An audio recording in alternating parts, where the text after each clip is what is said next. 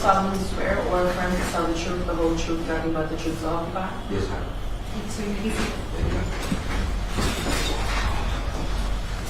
Sir, could you tell us your full name, please? Joseph Kenneth De Jesus, And where you're currently employed, Mr. De Jesus? Osceola County Sheriff's Office. How long have you been a member of the Osceola County Sheriff's Office? Sworn in by myself approximately 3 years. When you say sworn, that seems to me that you're trying to differentiate a different time when you were with the Sheriff's Office. Were you with the Sheriff's Office when you were not sworn? Yes, for approximately 6 months for the academy, 3 months FTO. Okay. A little more than 3 months.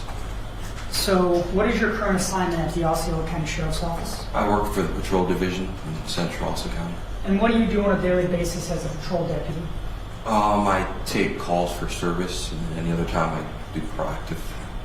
Those of us not in law enforcement, what does a call for service mean? Just give us some Yes, sir. examples. Yeah, call for service is anybody who calls for law enforcement, whether it's a civil matter, disturbance, retail theft. Really, anytime you call us, we get the call and we come. Okay. Deputy De Jesus, were you employed and on duty with the Osceola County Sheriff's Office back on Sunday, February 27th of 2022? Yes, sir. And did you end up responding to an event that occurred at a Wawa gas station located at 3951 Central Florida Parkway that afternoon around 6 p.m.? Yes, sir. Now, did you respond in reference to a suspect who had allegedly fled from the police after a traffic stop? Yes, sir. That's the reason you went there. Yes, sir. Were you wearing full police uniform that day? Yes, sir. Driving a marked patrol car? Yes, sir. That car had lights and sirens on top? Yes, sir. And was anyone riding with you in your patrol vehicle? No, sir. Was your patrol vehicle equipped with a camera on the front dash? Yes, sir. And did you have body-worn camera on that day? Yes, sir. So let's start with the body-worn camera. Is the cameras that you have now different than the ones you had then? Yes, sir. Can you show the members of the jury where the body-worn camera you had was located on your person back in 2022? Back then it was probably a little lower than my breastbone. Center mass. Center mass, yes, sir. Right. Do you recall when those body-worn cameras activated, when they turned on? Was it manual or something else? It could be either be manually or it could be with lights and sirens. Well, the light bar would activate, excuse me. Right. So that I understand, what you're saying is you could flip it on manually, right? Yes, sir. Or if you turn the lights on in your police vehicle, it would also operate or switch on your body-worn camera. Yes, sir, that's correct. Okay. How long did it take you to get to the Wawa gas station once you heard the call that that's where you were supposed to go? Do you recall? I would say probably 10 to 15 minutes approximately. All right. And were you driving with your lights and sirens activated that day as you went to the Wawa? Not the entirety of the time, no, sir. All right. Did you at some point turn them on? They were turned on. I had to get through an intersection and make a left to go on the road that led to the Wawa. That's the only time that I activated my lights and sirens. All right. That Wawa gas station, that's located in Orange County, Florida. Is that right? Yes, sir. And what did you see when you first pulled into the parking lot at the Wawa gas station? When I first pulled in, I saw Crawford and Kofinas on top of the individual. They were trying to gain compliance. I heard cut the gas, and that's when I observed the vehicle that was pumping gas right beside them. So I took the gas out, put it in. I could smell gas from the floor area, and I could observe the gas. I looked around to see where it was coming from. I noticed that the dirt bike or motorcycle had the cap off and it was on the floor still. Gas was still coming out. So that's when I went to lift up the gas to stop the gas from continuously leaking. And that's when eventually the fire went up and then everybody dispersed the area. All right. So there was a lot in what you just said. We're going to try to unpack Break it that down, a little yes, bit. When you first pulled up, you said you saw Kofinas and Crawford. Who is Kofinas? Do you know his full name? I can't recall his first name. I know his last name is Kofinas, Deputy Kofinas. He's a deputy. Yes. Right. Crawford, is he also a deputy? Yes. Prior to this day, did you know Deputy Crawford? No, sir. Do you know him now? Not on a personal level, just the name, sir. Would you recognize him if you saw him in court? Most lucky, yes, sir. Right. Do you see him in court today?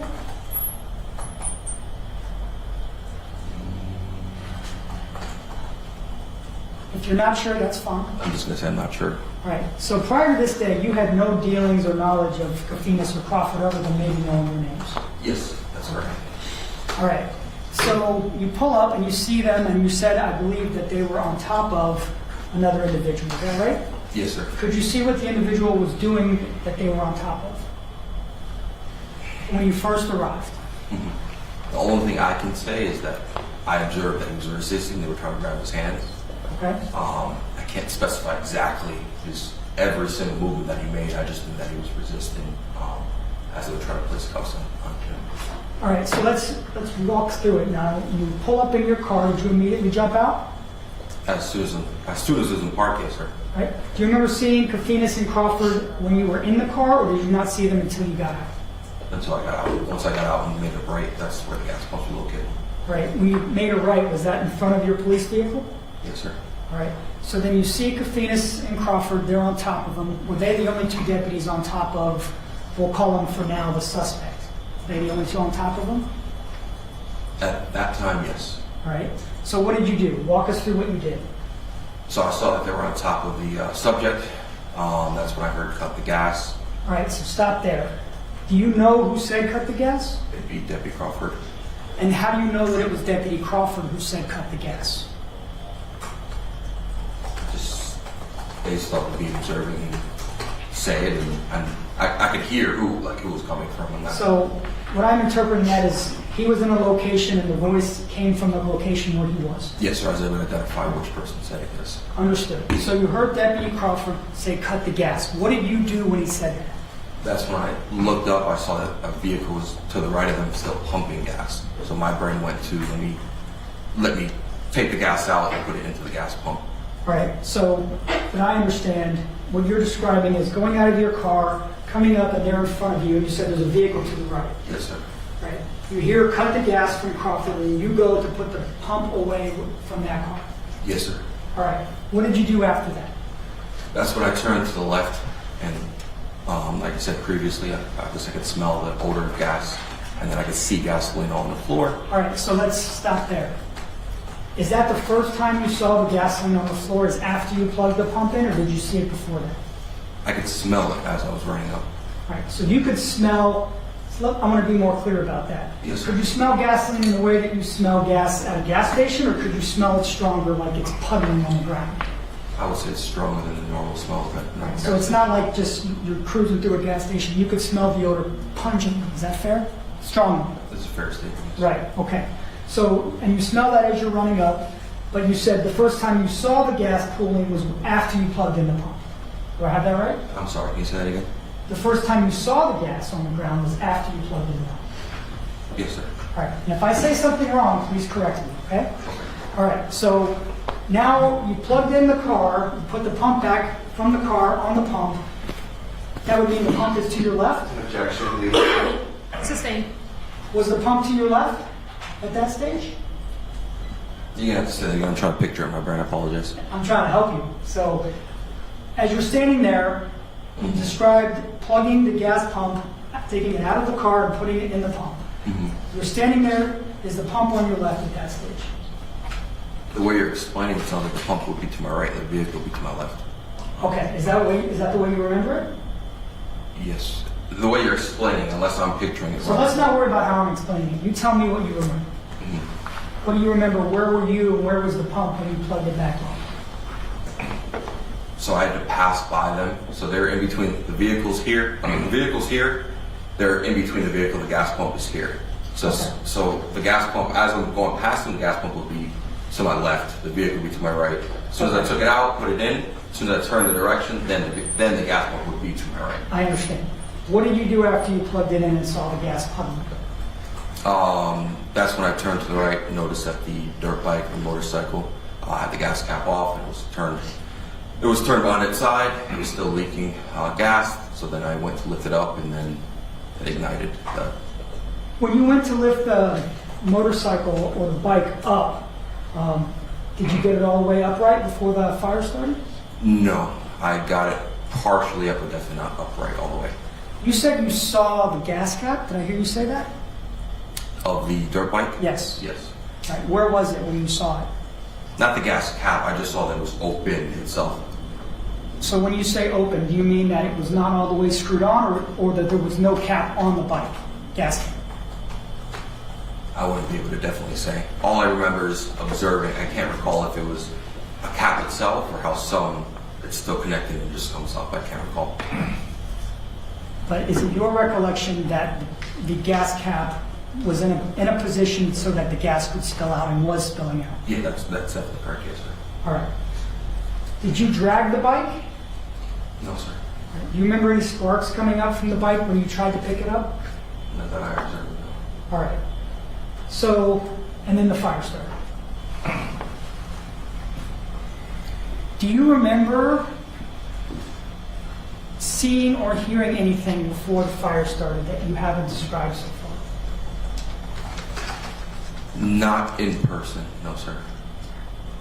When you say not in person, what do you mean?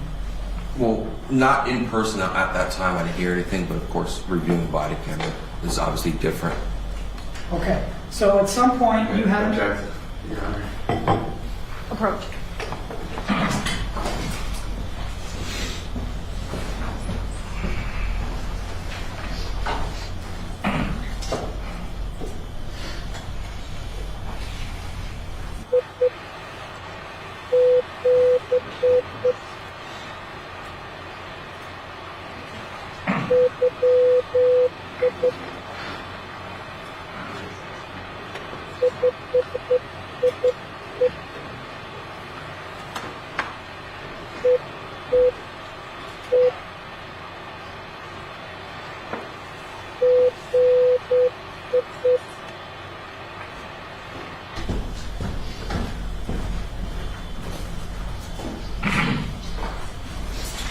After the fire broke out, what did you do after that? That's when I observed, from what I recall, I observed Deputy Cofines. He had, I can't recall which leg, but I remember one of his boots was on fire, and then Deputy Crawford, both of the lower of his legs were on fire, so that's when I went to the nearest vehicle. Unfortunately, it wasn't mine, so I couldn't find the fire extinguisher at first, but then I eventually found a blue Gatorade bottle, and then poured it on Deputy Crawford's legs to eventually let the fire go out completely. When you described seeing Cofines on fire, right? Mm-hmm. Is that a yes? Is that a yes? Yes. You have to yes, answer sir. out loud. I apologize, yes, sir. You're doing great. Don't worry about it. And then you also saw Deputy Crawford's legs on fire.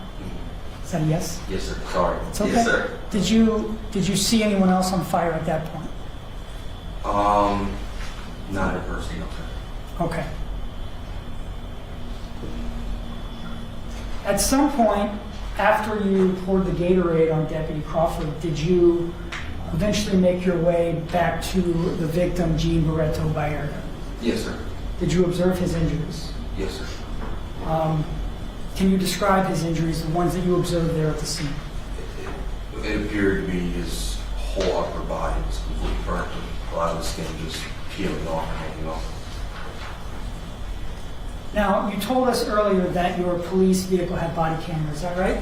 Yes, sir. And that it was operating that day? Yes, sir. Have you had a chance to review your body cam? Yes, sir. Your Honor, may I approach the witness what's been marked as State's Exhibit A? You It's may. been shown to counsel. Deputy DeJesus, I'm showing you what's been marked as State's Exhibit A. For us old people, it's a compact disc. Have you listened to the contents of this disc? Yes, sir. And what does this disc contain? Do you remember? The body camera, the in-car and chest body camera. And after reviewing the video on this disc, does it fairly and accurately depict the events of February 27, 2022? Yes, sir. Remember, this time we ask the court to admit State's AS Stage 1. Any objection? For record purposes, I'm publishing the in-car video, which is one of the two videos on State's Exhibit 1. And I'm just going to go through and stop it and ask you some questions occasionally, okay? Yes, sir.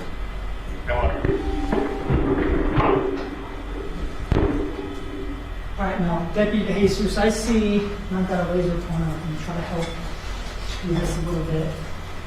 There's a car in front of you, right? Yes, sir. Right. So this vehicle, this is the front of your vehicle, Yes, sir. right? And who's that? That'd be myself. Right? It's going to be awkward, and I apologize, but when you answer a question, you're going to have to kind of pivot, answer, and go back. Yes, All sir. right. So the car in front of you, do you know who the deputies were in that vehicle? That'd be Deputy McLean and Deputy Dominguez. All right. So,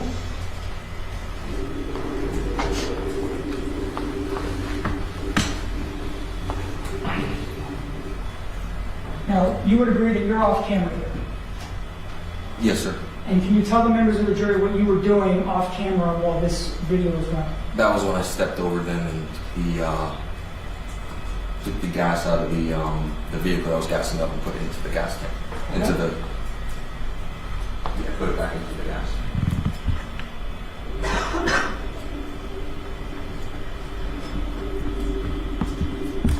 Now, in this image from where your vehicle was parked, can you see the dirt bike? No, sir. Where would it be in relation to the video? To the right or to the left? To the right.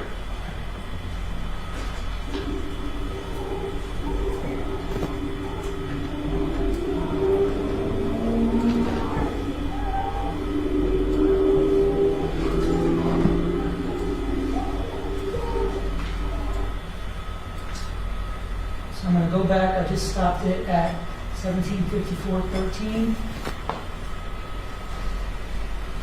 Going back to 17:54:00.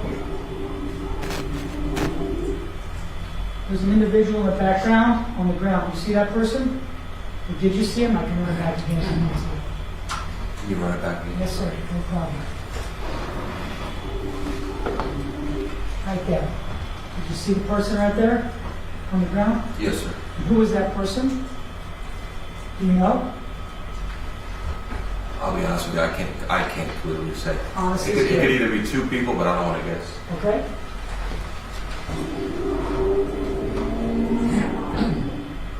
And deputy, who is that person right there in flames?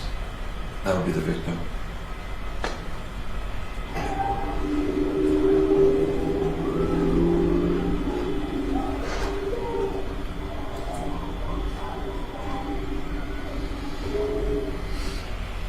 I'm stopping it at 17:54:17.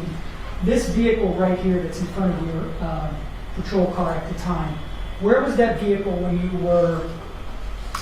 you first arrived? I'll be honest with you, I can't give an exact because I didn't pay attention to that vehicle. All right. There's also, do you see this right here? The juvenile? In non-law enforcement terms, that's a child. Child, yes. Right. Okay. Do you know where that child was when you were conducting your activities at the gas pump? No, sir.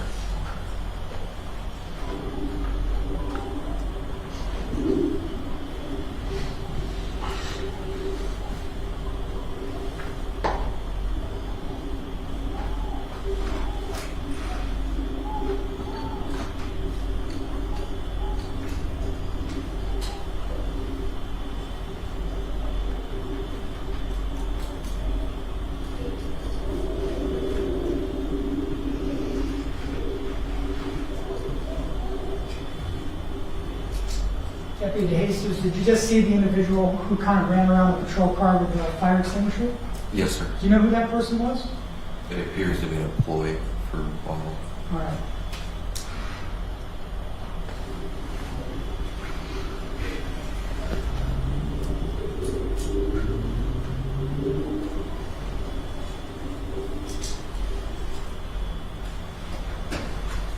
Okay. You said that on that day you also had body-worn camera that was functioning, is that right? Yes, sir, that's correct. And permission to publish the body-worn camera? Yeah.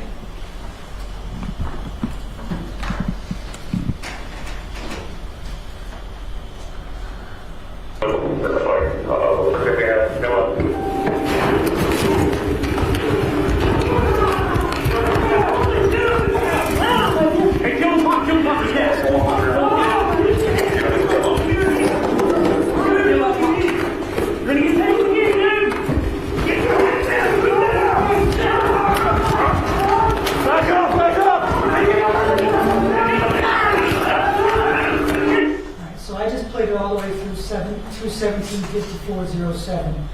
And I'm going to back it up and ask you some questions about what we saw.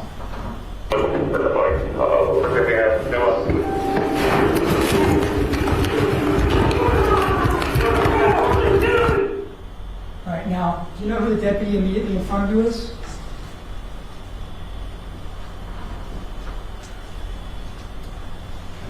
Judge, at this time, prior to continuing with anything else, I'd like to go through a completeness before we go back and view individual clips.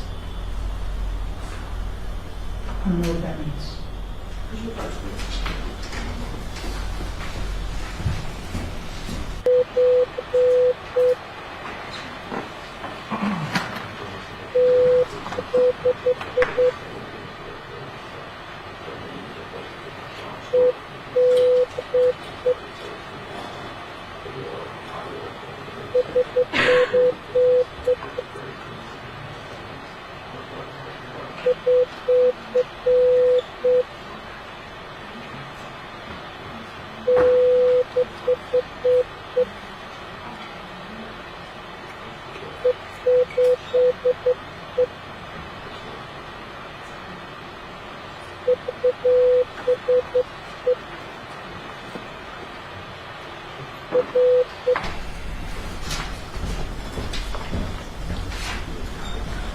I'll try to do a better job of stopping and slowing it down.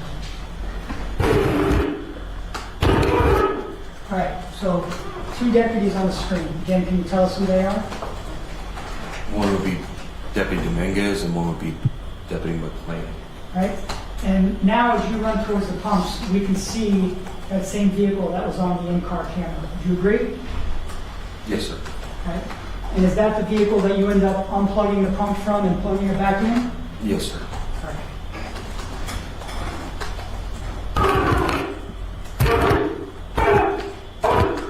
Okay, so now, who is this person right here? Do you know? Deputy Kofinas. All right.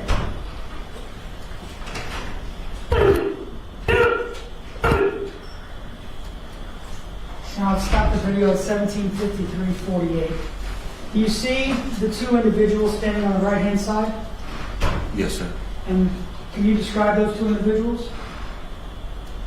It'll be a white male, bald head, white shirt on the right, and it appears to be a juvenile on the left. Right. Oh, Do you child. know, can you remember how far away they were from where the fire started? According to the video, my Your recollection. recollection. I can't speak upon that because I Okay. didn't even know they were there until the video. Did you just hear that noise? Can you play it back? Play it back, please. Yes, sir.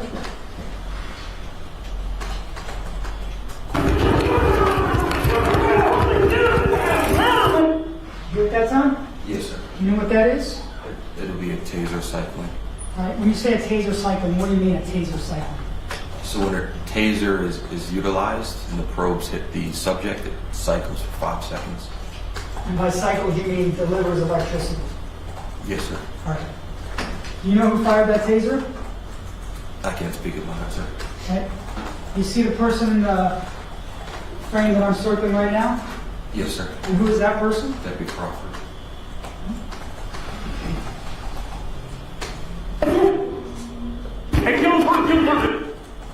What did we just hear?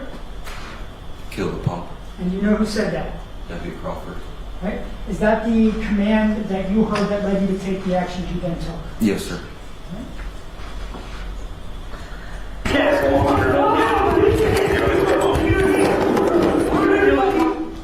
Now, do you see the dirt bike that you were referencing earlier? Yes, sir. I do. Right here by the side column? Yes, sir. And are all of the activities with the suspect who turns into a victim over here? Yes, sir. Okay, so just basically on the other side of the column. Yes, sir.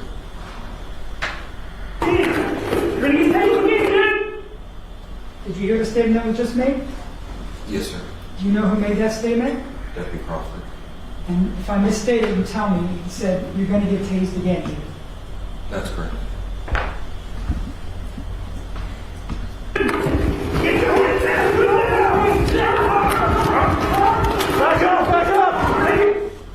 And now for your Honor's benefit, it's the state's intention to play the next 11 minutes of the video. Okay.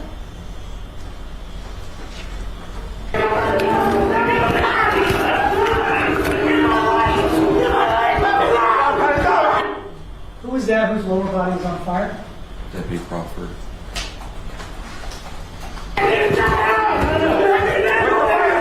Where's the fire extinguisher? Where's the fire extinguisher?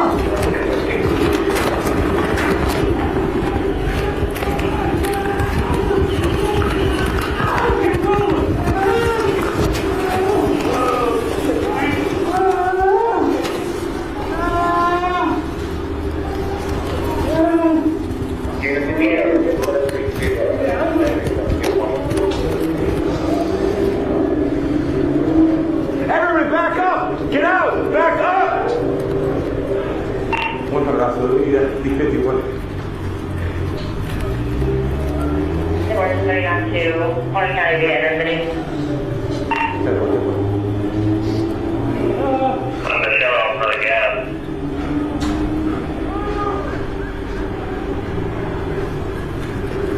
Orange County, LC51.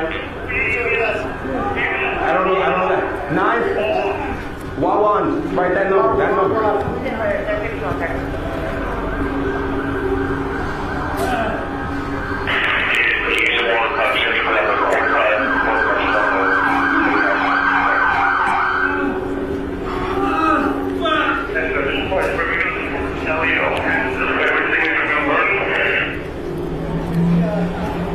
Give me the phone.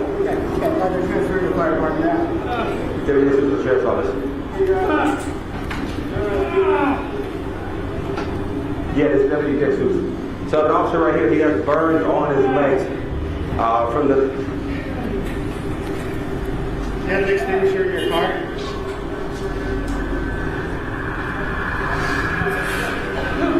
The deputy gets to the sheriff's office. So I have an officer, full burns from probably knee down. It's severe. We're gonna. Yeah, I'm looking at number 3951. I don't. Yes.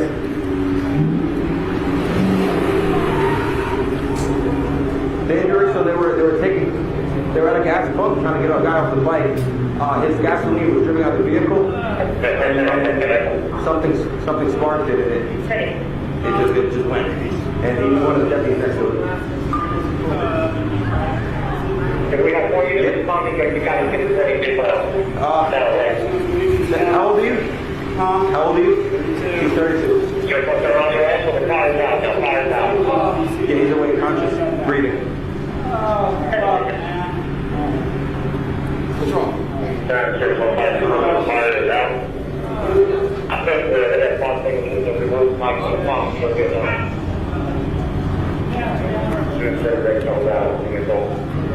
No, man, we put out the fire. He just.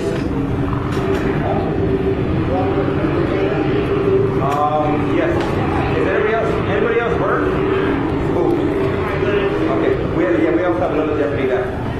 Yeah, he's completely alert. Yes. Yes, 2 deputies. Yes, right leg is burned. Yes.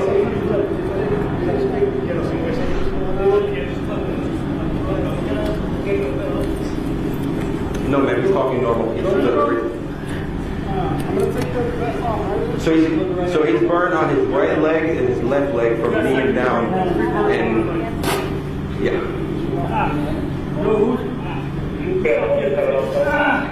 I don't know. Checking right now. Just 1 second. So as of now, I don't see any burns on the upper body, just lower body. Yes. Yep.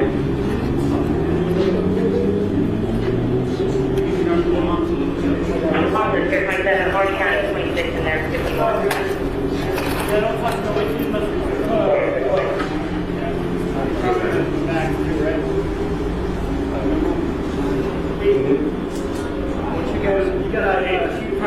No, man, fire completely out. Oh, fuck. Yes, man. Well,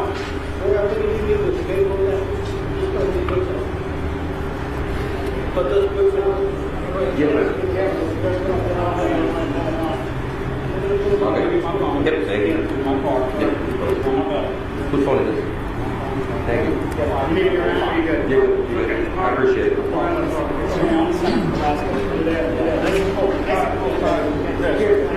What's your number?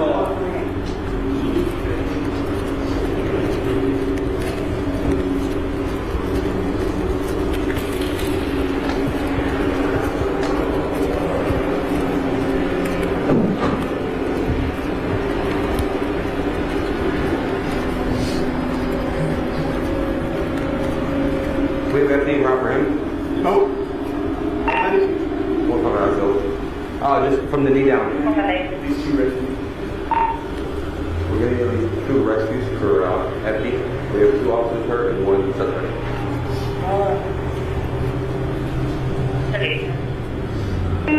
Restore ground use, FD coming, cell phone junkie, now should be there, probably about 30, 40 seconds. 10 more seconds, sir. You do good. Much as I need, Hey, do you keep your ID in here? Your wallet or anything? You didn't have an idea on you at all? You take it. Yeah. Also.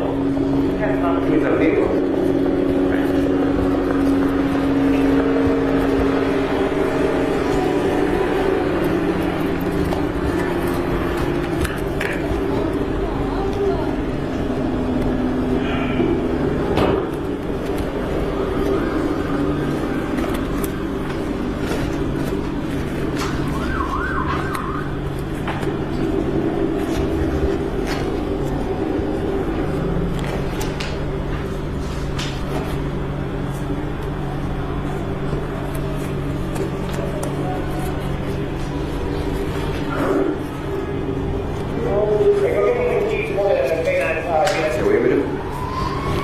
What's that? Now, I've stopped the video at 18:01 and 4 seconds. Do you see the injuries that you were describing earlier on the victim, Jean Baretto-Baerga? Yes, sir. Can you, if you want to use a laser pointer, bring it on right here? Just circle the areas you talked about with the skin falling off and the burns.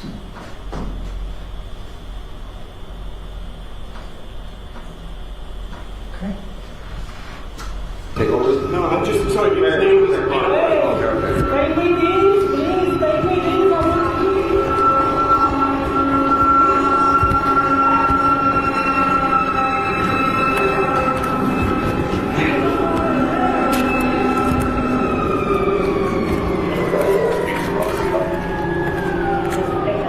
Okay, what's your first name? John? J-O-N-J-O-H-N. Hey, John. John, I know you're in pain. You gotta listen to us. J-O-H-N? How do you spell your first name? John. John. I need.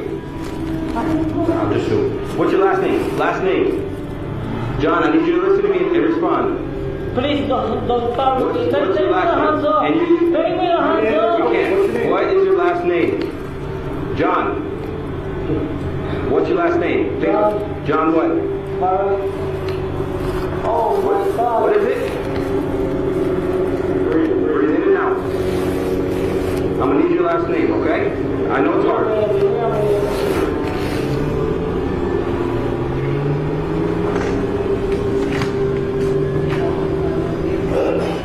Was just a little bit. You came to be transported and Please, I need the The ambulance. ambulance is here. here. What's your last name? Your last name. Please, Baretto. B-R, is it B-A-R-R-E-T-O? What's your date of birth? When were you born?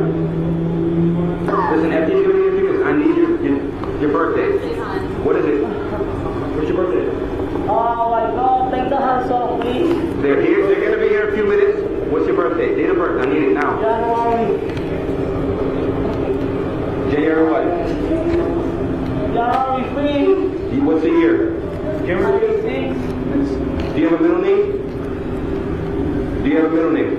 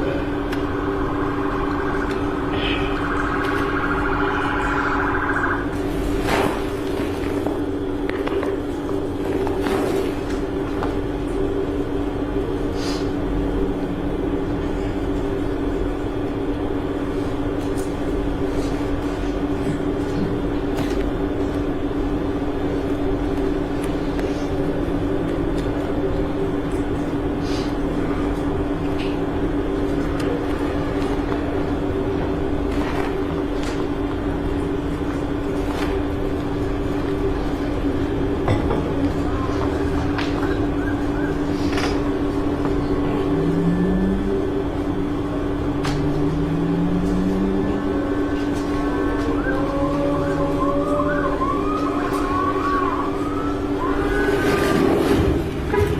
can't find him.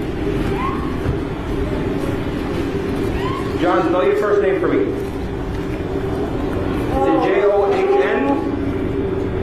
Holy Bob. Okay, well, the fire department's going to come, but they're going to need your information. So if you want the fire department to help, you're going to have to give me the information. What's your first name, John? How do you spell it?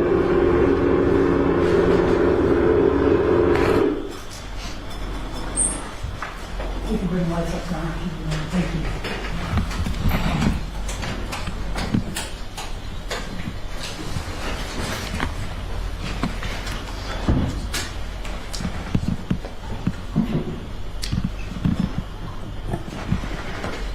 Deputy DeJesus, when you ran up and observed deputies Kofinas and Crawford, you said that the victim in the case was resisting, right? Yes, sir. And yet you didn't make any effort to help them or intervene in that resistance, is that right? Yes, sir. Why didn't you try to help the two deputies? From what I observed, it was a very confined space with two deputies on top of him. I didn't see the benefit of me going on top of it. It was just overcrowded and just too many people on top of him. Did you have a taser with you that day? Yes, sir. Did you ever draw your taser? No, sir. Why wouldn't you, or why didn't you draw your taser or attempt to use it during this encounter? I didn't see the need on my role on the call. I just wasn't hands-on, wasn't really involved in the use of force part. Would you ever use your taser near the gas pumps? No, sir. Why not? Just based off of agency policy. Okay. That's all I have. Thank you. Mr. Barber?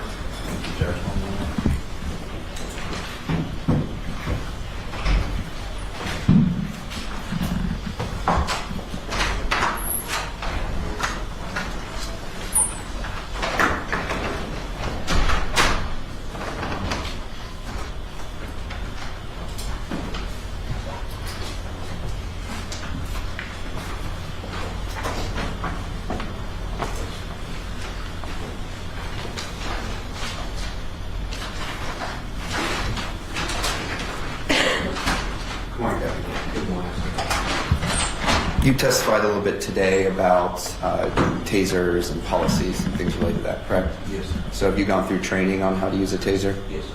And where do you go through that training? Through the agency provides the training. Okay, is that something that you do at Police Academy or just at the agency? Police Academy has a chapter on it, but the majority of the training, at least using and utilizing, is within the agency. And so would you say you're familiar with the agency policies regarding use of tasers? Yes, sir. And you've read through them all? Yes, sir. And so you would agree that under Osceola County Sheriff's Office policies, it does state that the threatened use of a taser is a valid technique for de-escalation, correct? Yes, sir.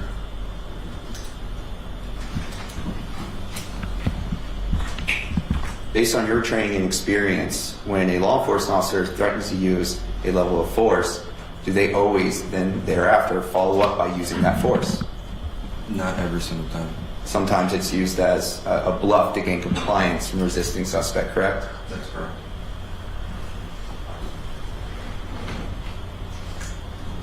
Now, you had stated at some point you did turn on your lights and sirens on the way to the Wawa, right? That's correct. And you did that because you wanted to arrive on the scene before the suspect finished there, correct? Yes, sir. And so you were driving fast on the way to Wawa then? Yes, sir. So you believe that this was a time-sensitive matter? Yes, sir. And you were concerned that the suspect was going to flee from the Wawa then if you didn't get there in time? That's correct, yes, sir. And were you concerned about the danger that could put other people in? Yes, sir. Specifically civilians, Yes, sir. other motorists, Yes, sir. other law enforcement officers? Yes, sir.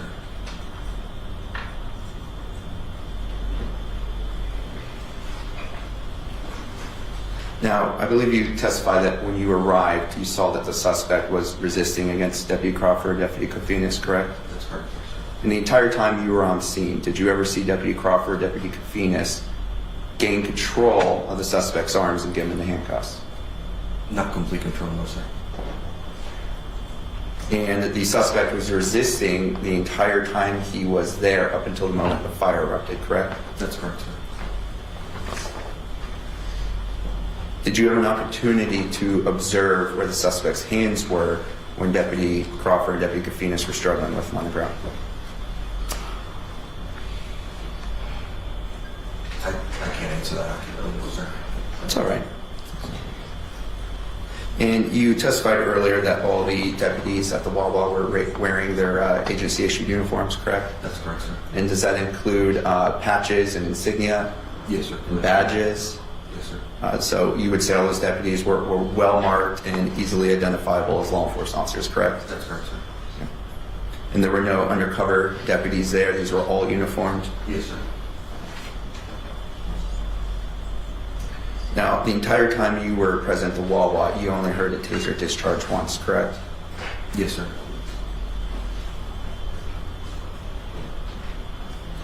And did you personally observe who discharged that taser?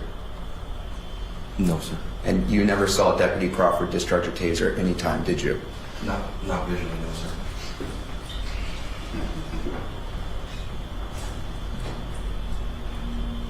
Now, you'd stated earlier that you heard Deputy Crawford verbally state a warning about the gasoline, right?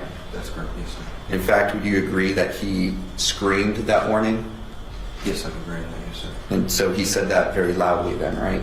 Yes, sir. Loudly enough for everyone in the area to presumably hear? That's correct, yes, Did you take that as a warning from Deputy Crawford about the danger posed by the gasoline on the ground? sir. Yes, sir.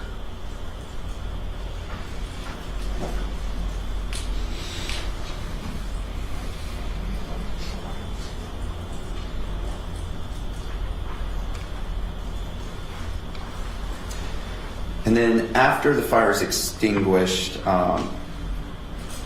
which one? Right after the fire ignited, did you first go to assist Deputy Crawford? Yes, sir. And at some other point, you did go over to where the suspect, Mr. Baretto-Baerga, was, correct? That's correct, sir. When you went over to see the suspect, Baretto-Baerga, was he in handcuffs when you got over there? Yes, sir. Now, Deputy Crawford didn't put those handcuffs on him, did he? I didn't observe the handcuffs being placed, but obviously he was on the ground, so he couldn't place the handcuffs. Now, we watched some videos here today, correct? Yes, sir. And at one point in the video, did you see the suspect running across your in-car video camera on fire?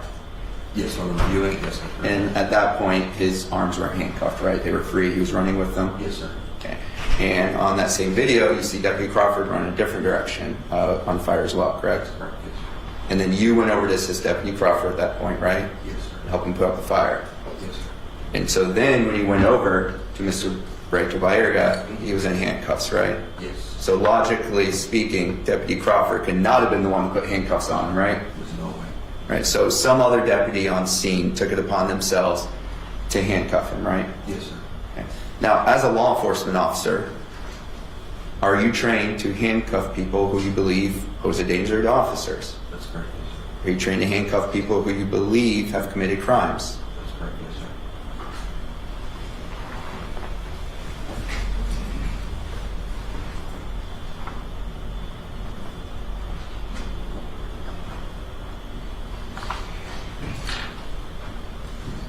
Now, you testified earlier prior to arriving to the Wawa, you had heard some radio transmissions, correct? That's correct, yes, sir. And those radio transmissions included information and updates about the suspect fleeing, right? That's correct, yes, sir. And did those radio transmissions include information about him fleeing from a traffic stop? Yes, sir. And did it include those radio transmissions include information about the suspect, Mr. Baretto-Baerga, driving recklessly? That's correct, yes, sir. They include updates that he was doing wheelies on his bike, That's correct, yes, sir. and that he was running through red lights, Yes, sir. that he was driving on sidewalks, Yes, sir. and that he was doing legal U-turns. Yes, sir. And based upon your law enforcement training and experience, are you taught that somebody who flees from police in that manner needs to be treated as if they are a dangerous individual? That's correct, yes, sir.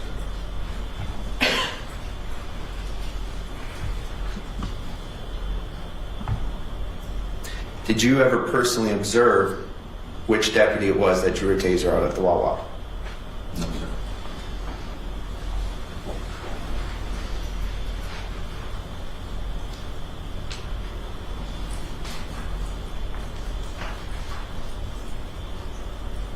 And just to be clear, you never saw Deputy Crawford discharge a taser, correct? That's correct, sir. Based on all your training and experience as a law enforcement officer, if officers are in a scuffle fighting with someone, is it possible that weapons can sometimes be accidentally discharged? Question calls for speculation. Sustained. Have you received any training as a law enforcement officer regarding tasers and firearms? Yes, sir. Does that training include any instruction about potential hazards or dangers that can be presented when deputies use firearms or tasers? Yes, sir. Does that training include any warnings about dangers posed by weapons? Sorry, let me rephrase that. Does that training include any instruction about dangers posed by weapons being accidentally discharged during hands-on scuffles?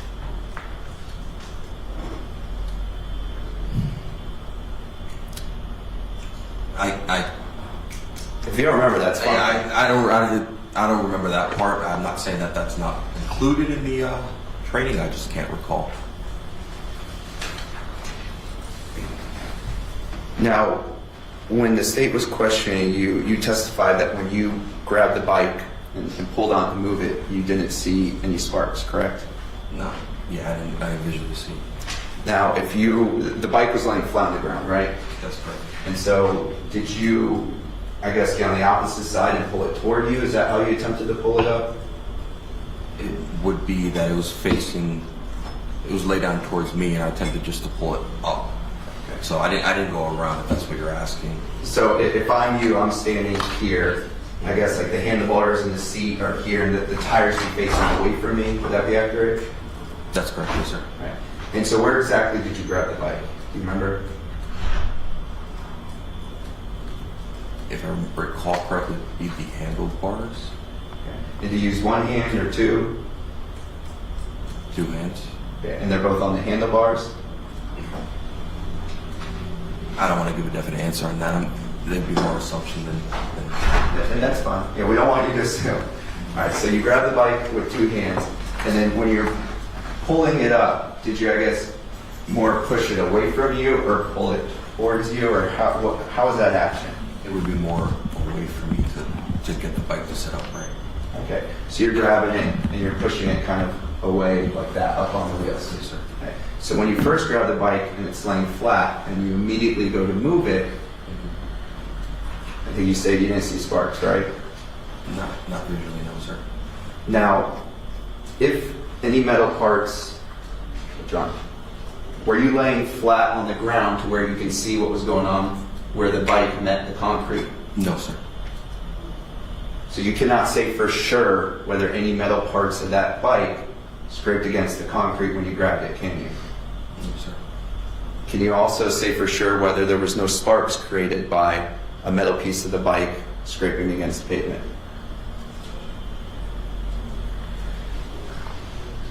Did you in fact see a spark as soon as you touched the bike, and that's when the fire came?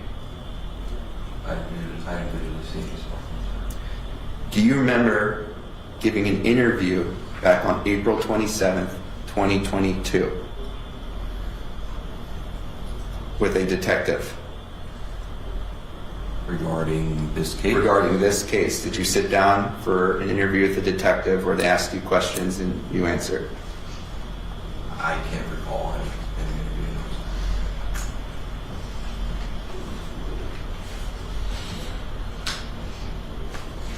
Would it help refresh your recollection,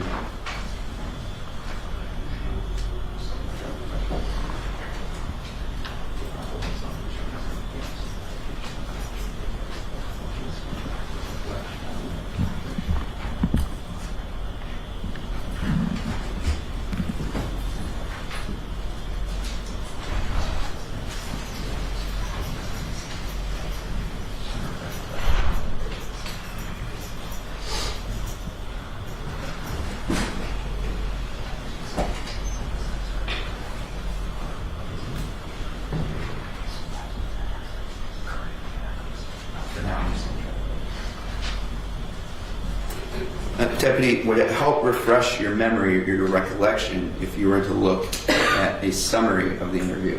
Yes, sir. Your Honor, may I approach? You may. And I have shown this to this date.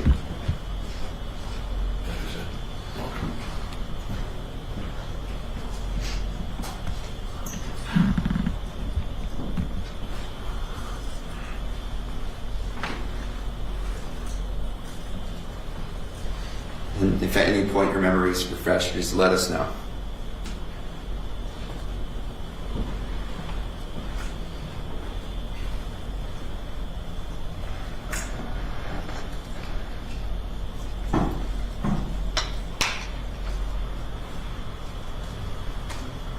Okay, I can recall the incident, yes, sir.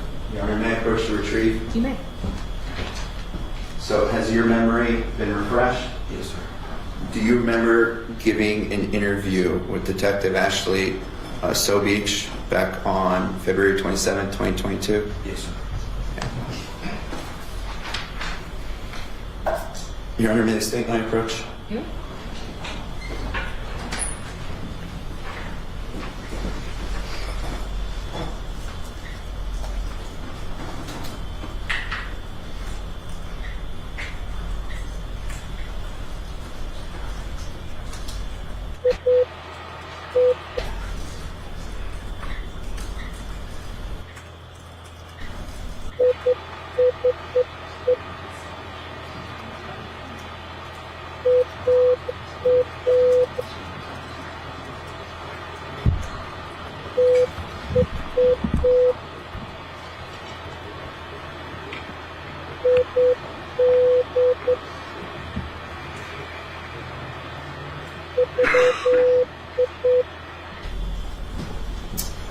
All right, ladies and gentlemen, at this time we have been going for a little over an hour. I think it'll be a good time to take a short recess.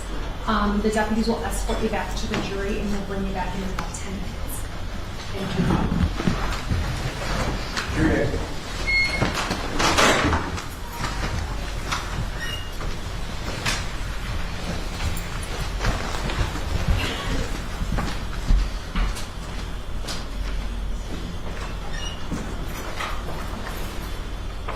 You may proceed. May I approach, Your Honor? You may.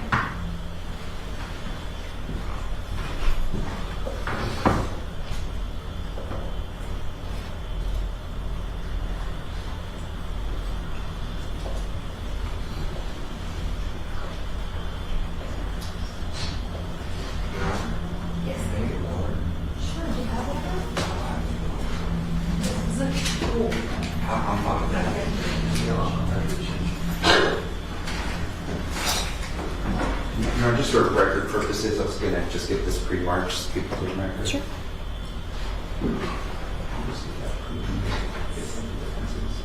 I have another little one up here too. I have another little one up here too. History.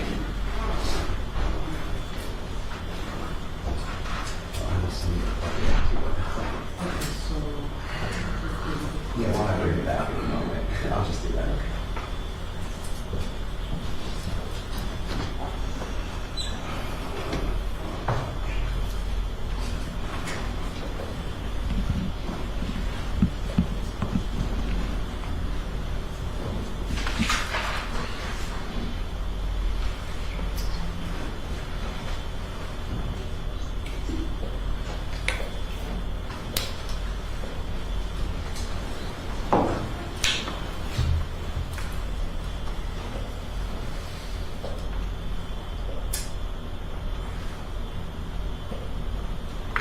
Your Honor, may I approach the witness? You may. Thank you. IR. Of course.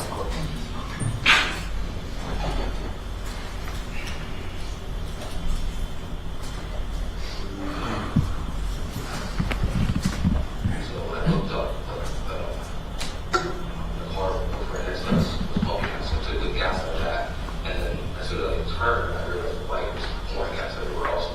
So as soon I tried grabbing the bike to lift it up so the gas was empty before I noticed, and as soon as I touched it, the spark, the fire came, and then I ran out. My aluminum pipe went out.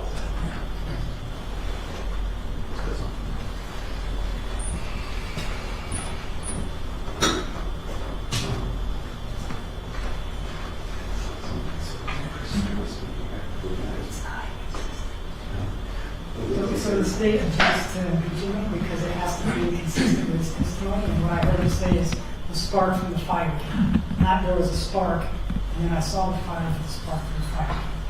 So that's not, first of all, he didn't say, I believe he said he didn't remember. I'm trying to remember now, I honestly don't remember what his testimony was, but the testimony I just saw was the witness saying, and then the spark from the fire came. So what I wrote down in terms of the testimony about the sparks was that he did not see sparks when he moved the bike. Right. That's what I wrote down. Correct. And now on the interview, he's saying as soon as I grabbed the bike, that's when I saw the spark and then the fire. So when he grabbed the bike, he did see a spark. So it's a completely inconsistent statement. It's the exact opposite of what he testified to, Judge. Okay. You can impeach the witness. The objection's overruled. So that I understand, we're going to play it for the jury, which I think is perfectly appropriate given the response he gave. Well, he's already what he did, he testified that he did not see sparks when the bike moved, right? So then you refresh his recollection with the interview that he gave to the officer, or to the detective. You've confronted him with a statement, right? Okay.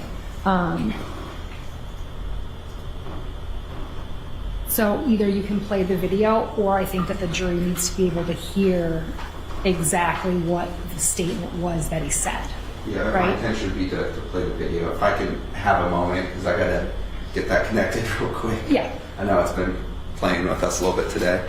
If I can have a moment, Your Honor. No problem.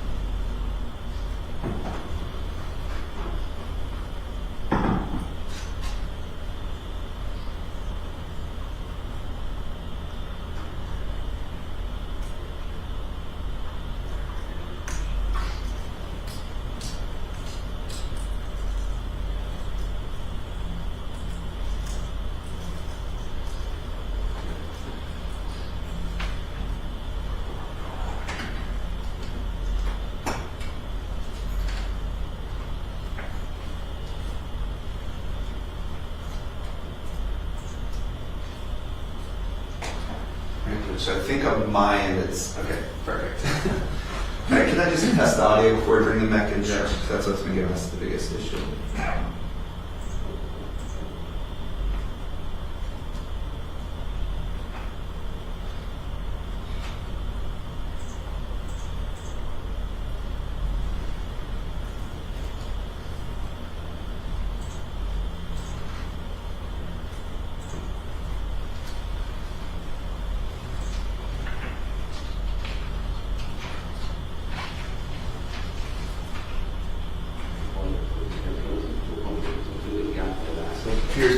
please, Judge, was there a way to, if there was no turn it out? Because I have it all the way up on my computer. Try it. We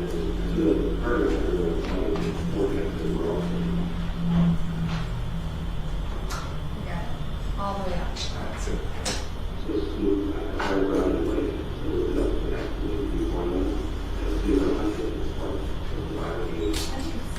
Okay, I mean, it's in evidence, and it's not in evidence. Right. A little hard to hear. Let me try one more time. I just want to make sure they can hear the actual statement, Judge, before we bring them up. I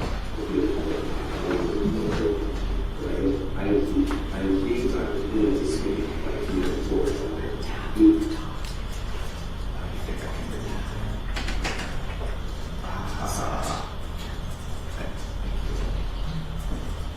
My opposing counsel may just say to you, Judge. Yes, that's much better. Right here, I'm gonna, I believe at this time I get queued up in just a few seconds prior to him saying that. I think I'm remembering where We're good. it is. Okay, might just spend 10 minutes. We'll go ahead and bring the jury back in. Thank you.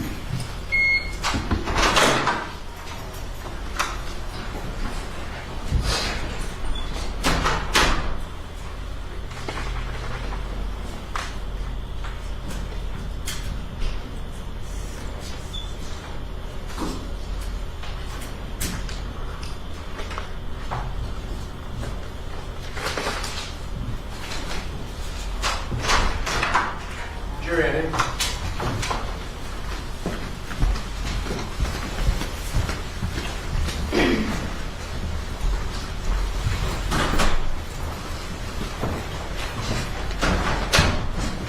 Mr. Barber, you may proceed.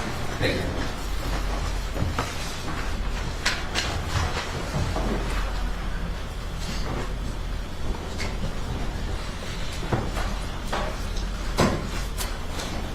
And Debbie, you can see the screen behind you.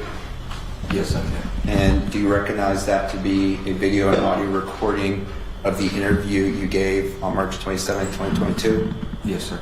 And that interview was regarding the facts and the incident of what happened at the Wawa gas station we've been discussing today? Yes, sir. So when I looked up the car next to us, the police asked me to the gas to that. And then as soon as I heard, I heard the lights pouring gas that were also. So as soon I tried to grab the light to look it up to the gas to see pouring on us. And as soon as I touched it, the spark of the fire came. And then I ran out. My movement of fire ran out. And that's when I turned and started looking at it.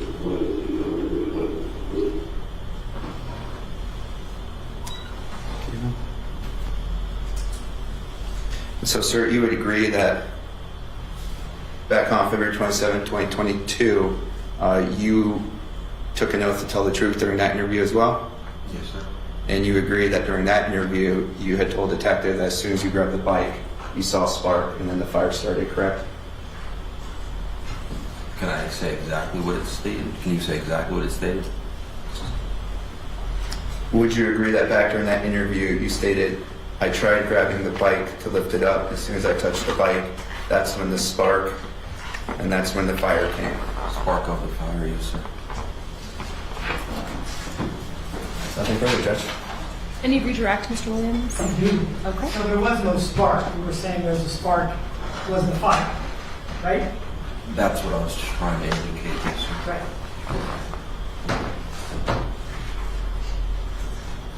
Can we agree that you never saw law enforcement's initial contact with the suspect who became a victim, Jean Baretto-Baerga? Could you repeat that one more time? Yes, sir, that's correct. So you don't know how that whole thing started, is that fair? Yes, sir, that's correct. Okay. So you were over the bike. Did the fire start underneath the bike?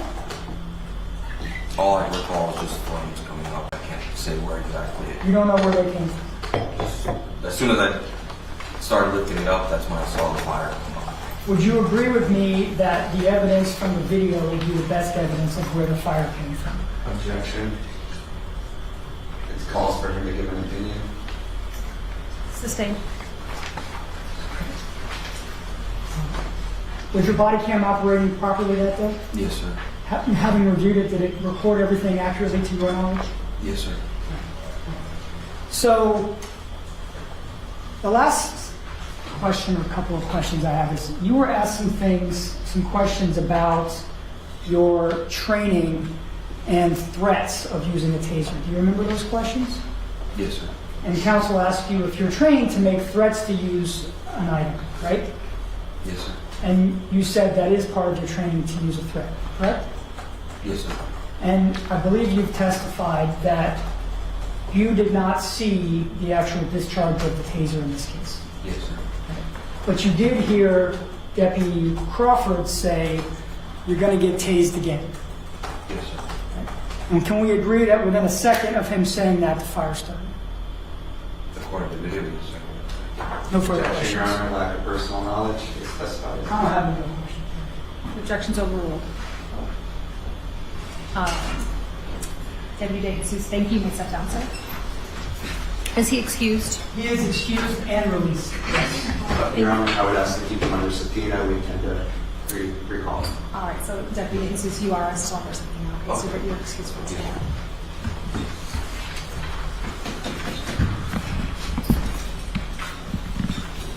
The state may call its next witness. State called Detective Kayla Ruiz.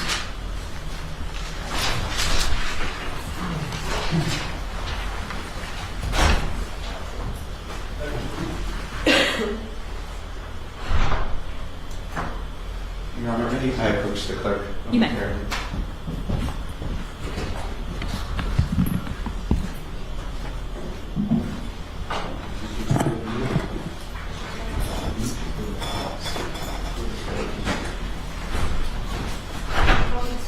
Oh, backward up to the witness stand. Thank you. Just face the clerk to be sworn in. Good morning. Do you solemnly swear or affirm that you will tell the truth, the whole truth, and nothing but the truth, so help you God? Thank you, ma'am. You may be seated.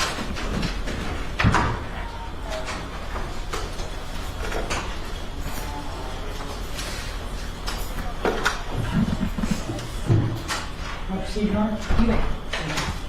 Can you tell us your full name, please? My name is Detective Kayla Ruiz And where you're currently employed? with the Osceola County Sheriff's Office And how long have you been employed with the Osceola County Sheriff's Office? since April 2016. So that's more than 8 years, is that right? Okay. You're kind of soft-spoken, so try to lean into that mic, okay? The chair doesn't move, so you just gotta pull it down. There you go. What's your current assignment at the Osceola County Sheriff's Office? I'm currently assigned to the homicide. It's probably self-evident, but could you tell the members of the jury what you do in the homicide unit on a daily basis? So currently, day to day, we typically report or kind of investigate anything that has to do with death. So suicides, unattended deaths, medical, anything that has to do with anyone passing away. How long have you been in the homicide unit? 2 years now. And would you mind just walking us through your career at the sheriff's office from when you started on patrol up to when you went to homicide 2 years ago, please? So I first started as a road deputy. I did that for about 2 years. In the road, to pretty much any type of call, any calls for service, 911 calls, ranged from civil matters to shootings in progress. After that, I got assigned to the sex crimes and child abuse unit. I did that for 4 years. That's investigating any type of child abuses or anything that has to do with sexual batteries. And I did that for 4 years. Then I moved over to what is now known as homicide. It was previously called the violence crime unit. That's what I did. Right, how long were you in the violent crimes unit? They changed the name, so it's the same unit that I'm in now, the homicide unit, but I've been in there for 2 years. I understand. So, can you tell members of the jury approximately how many, I'll call them violent crime investigations you've conducted over the course of your 2 years in that unit? I would say 30, 40 or so. All right? Were you employed with the Osceola County Sheriff's Office and on duty back on February 27th of 2022? Yes. And did you end up responding to an event that occurred at the Wawa gas station located at 3951 Central Florida Parkway? Yes. And were you assigned as the lead investigator into the law enforcement use of force at the gas station? Yes. Can you tell us generally where the gas station is located? It's located in Orlando. It's in the corner of John Young Parkway and Central Florida Parkway. And I believe you said that's in Orange County, Florida. Is that right? Yes, it's orange. So how is it that you work for the Osceola County Sheriff's Office and you investigated a crime that occurred in Orange County? So it originally came out as a 911 call for service, and deputies, during their investigation in that call, a traffic stop was conducted. The person who they did the traffic stop on fled, and they fled to Orange County. So law enforcement pursued. Yes. And that was completely lawful, Yes. just to be clear. Yes. All right. All right, may I approach the witness to what's been marked as State's Exhibit B? It's been shown to counsel. You may. Detective, I'm showing you what's been marked as State's Exhibit B. It's a composite of 5 photographs. Could you look at each one of them and let me know when you've had a chance to do that?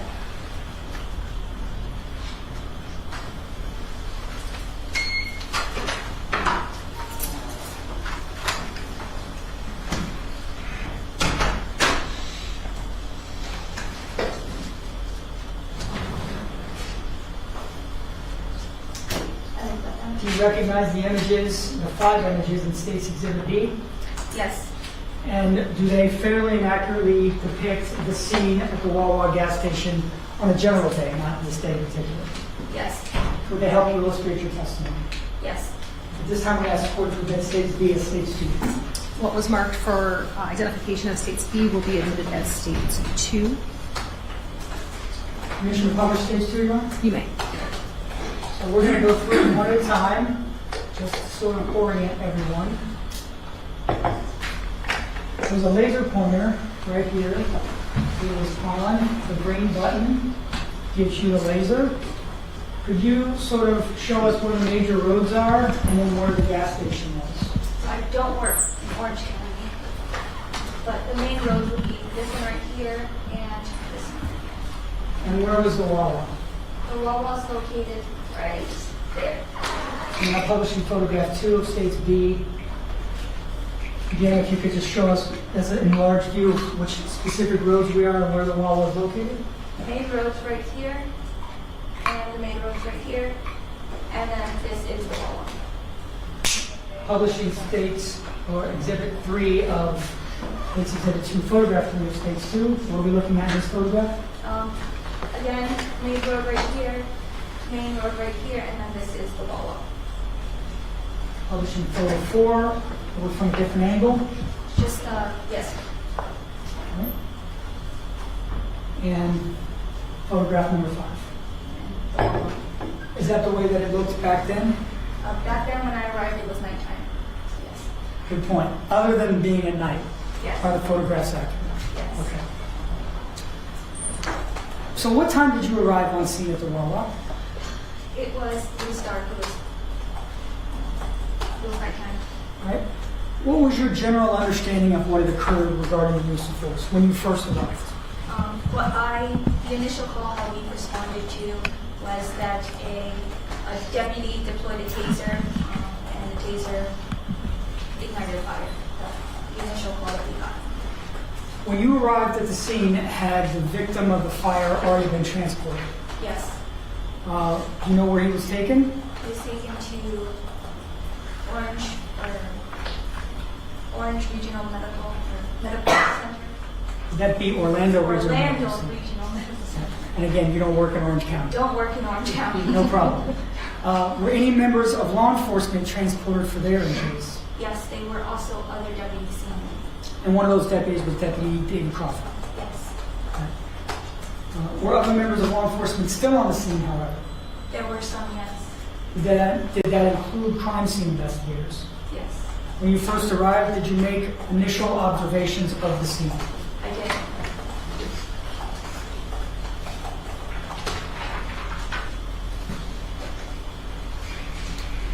Was the scene photographed? Yes, it was.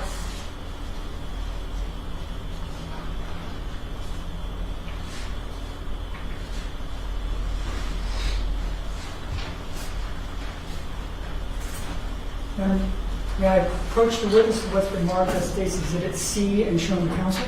You may. I'm handing you State's Exhibit C. It's a composite of, I believe, 9 photographs. So you could take a look at each and let me know when you've had a chance to do that.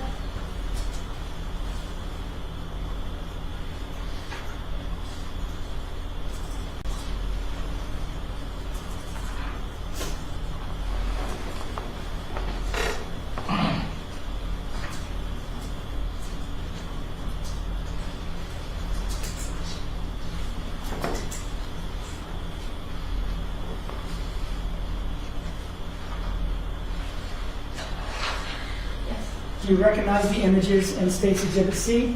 Yes, I do. And are they fair and accurate depictions of the Wawa scene that evening when you observed it? Yes, sir. We'd ask the court to admit State C as State's 3.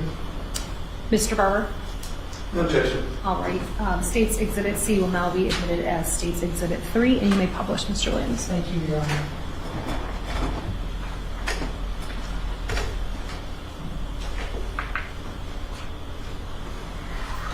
All right, Detective, on the screen behind you, we're going to put up the images for the members of the jury. Could you just tell the members of the jury what they're looking at in this photo?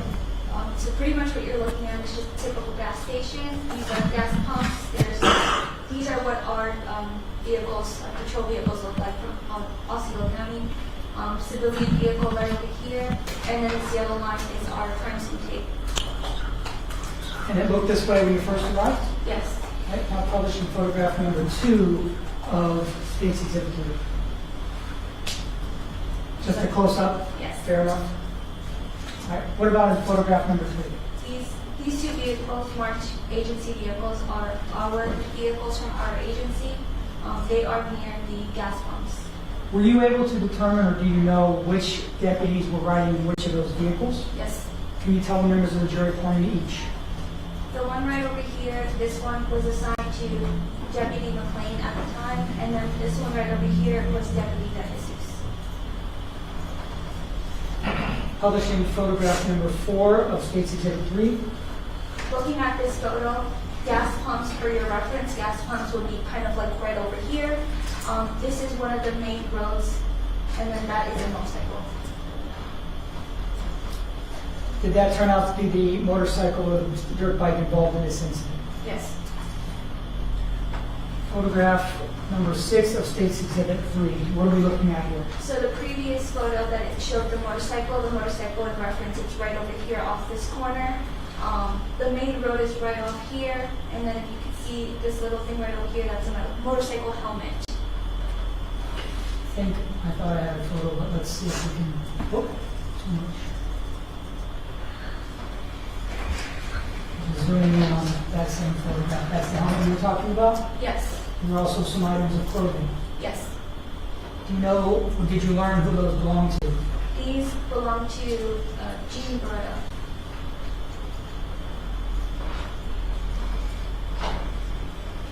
And the next photograph, just a backwards view. Yes, so this is if you were standing next to the helmet looking towards the gas pumps. Do you know why that burgundy SUV is sitting within the crime scene cage? Yes, that vehicle was there before, during, and Objection. after.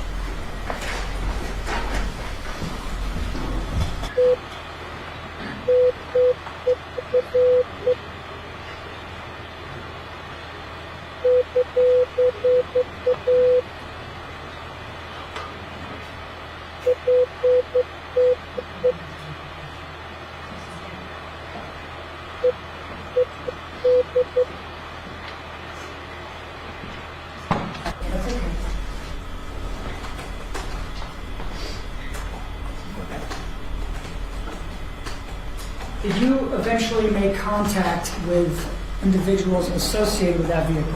Yes, the driver. The driver. Did you conduct an interview with the driver? Yes.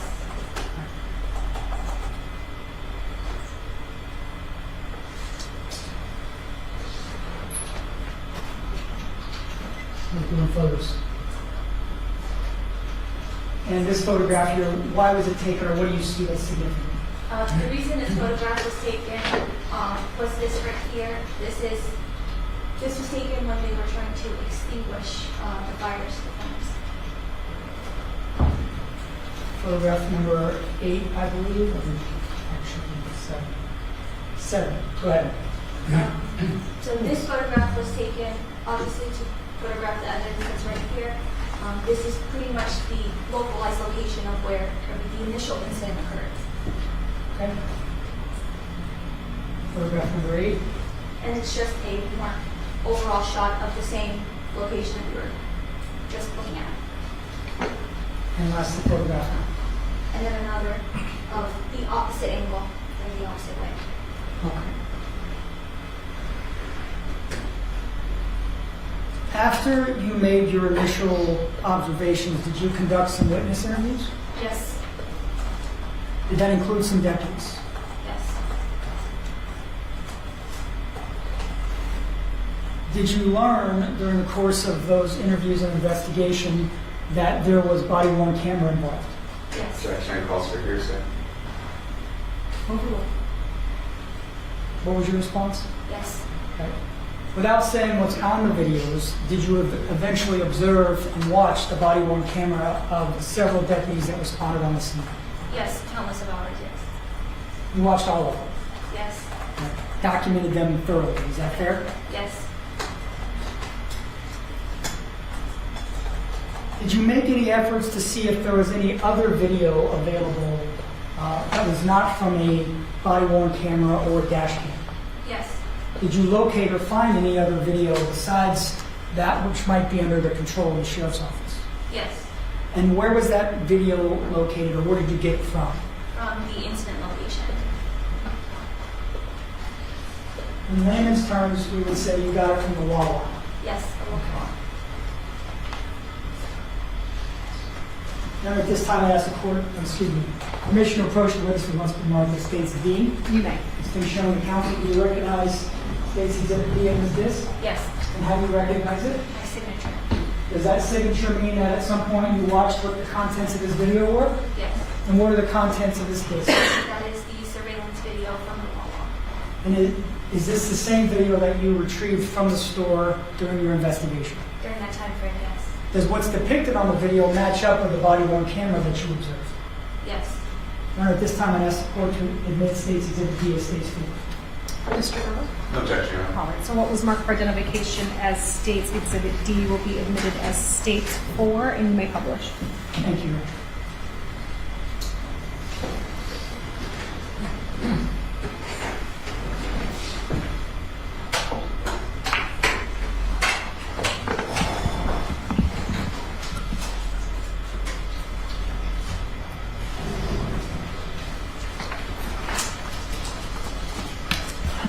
All right, so just as a starting point, if you could use the photos that you previously described in the video we have now to sort of orient the jury to what we're looking at. so this angle is from on top of the Wawa storefront, located towards the pumps. So you have a main intersection right over here, and then to the side right over there. This is gas pump 1, 2, coming this way, and then there's a second row of gas pumps following this way. Do you see the victim, Keen Baretto-Baerga, in this image? He's located right over here. All right. Now, earlier I asked you some questions about that burgundy SUV that was inside the crime scene tape. Do you see it in the video? Yes, Can you point it out for us? it's right over here. And at this stage, is it a fair statement that there are no law enforcement officers on scene? At this time, At this time, in the video. the only ones was Star on top, which is our helicopter. Gotcha. So there was a helicopter over top that had been tracking the vehicle. Yes, Okay. No, that's a good question. No, good statement. No vehicles. there was no patrol vehicles at this time. Yes, ma'am. All right, we're going to let it play a little bit.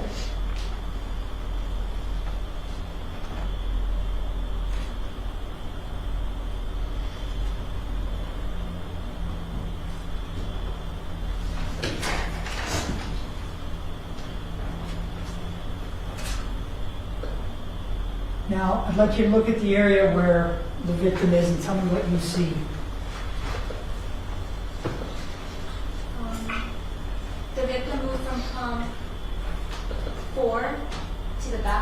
here. Should be pump 14.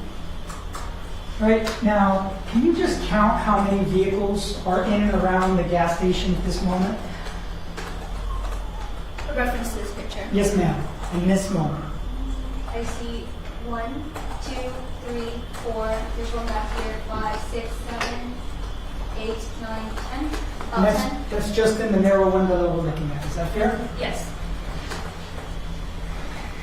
In this image, do you see what looks like a small boy standing near the gas pumps? Yes, he is right over here. Going back to the rear of that burgundy vehicle, do you see any people standing outside the rear of the burgundy vehicle? Yes, there was a family in this vehicle. When you say family, what do you mean? Talking to them, there was about 7 kids in the vehicle and one dad. And that burgundy vehicle is perpendicular, maybe 20, at the most 30 feet from where the explosion eventually occurs. Yes. Objection leading. I can re-ask it if you want to. How far is the burgundy vehicle with the 7 kids in it from where the explosion eventually occurs? I'm not good with feet and distance, but I would say 15 feet or so, maybe 25. All right?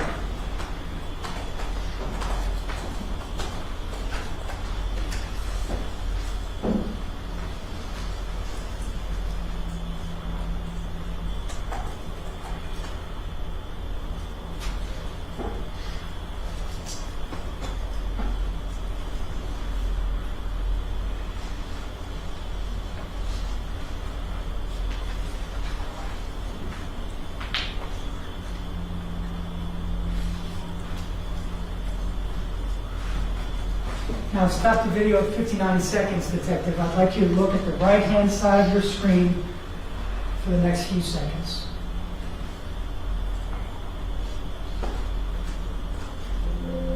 Did you see a figure enter the right-hand side of the screen? Yes. Can you circle that figure for us, please? And did your investigation determine who that person was? Yes. Who was that person? Deputy Crawford. And have you met Deputy Crawford in person? Before today, have you seen him in person? I see him, yes. Right. Do you see him in the courtroom today? Yes. Could you point to him and describe an article of his clothing? He's wearing a very handsome gray suit. All right, we asked the court to, may the record reflect this, to identify the defendant. It will reflect. Okay, Detective, so you said that person on the right-hand side entering the screen is Deputy David Crawford, is that right? Yes. All right, so I'm going to play now from 103.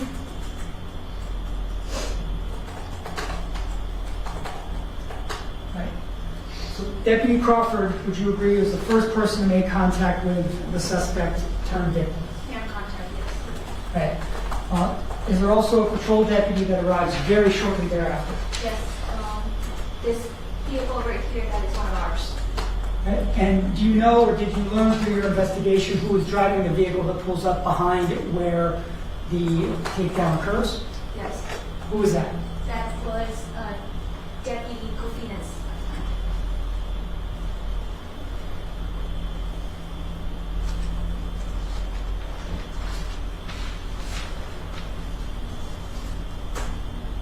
Now, at this point, the other 2 deputies that you previously identified in the photographs, had they arrived on scene?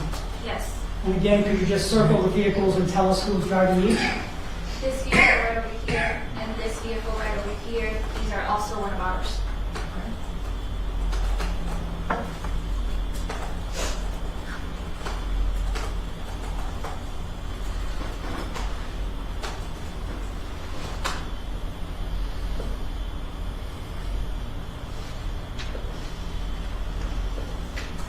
At this point, do you see any flames? No. Is the family still standing outside the burgundy vehicle 15 feet away? Yes. And just to be clear, they were there when Deputy Crawford ran over and hit the bike. Yes. Objection leading. Sustained. Were they there when Deputy Crawford came over and hit the bike? Yes.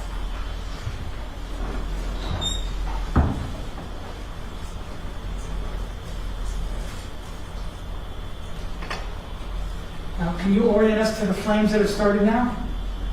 Flames are right over here, and there's one right here. Do you know who that is on fire on the right-hand side?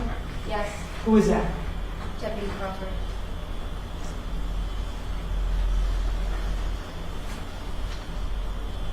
And what is this over here on the left-hand side?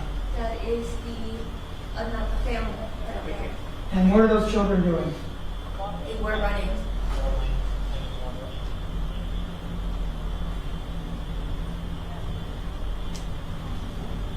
And this frame now stopped at 140. Do you see the victim, Jean Baretto-Baerga? Yes, Can you circle him, please? it's this little blurb right here.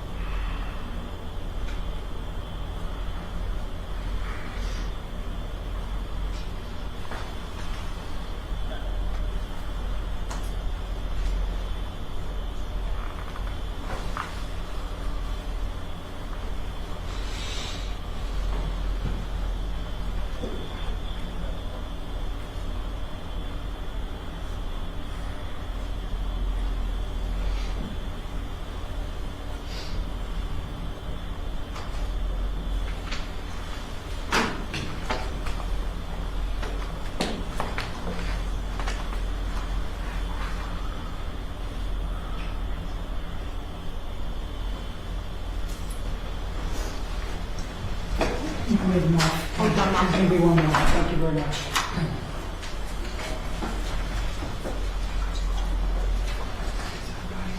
Yes. Earlier, you told us that you retrieved and actually viewed the body-worn camera of several deputies that day. Is that right? Yes, Was one of those deputies the defendant, David Crawford? yes, Did you have an opportunity to watch that video repeatedly? yes. Learned asked the court permission to approach the state's exhibit E. It's been shown to counsel. You may. You recognize this disc? Yes. And how do you recognize this exhibit E? You have a signature. Have you watched the contents of this disc? Yes. And do the contents of this disc contain the body-worn camera from David Crawford on February 27th of 2022? Yes.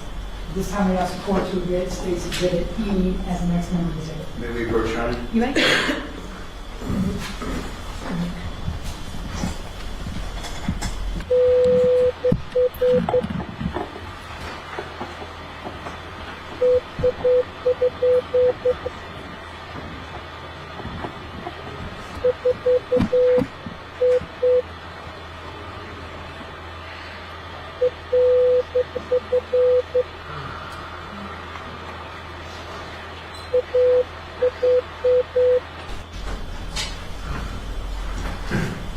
Was it announced just the number? I'm sorry. Oh, so there's no objection, Mr. Barber? Correct. I withdraw my objection, Your Honor. Thank you. All right, so at this time, what was marked as for identification of State's Exhibit E will be admitted into evidence of State's Exhibit 5, and you may publish. Thank you, Your Honor.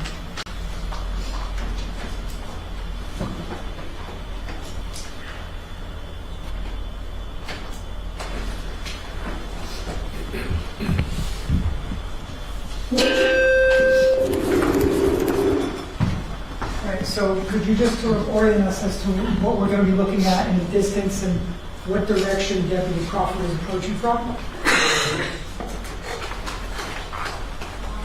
Maybe start with where's the actual store? The actual store is off screen right over here. Right, and so where was G. Baretto-Baerga at this point? At this point, he is in pump number 14, which is going to be in front of this pump. So it's not this one that you can see on screen, it's kind of right behind there. All right.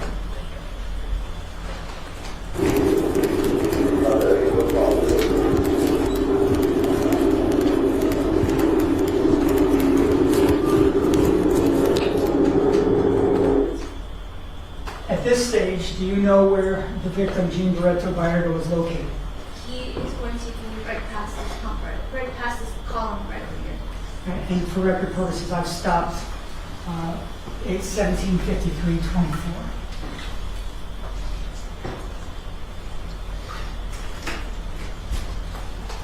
If you wouldn't mind, Detective, see the top right-hand corner where the time is? Yes. I'd like you to count how long Deputy Crawford stands to yourself, count to yourself, how long he stands behind the pillar.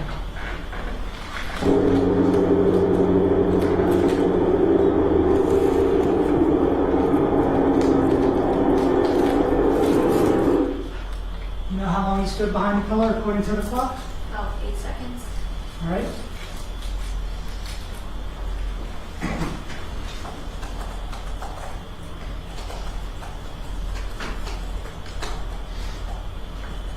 At this stage, when the defendant is running or about to run towards the victim, are other law enforcement officers nearby? They are on their way to nearby.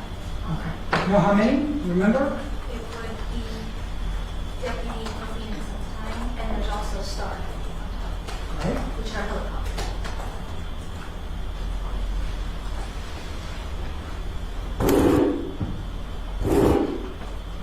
So can you see the victim, Jean Baretto-Baerga, in this image? Yes, Can you circle him for us? it's right here. What is he doing in that moment, if you can, that you can tell me? He was looking down. Is there any indication that he's aware that anyone is around him?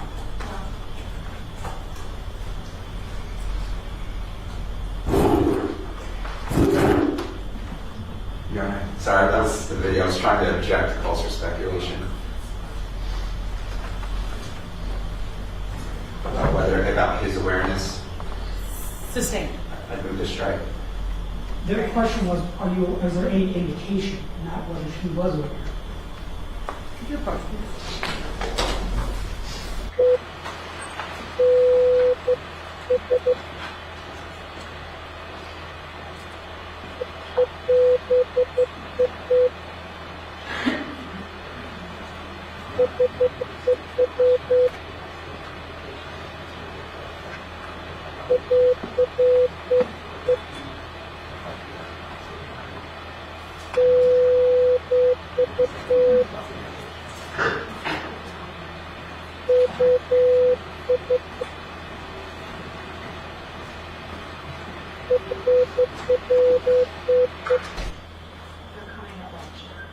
No problem.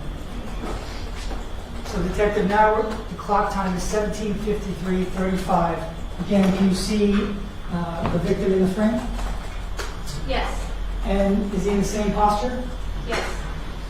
Is there any evidence in the video, or that you're aware of, that he was aware that anyone was around him? No. Objection, Your Honor. May I approach? You may.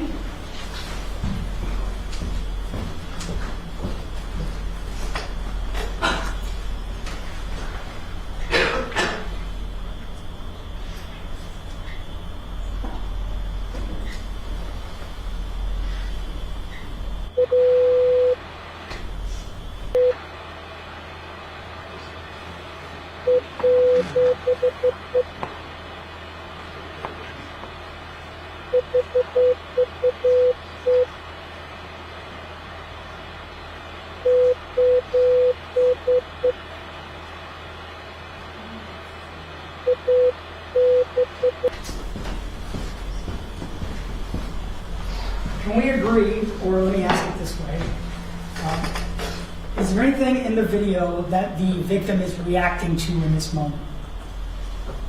Is he looking up? No. Is he looking around? Please approach. Objection.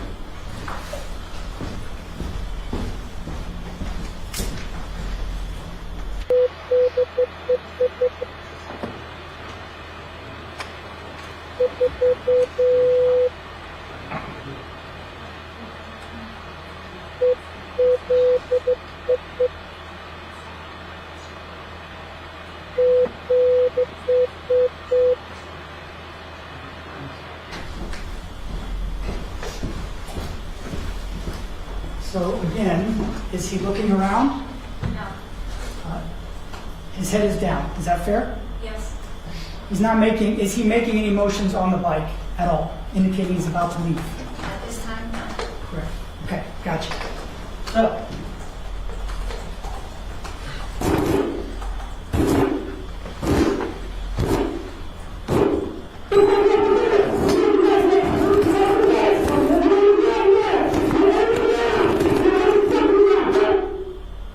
can you hear the statements that are being made? Yes. And what was the statement that was made? Get on the ground. Was it get on the ground or was it something else? Something else. It was get on the fucking ground. Yes. Right. And that's Deputy Crawford saying that, right? Yes. Now, in this photograph, do you see the right hand? Yes. Up to the Crawfords. Right. And what do you see the hand holding on to? Around the belt. Okay.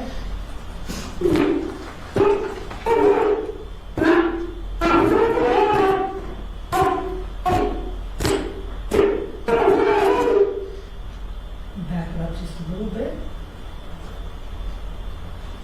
Right there, and I'm stopped at 17:53:47. Is there a second person now on the scene? Yes. Do you know who that person is? That is Deputy Kofina. And do you see Deputy Kofinas holding a weapon? Yes. Can you circle the weapon and tell us what it is? This yellow thing right here is our tasers. All right. Is the taser being applied to the victim? Yes. What area of the victim's body is he applying it? I would say the lower abdomen. Very near the waistband? Yes. What color is the victim's helmet? Red orangish.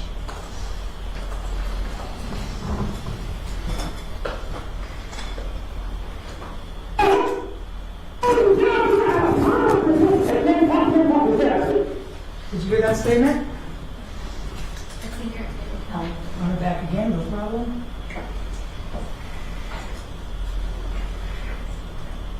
Did you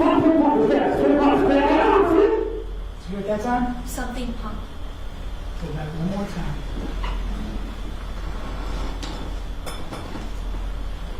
Did you hear what that time? Clear the pump. Clear the pump. There's gas. Want to listen to it again? Yes. Go way back this time. Did you hear the statement? If you can't make it out, Yeah, that's I fine. can't make it out right now. That's all right. Who's that right there in the foreground of that video? This bald head right here is Deputy Cofinas, and this guy right here is Deputy McLean.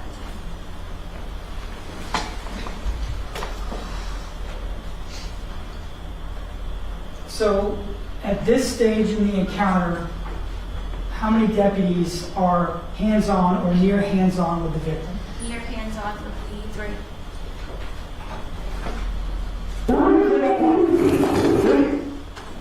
And what do you see in that image right there? That is another taser as well as other deputies. Do you know who is holding the taser in that photograph? Or in that still shot of the video? And this still shot would be Deputy Crawford.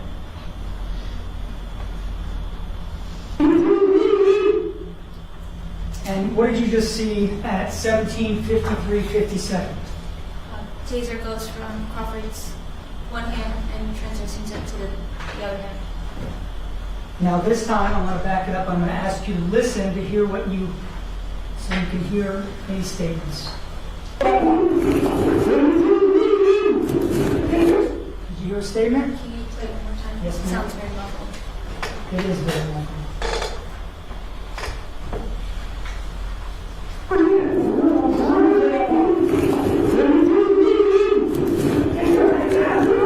Were you able to make it out? It's very, very muffled. It's okay.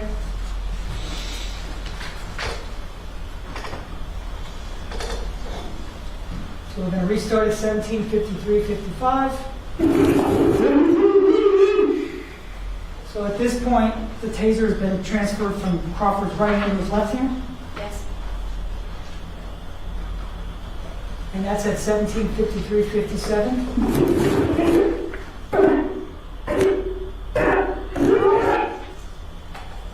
And what's the time now on the top right? Yes, ma'am. 17:53:59. Would you agree that at this stage the flames have burst up? Yes.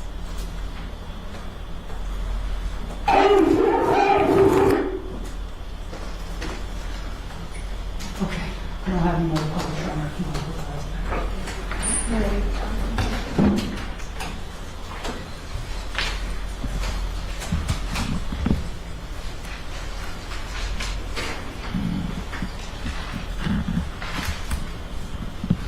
Did you eventually conduct interviews with deputies McLean and Kafinas? I'm sorry, or did your agency? Yes. And I think you told us earlier that you generally watch body cam. Did you watch the body camera of Deputy Kafinas? Yes. And did you watch the body cam of Deputy McLean? Yes. Did they write reports? Yes. That's all I have at this time, Your Honor. Detective Ruiz is subject to recall. Okay. Mr. Barber? Thank you, Your Honor.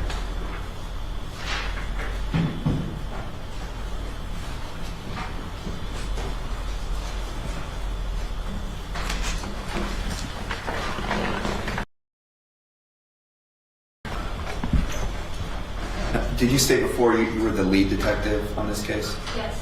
That you were not personally present at the Wawa when the events were happening, though, correct? Yes. I believe before you stated you were there at night, Yes. and the videos obviously are all during daylight, correct? Yes. Would it be safe to say that all the information you have about the case is based on information you learned from other people and observing evidence? Yes, during my investigation. And during your investigation, you went to the scene and looked at where all these different items were laid out, as the state will walk you through, right? Yes. You were never able to locate the actual taser that was discharged when you went to the scene, were you? At that time, no. Was it there? It was not there. It was collected. So it had been removed from the Yes. scene? From the scene, yes. Okay. And Deputy Kafinas was the one who removed it, correct? Yes. Now, earlier you had stated that you had seen another taser. Based on your investigation, was the taser that we saw on video that Deputy Kafinas used the same taser that we saw my client, Deputy Crawford, pick up? During the course of watching all my videos, yes. And so just to be clear, there was only ever one taser used at that Wawa on that day, correct? Yes. And that taser belonged to Deputy Kafinas. Yes, it was assigned to him. Yes. Were you able to determine that my client never removed his taser from his holster His assigned taser, no. and it was never discharged? His assigned taser, no.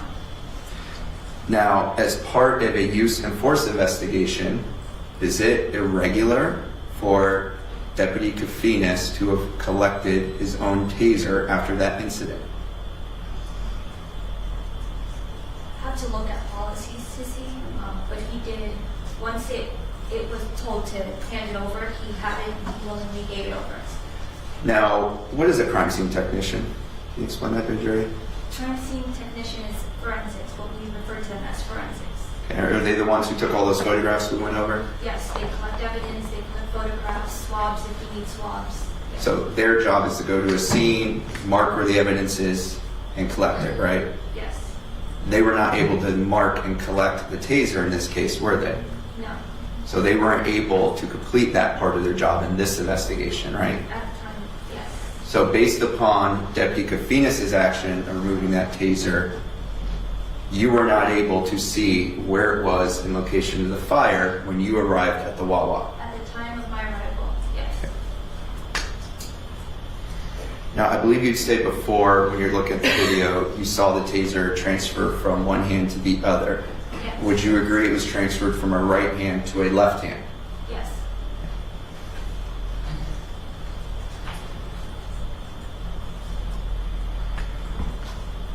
Now, as part of your investigation, did you obtain a receipt from the Wawa gas station for Gian Baretto-Baerga's transaction that day?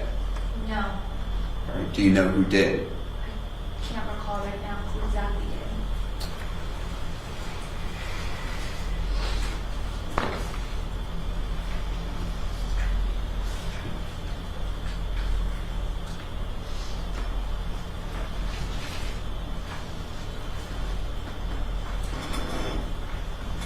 Are you familiar with what property and evidence forms are? Yes. Can you explain to the jury what those are? Those are receipts that we give when we collect evidence to the civilians. They want a copy of them, and we also attach one to evidence. So we give it to them so they have records of what we collect. Just like a list of what we have. And does the deputy or detective who collects a piece of evidence, are they the ones who would then put it in the property and evidence form, correct? Yes.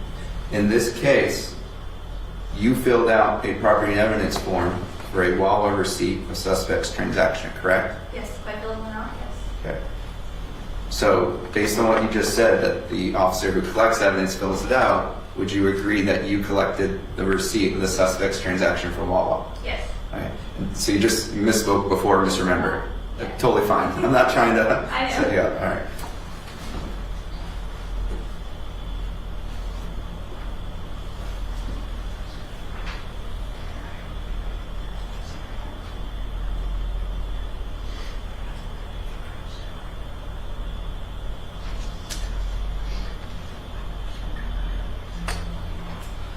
May I first approach the clerk? You may.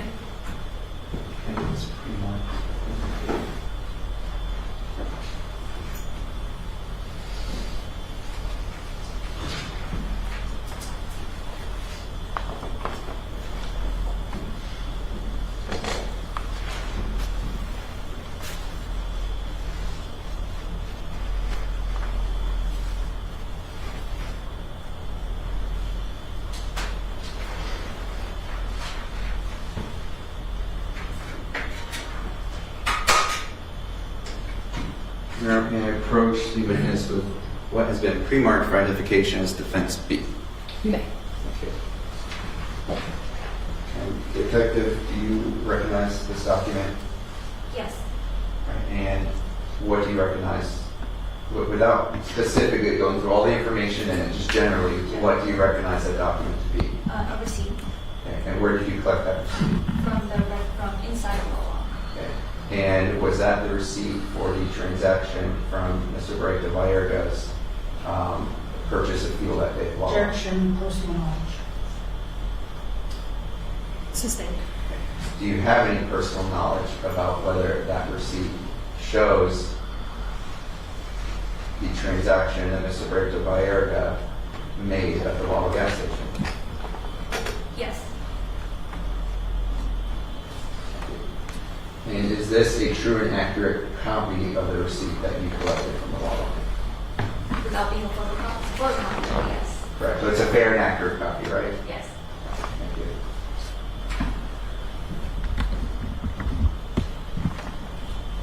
Judge, may I reapproach the clerk? You may.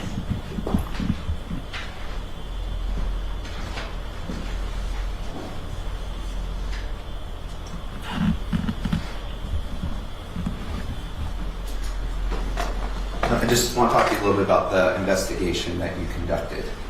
When you were first asked to respond to the Wawa, so before you viewed any evidence or talked to anyone, did you already know what happened at the Wawa?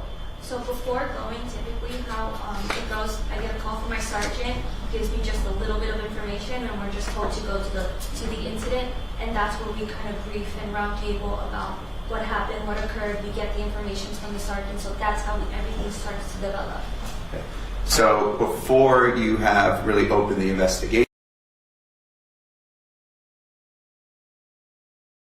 you let the We just let the investigation clear cut, yes, we kind of know, or they're arrested already by the time of our arrival, yes. But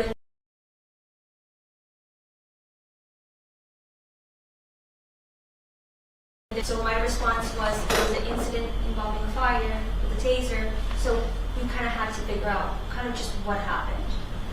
And so prior to actually completing your investigation, with John, prior to arriving at the Wawa, you didn't have, sorry, with John. Would it be fair to say that prior to arriving at the Wawa, you were investigating the situation, not any one specific person? Yes, just the situation itself. So at that point, anyone who was on scene potentially could have been a suspect. Before me getting there, yes. Would that have included Deputy Kofinas? Yes, everyone.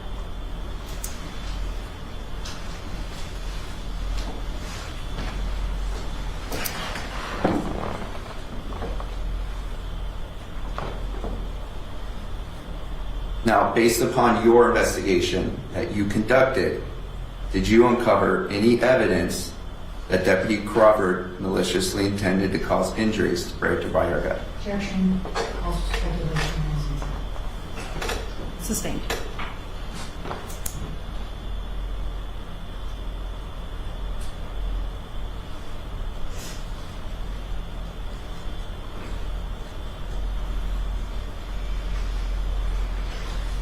I may have asked this already, I apologize if I did.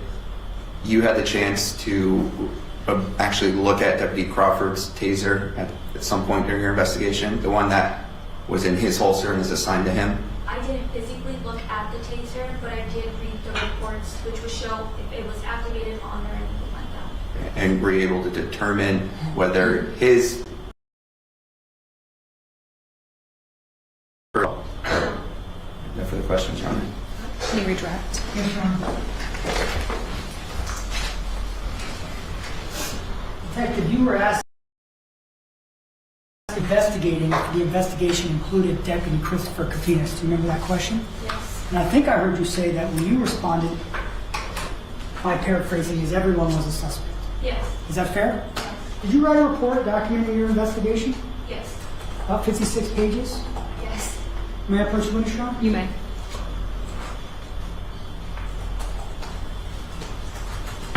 Detective, is that a copy of your, we go through all 56 pages just for fun, is that a copy of your report? Yes.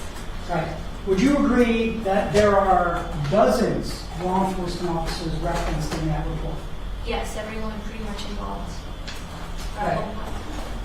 And your agency, you and the other detective who worked on this, submitted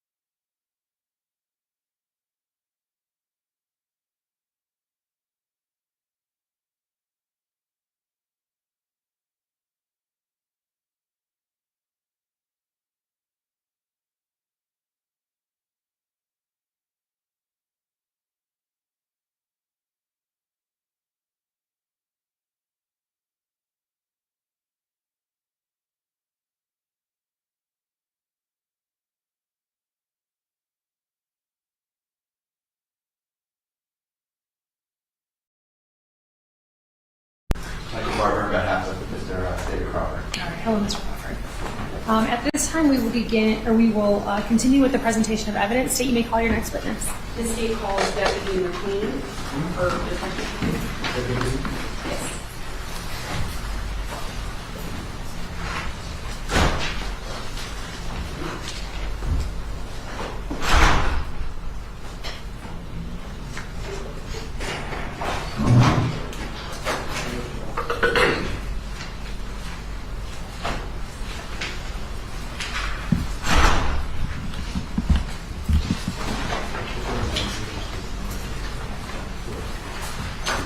Do you solemnly swear or affirm to tell the truth, the whole truth, and nothing but the truth, so help you God? Yes.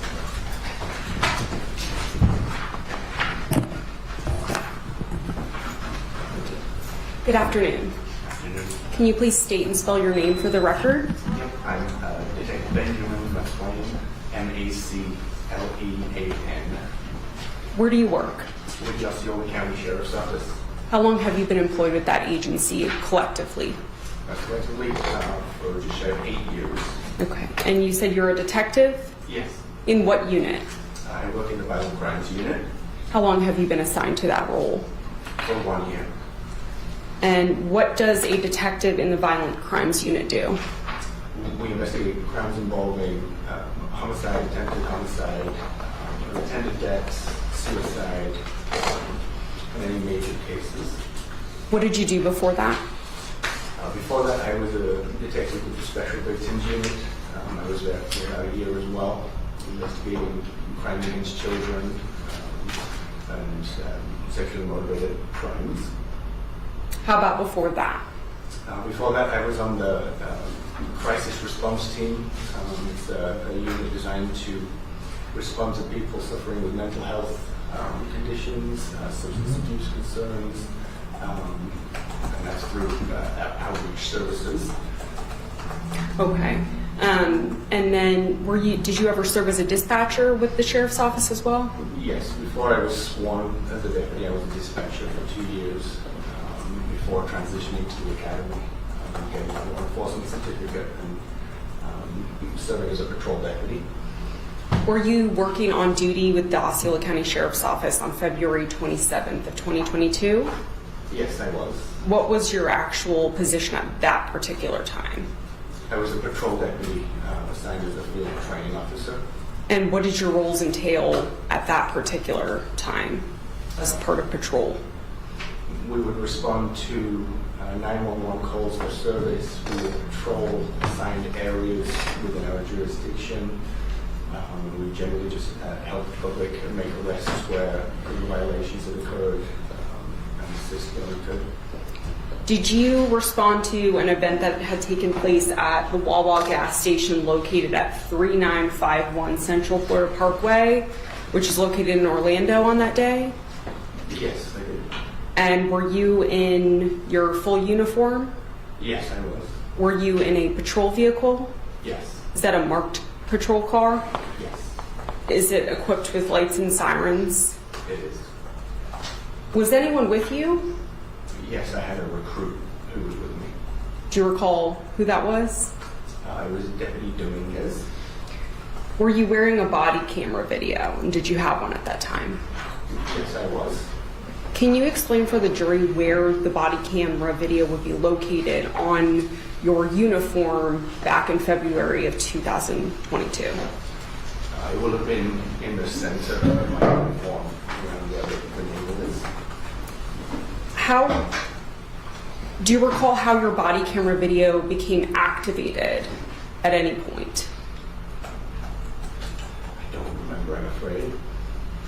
Was it a situation where you could manually turn it on?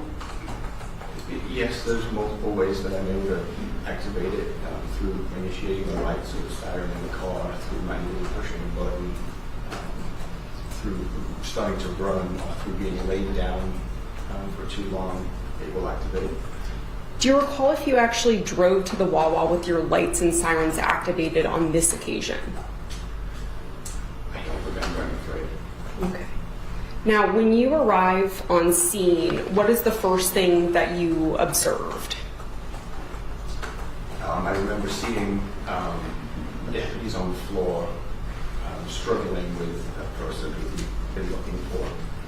And the deputies that you mentioned, who were they? Deputy Crawford and Deputy Kofinas. Is it fair to say you were the third person on scene or something else? Yes, I was the third person on scene. What did you do upon your arrival? I assisted. I went to put my hands on the male to assist in the apprehension. Can you describe generally where this was taking place, where Deputy Crawford and Kofinas had what you refer to as the suspect, Mr. Baretto, on the ground? It was on the ground in the parking lot of the Wawa gas station adjacent to where you would fill it with gas adjacent to the pumps. Were there other cars around? Yes, there were. And specifically where they had him on the ground, so meaning Mr. Baretto, were there vehicles around that particular area? Yes, there were. Normal cars, anything else that you recall? There were cars, patrol cars, there was people around. There was the motorcycle on which the person we were apprehending had been riding. Where was the motorcycle in reference to where Mr. Baretto is on the ground and Deputy Kofinas and Crawford are on top of him? It was on the opposite side of the pumps where we were trying to apprehend him. What was the positioning of the motorcycle? It was laying down. Did you observe any gasoline upon your arrival to that situation? On my arrival, I didn't observe any gas. Okay.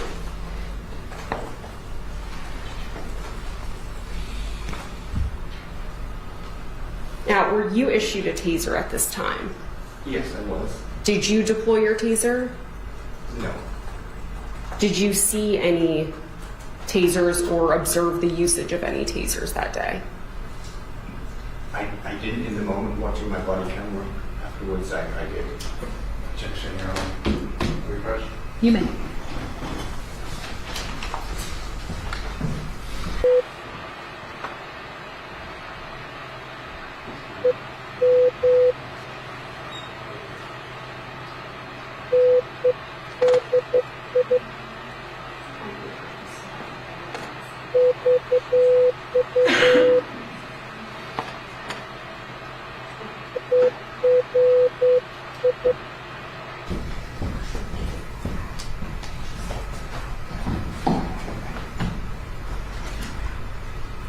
Okay, so at this point, Deputy Kofinas and Crawford are already on top of Mr. Baretto.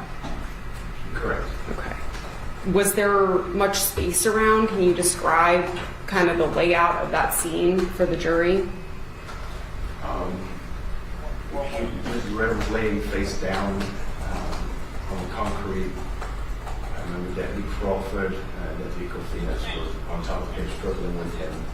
And I was able to get through between one of the kind of bollards that blocks where the pumps are and the actual pumps, and assist from that empty area by holding onto his arm.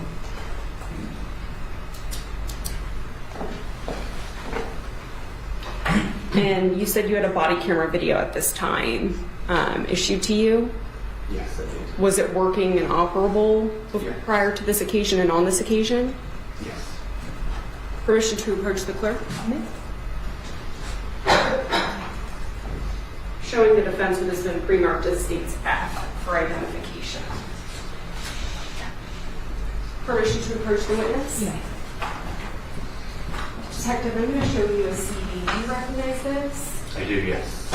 What is this? And this is a recording from my body camera. Did you watch it prior to testifying today? I did, yes. Does it fairly and accurately depict the events that occurred on February 27th of 2022 when you arrived to that scene? Yes. Okay, and your initials, and I see your initials on there, is it dated? It is, yes. The state would now move what has been pre-marked as states F into evidence as state 6. Any objection? No objection, Your Honor. All right, what was pre-marked as states Exhibit F will be admitted as states 5, and you may, or excuse me, state 6, and you may publish. Thank you.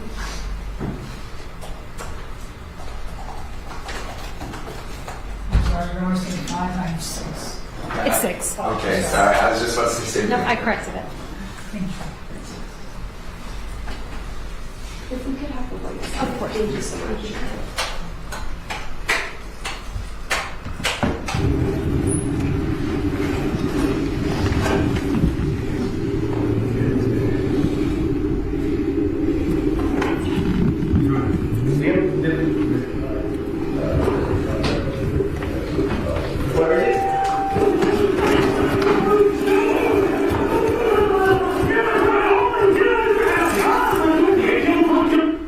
Did you just hear that sound? Yes. Okay. Do you know what that is?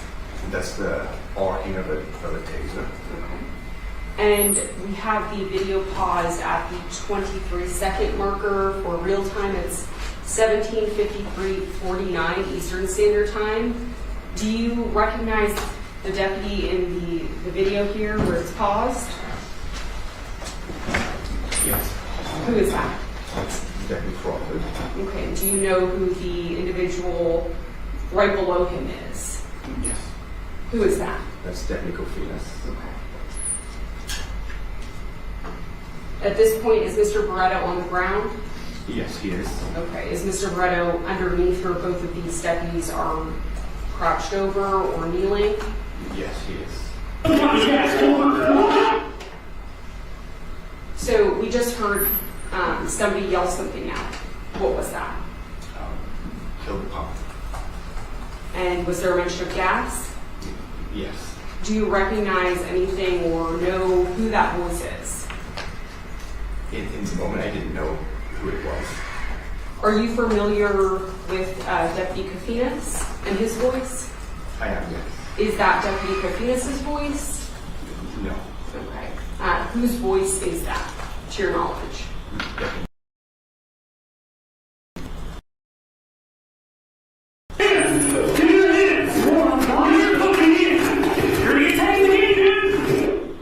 I'm going to pause the video at the 31-second mark, which is 17:53:57.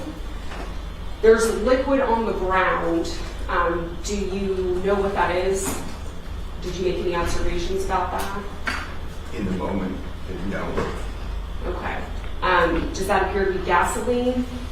It does, yes. Could you smell anything or observe anything else about the gasoline? In the moment, no.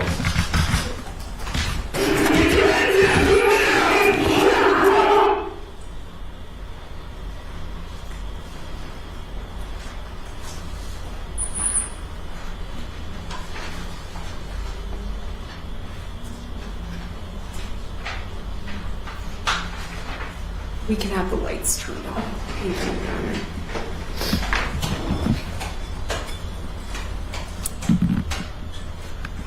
Now, we just watched your body camera video from that day. Does it appear that the takedown had already been initiated prior to you arriving at that Wawa? Yes. And are other backup units coming, or are they on the way? Yes, other units are coming to the parking lot and they're on the way. And we saw a fire go off and we heard a taser be deployed at some point on your body camera video. Objection, Your Honor. We didn't testify. Overruled. You testified that the sound that we heard in the video from your body camera video is a taser? Correct. Okay. And you observed that taser to go off next to the gas pump that we just observed in your body camera video? In the moment, I didn't know that that's what had happened, but having watched my body camera. Objection, Your Honor. May we approach? You may.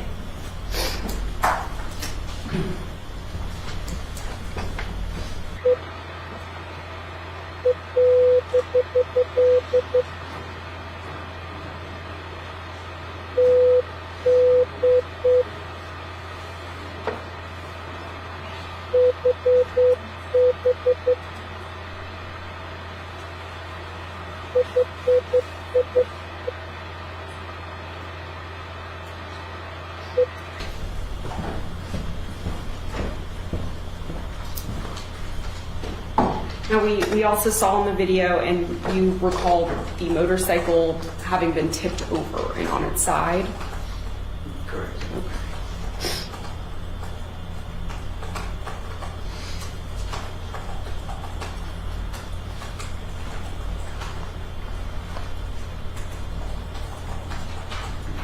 Now, did you go hands-on besides what we observed in your body camera video? No. Okay. Was there much room to do anything between the gas pump and the vehicle that is depicted on your body camera video? Not from where I was. And did you deploy your taser that day? No. Why not? I arrived and saw two deputies in a struggle with somebody attempting to resist their arrest. So I assisted by going hands-on with them to effect the arrest. May I have a moment to confer? You may.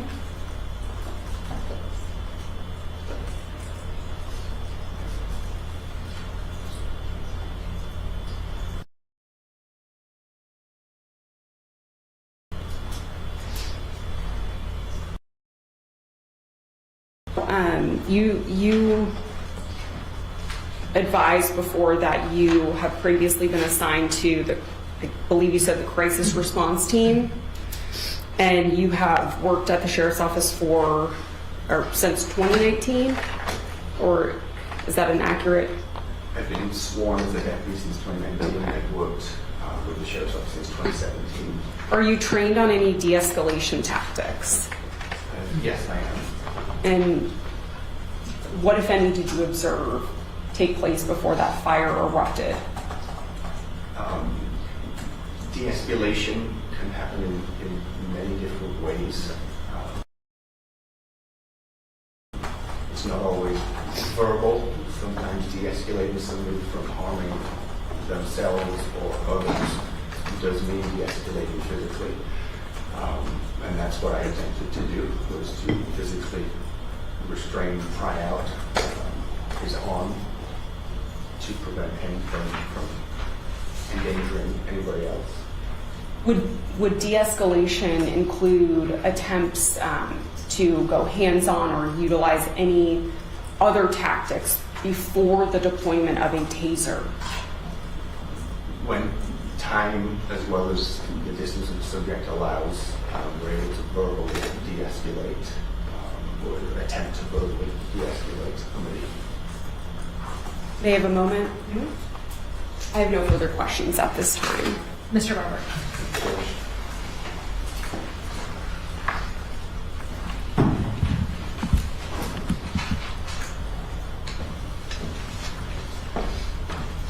Good afternoon, Detective.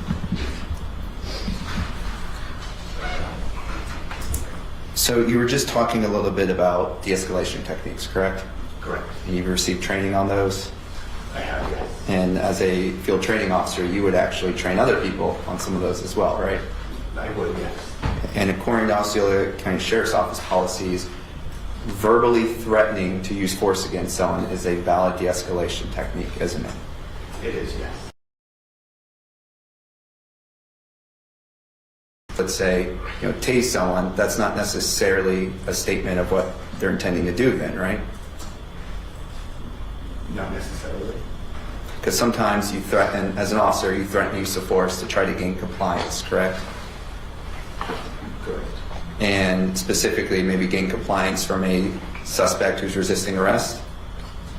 Correct. And have you also received training in regards to tasers and their proper use? Yes, I have. And do you receive that training through the sheriff's office? Yes. Do they touch on that in the academy as well? They do. When you were receiving training through the police academy, are you taught about a concept called muscle memory? Yes. And can you explain to the jury what muscle memory is? By no means am I an expert in this, but it would be a response that the body does from having done that particular task several times in the past. It would almost be a spontaneous thing. So would it be fair to say that law enforcement officers are trained to do the same tasks the same way every single time so that it becomes muscle memory? To an extent. And are officers taught to practice drawing their weapons over and over the same way in order to obtain muscle memory? Again, to an extent, there are many different scenarios that could happen. We are trained to anticipate any scenario. But muscle memory is something that officers are taught that to use in the field. Yes. Is that because officers sometimes find themselves in fast-moving situations? Yes. Situations where they don't have time to think? Yes. Situations where they just have to rely on their training and act immediately? Yes.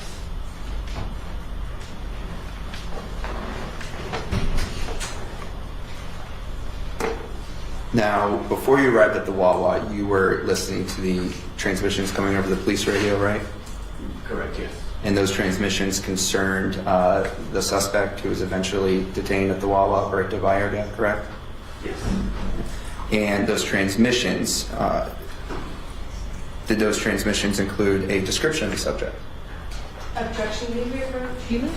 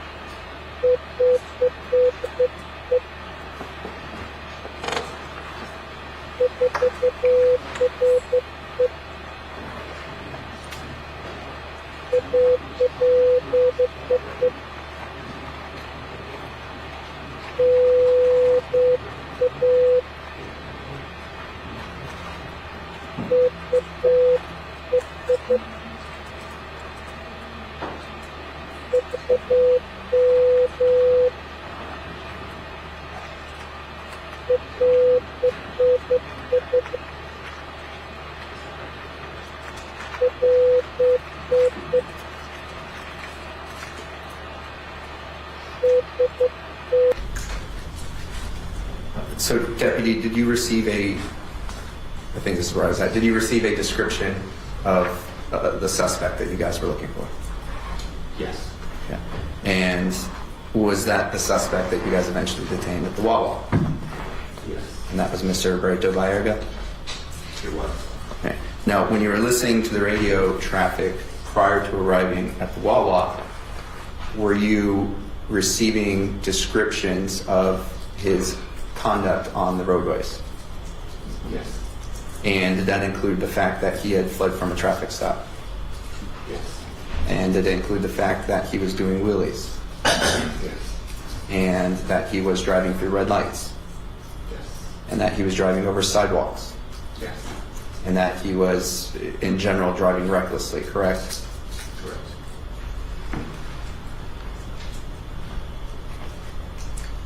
So when you arrived at the Wawa, you were there to assist in apprehending a criminal suspect, correct? Yes. And that person specifically was Mr. Baretto-Baerga?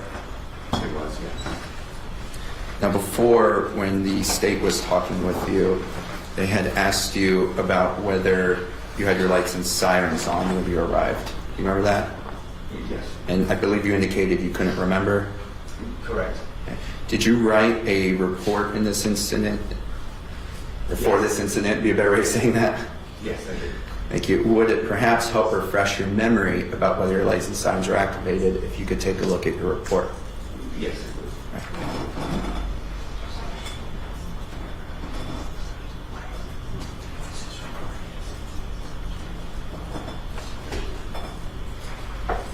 Your Honor, may I approach the witness? You may. Do you recognize this detective? I do, yes. And what do you recognize that as? I recognize this is my report. And I would specifically draw your attention to the last paragraph. If you could read that to yourself, please.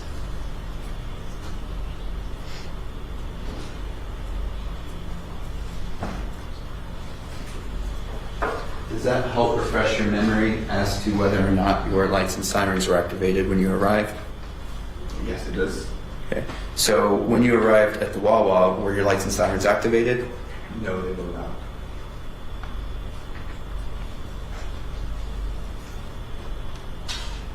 And is that because you did not want to alert the suspect to your presence? Yes, it was. And is that because you thought if he was alerted to your presence, he would recklessly flee again? Yes. And were you concerned that that could put road users in danger? Yes. So essentially you were trying to sneak up on him. To an extent. And as a law enforcement officer, you received training on how you're supposed to apprehend certain types of suspects, Yes. depending on maybe the risk that they pose to officers and civilians. Yes.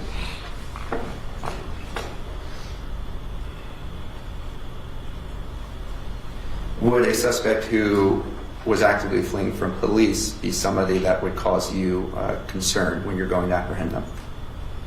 Yes. And is that the kind of person that you would want to apprehend without them being alerted to your presence? Objection, may we approach? Excuse me?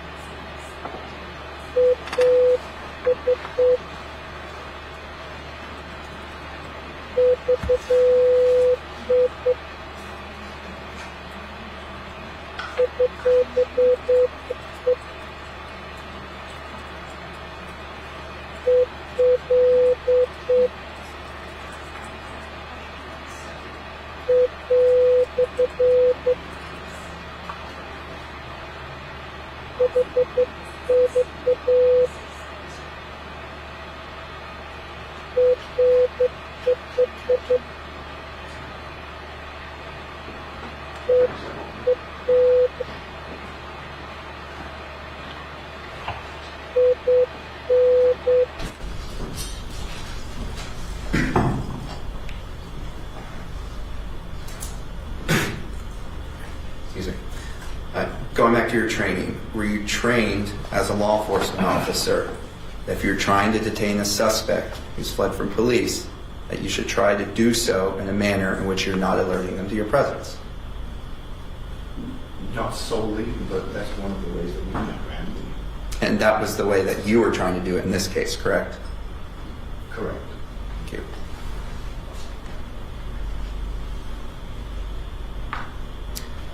Now, you testified before on direct that you tried to assist with Deputy Kofinas and Deputy Crawford in securing the suspect, correct? Correct. Specifically, were you trying to grab his right arm and remove it from underneath him? Yes, I was. And where was his right hand at that time? It was underneath his waist, stomach area. And Mr. Baretto-Baerga, he did not comply with your efforts, did he? No. And he continued to resist all the way up until the moment the fire started, correct? Yes. Were you concerned by the fact that you could not get his hand out from where his waistband was? It was, yes. And why is that? The initial reason that we had responded to the call. Objection, may we have heard? You may.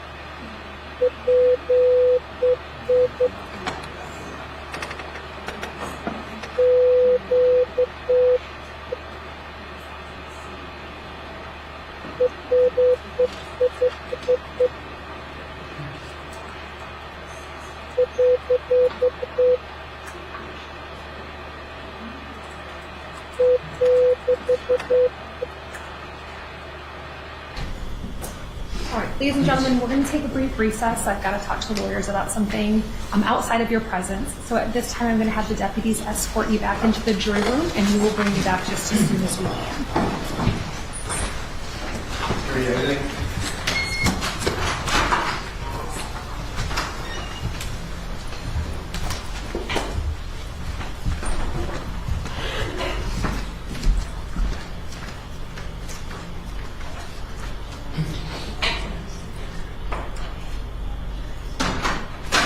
Okay.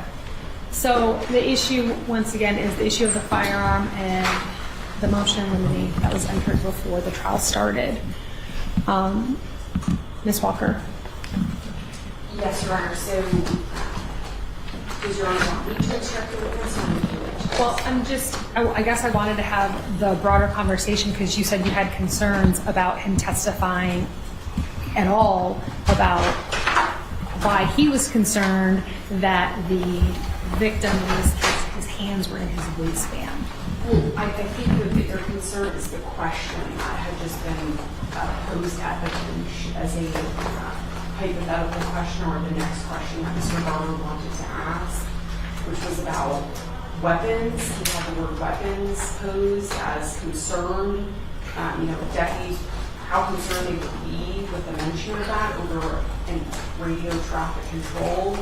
And with the line of questioning that's been posed already to this witness, I think that, as I was mentioning at the bench, that's a concern because they're talking about Mr. Baretto, which would be a violation of the motion in Your Honor's previous ruling. So I think that the state has concerns about the way the questions are being asked, but of course we would like to now instruct the witness to remind you to not mention the firearm at all.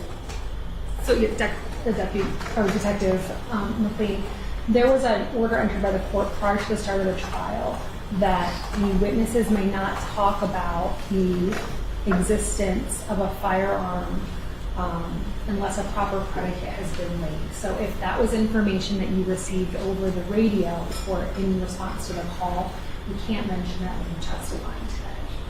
Okay? In terms of your concern about him speaking specifically about Mr. Baretto having a firearm, he is not allowed to talk or testify about that. But I do not think that it would be impermissible for him to speak about, because your question was, why he was concerned that the defendant had his hands there. I think he can answer the question, generally speaking, of why a deputy or a police officer might be concerned about not being able to see a suspect's hands, right? Right. But not specific to this defendant. Exactly. I'm not asking about, I'm not trying to get into the aggravated assault at all, Judge. I'm just trying to establish that deputies are trained, that that people sometimes carry weapons in their waistline, and that if somebody's hands are there and they can't get control of them, that generally speaking, that's a risk, that's a danger. They gotta try to secure those hands. I'm just trying to get the training. I'm not trying to get anything specific about the aggravated assault in this case. But I thought the training was relevant, because in general, that is a concern all deputies would have. All right. Do you understand the instruction, I do. Detective? Okay. Anything else, Ms. Walker? Yeah, Your Honor. All right. Could I, since the jury is out, I just do a quick bathroom break, Judge? Sure. Thank you.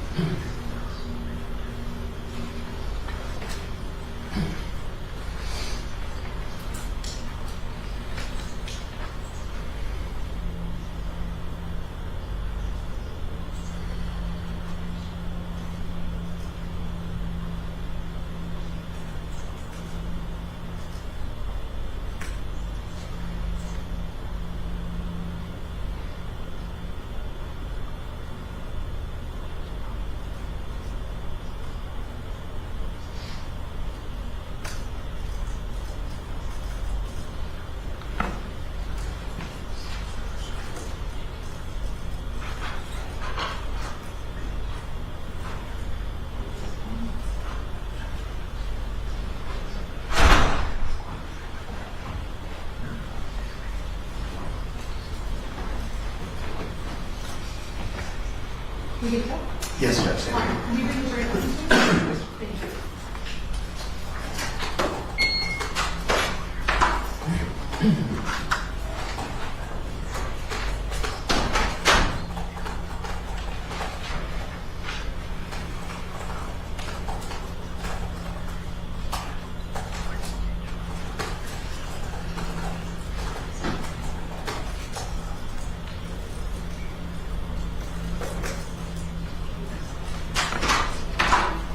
Jury entering.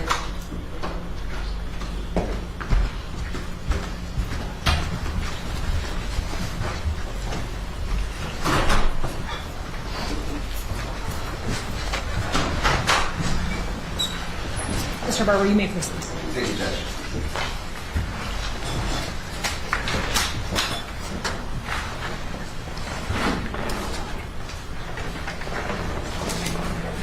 So, Detective McLean, sorry. Sorry, let me just regain my...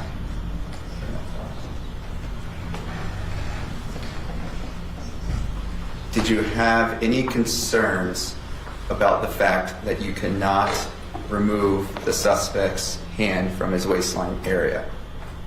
Yes. Do law enforcement officers withdrawn. Did you receive any training as a law enforcement officer about that subject? Yes. And what is that, generally speaking? We like to see people's hands. We want to see their hands. It can pose a risk to us. And is that because you don't know whether or not any given suspect has a weapon in their waistline? Yes.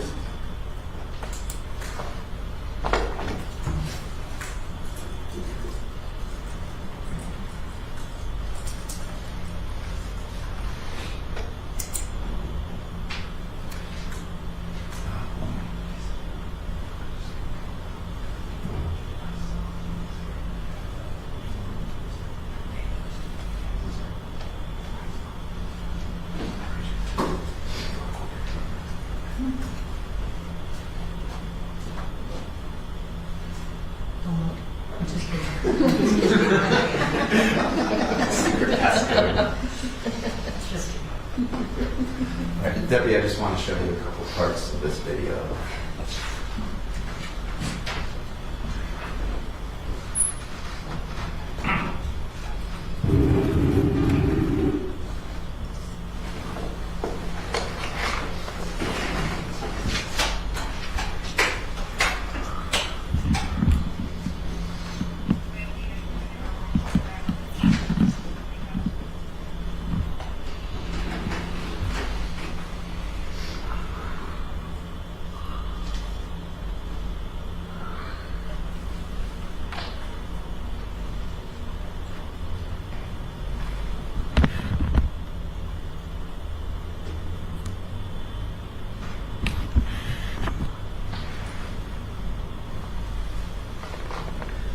Are you able to see that, Deputy? Yes.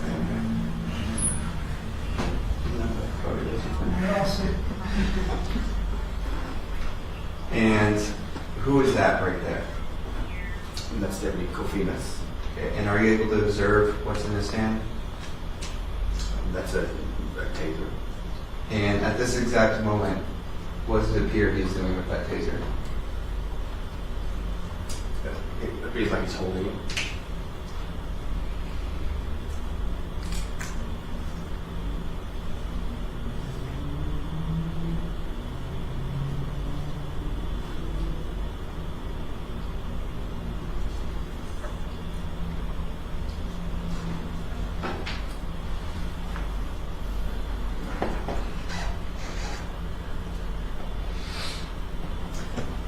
And are you able to do that picture well? I can see it, yes. Okay. Do you agree that this still shot depicts Deputy Kofinas' taser laying on the ground? I see the taser on the ground. I don't know if it's his one. I don't know if it's still his one. To see it there. Right, but you see at least a taser on the ground, correct? Correct. And just 2 seconds before this, taking note of the time, there was a taser in Deputy Kofinas' hand, correct? Correct. Right. And you didn't see anyone else ever draw a taser during the incident, right? No, I didn't. And where is the suspect in relation to this picture? His head is towards that bollard you can see on the right. Is that it right there?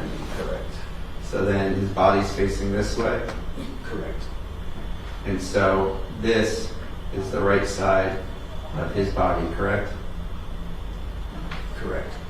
And so that taser is on the ground right next to the suspect, right?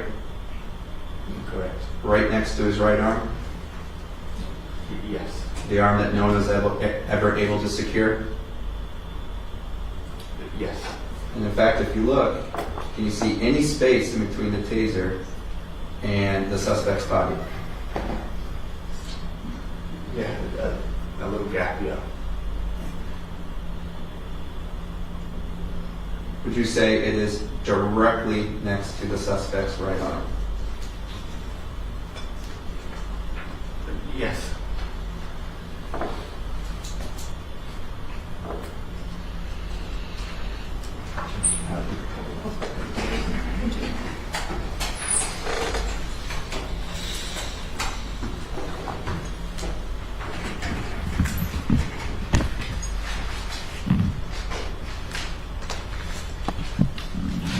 after the fire ignited, was there still a struggle with the suspect after that point? No. Did the fire pretty much end that entire ordeal on the ground? Yes. Was anyone else doing anything at that time other than trying to put out fires? I can't speak for what everybody else was doing. That's what I was doing. Did you observe Deputy Crawford on fire? Not in the moment, no. It's fair. Thank you.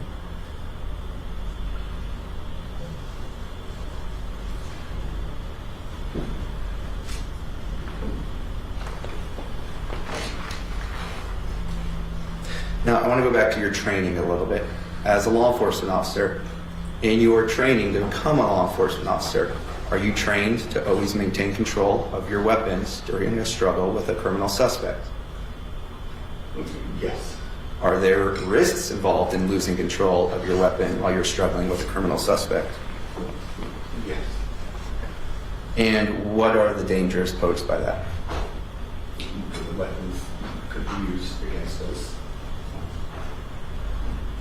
And if a weapon is within easy reach of a suspect who's resisting arrest, does law enforcement training tell you to remove the weapon from their reach? Yes.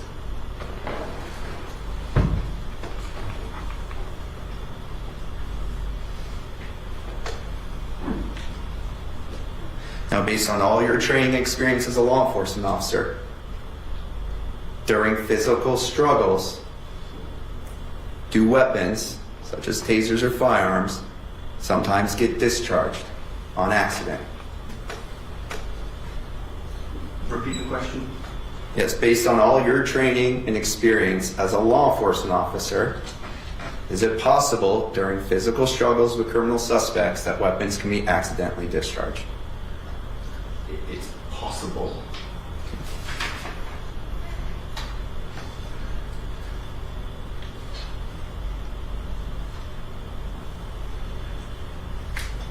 Now, you testified before about using the threat of force as a technique to gain compliance or de-escalate, correct? Correct. Now, I think we discussed earlier about verbally stating that somebody's going to use force, right? Yes, verbal de-escalation. Now, as a detective, the Osceola County Sheriff's Office, and a field training officer, are you familiar with Osceola County Sheriff's Office policies? I am, yes. And are you familiar with their policies related to tasers? Yes, I am. And are you familiar with their policies related to response to resistance? I am, yes. And I believe it's response to resistance and aggression, correct? That's correct. Okay. According to Osceola County Sheriff's Office policies, isn't it permissible for a deputy to actually arc a taser as a threat of a use of force? Maybe.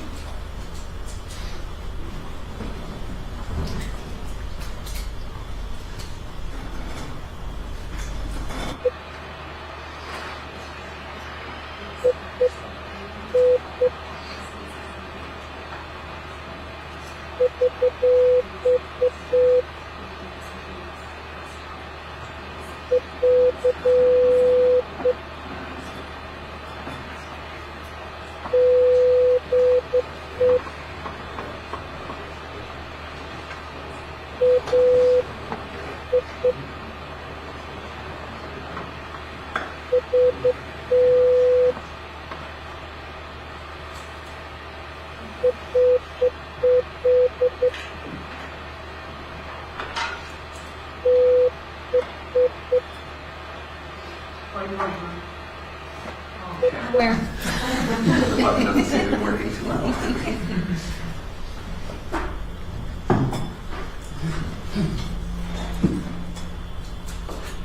Before I get into that question, can you just explain to the jury what arcing a taser is, just for their own benefit? Arcing a taser is cycling the taser without its prongs being discharged. It makes the sound, but it doesn't make any contact. Is it a rather loud sound? Yes, it is. Somewhat startling, maybe? Yes, it is. Okay. According to Osceola County Sheriff's Office policies, we've already established threatening the use of force is a permissible de-escalation technique, correct? Correct. And we established that verbally it's permissible, correct? Correct. But even going a step farther than verbally threatening force, it is permissible under Sheriff's Office policies to actually demonstrate that arcing to a resisting suspect in order to try to gain compliance, isn't it? Yes, it is.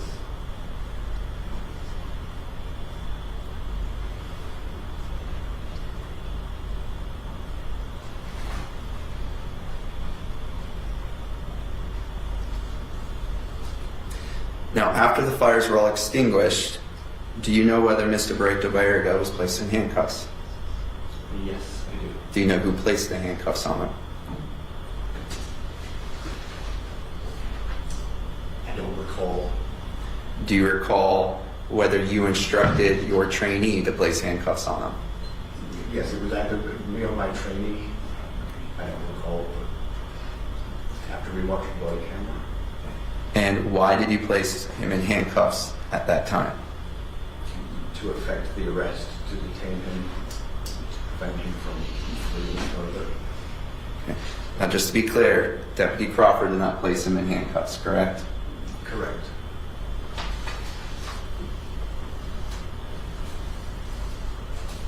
I can just have one moment, Judge. I'll check on that.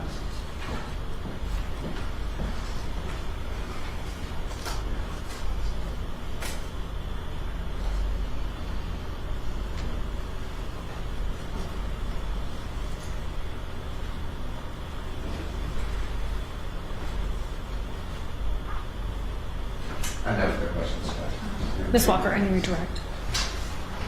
Nothing further, this witness can be used. All right, thank you, sir. You may sit down. Judge, may he remain under subpoena and for following? Yes, detective, please remain under the subpoena. Okay, you're subject to recall. Thank you. The state may call its next witness. State recall Detective Kayla Ruiz. U.S. actually.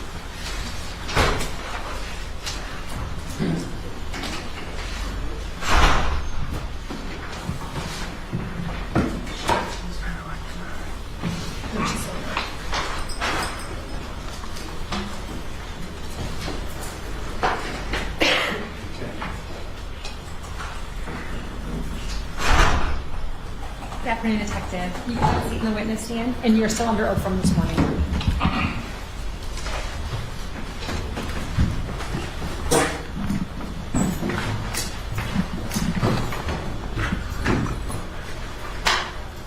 Thank you for coming back. Not that you had a choice.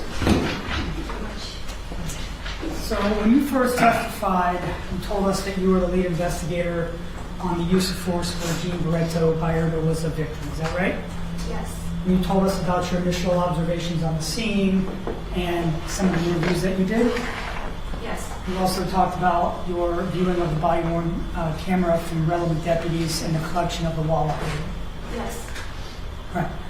So we saw some photographs when you testified the first time. Did you take those photographs? No. Who took those photographs? The forensics unit. And do you remember specifically which member of the forensics unit responded to Wawa on February 27th of 2022 and were at the scene? Yes. Who was that person? Melendez. Did she both document the scene photographs and collect evidence? Yes. She eventually write a detailed report. Yes. Don't say what's in it, but did you review her report? Yes. Was Ms. Melendez the only investigator besides yourself who responded to the crime scene that evening? No. Who else responded as far as investigation goes? The fire marshals? Right? Do you remember his name? I can refer to my report for his last name. Any objection, counsel? To her referring to her report? Or his name? That's fine. His name? Go ahead, ma'am. Sure, go ahead.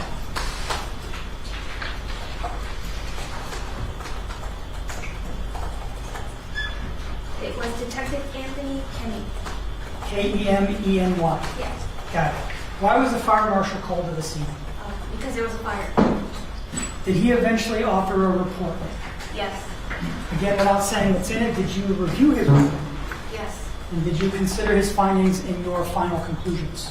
yes. Did there come a time in your investigation when the use of a taser became a focal point? Yes. What did you or others observe that brought the taser to your attention? The time of the arc of the taser going off and then the fire starting, the time frame. Now,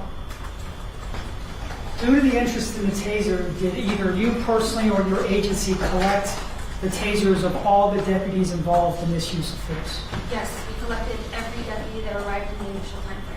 Yes. So let's just be thorough and go through it. You collected DeJesus' taser? Yes. Benjamin's taser? Yes. The defendant David Crawford's taser? Yes. You also collected Christopher Kofinas' taser, is that right? Yes. Now, is there a way, I'm not asking you to give detail, but are you aware of a way to determine whether a taser has been discharged at a specific time? Yes. Can you tell the members of the jury generally what that way is? Usually it's downloaded into a computer and everything is timestamped. And by everything you mean trigger pulls and anything else? Turning on, turning off. Yes. Right. Did you or one of your counterparts in the violent crimes unit, as it was back then, end up asking someone in your agency to examine all of the tasers? Yes. More specifically, were they asked to determine and download whether any of them were discharged at the time of this incident? Yes. Which one, if any of them, were discharged at the time that the fire started? Objection. Calls for hearsay. Overruled. Can you repeat the question? Not asking for details on times and numbers, but which taser was determined to have been fired at the time of this fire at the Wawa? Deputy Kofinas' taser.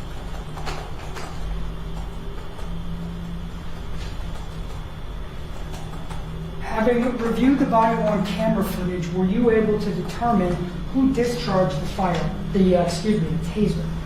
Yes. Can you tell the members of the jury, the lay predicate, can you tell the members of the jury about the process you undertook to make that determination?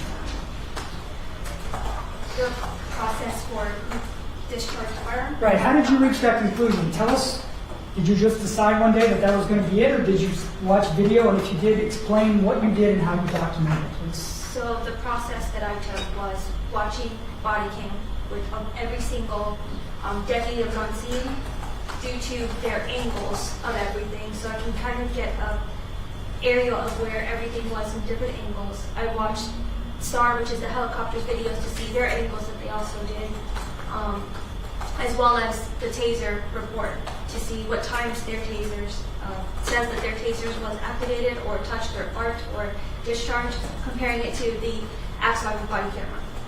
Down to the second. Down to the second. And based upon that complete review of all of the witnesses, did you reach a conclusion as to who discharged Objection, the Your Honor. May taser? we approach? You may.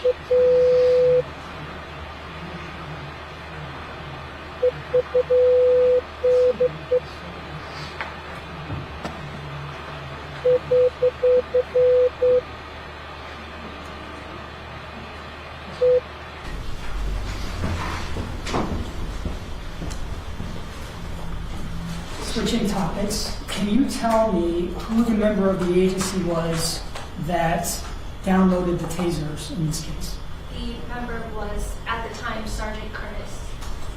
And what was his role at the time? He was over the training unit, and he was the one that that takes care of the downloading of the tasers. Was the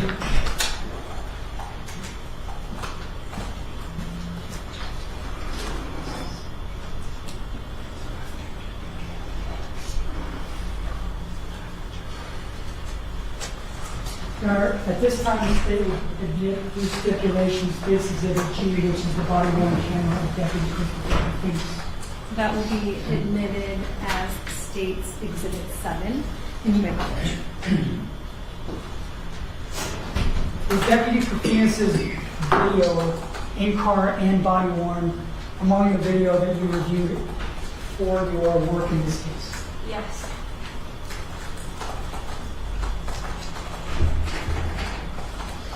Thank you, Madam Secretary.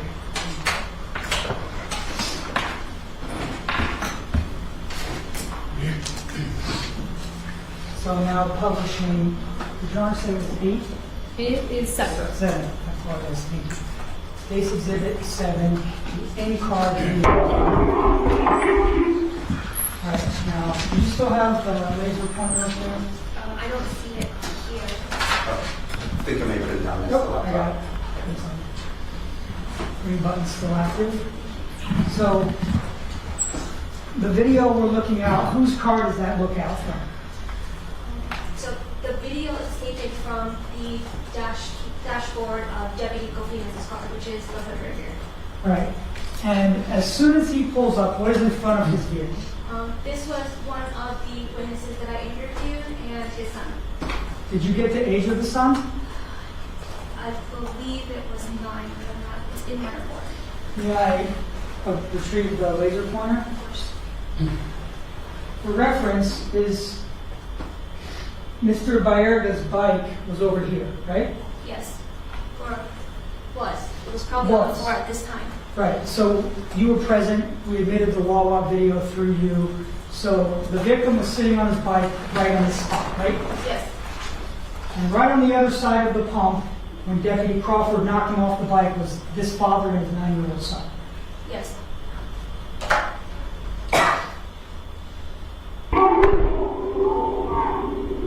Who is that person that just ran past? That is going to be Deputy Gofina's. He actually ran past the 9-year-old, right? Yes.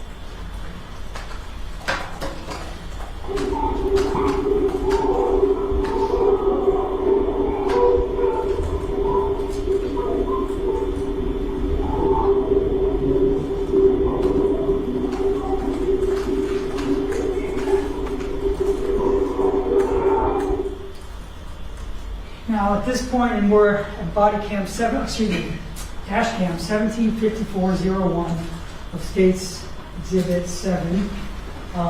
What do you see in this image?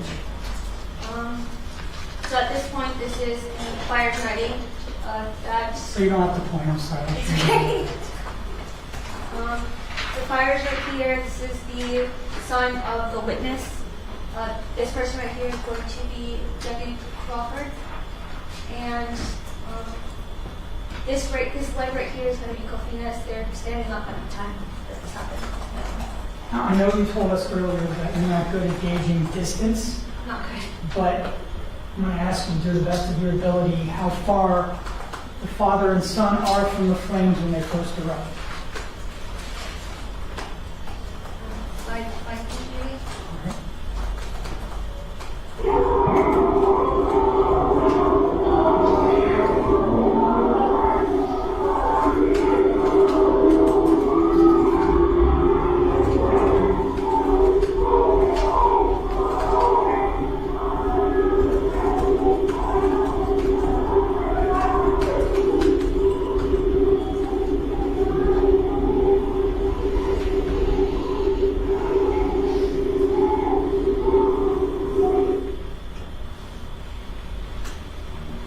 Okay. I don't have any other questions for the screen, Your Honor. Sure. Thank you so much. Did you also follow up in your investigation with the victim to determine the extent of his injuries as a result of the fire? Yes.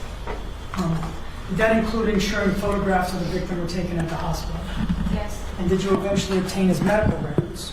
Yes.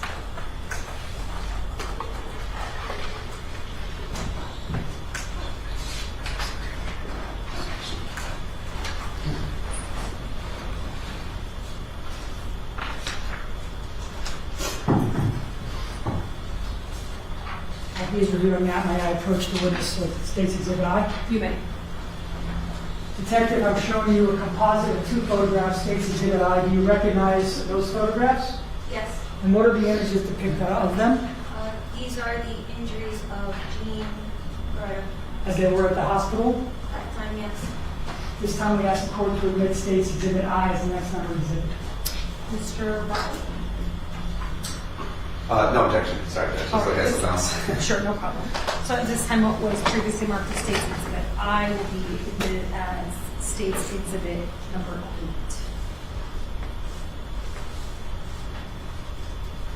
You may publish, Mr. Williams. Thank you, Your Honor.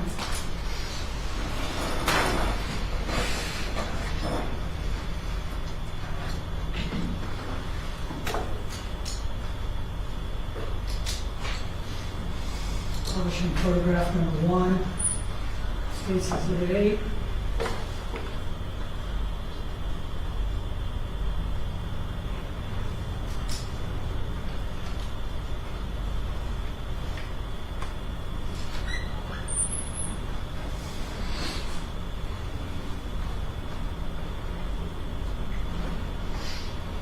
Publishing photograph number 2, State's Exhibit 8.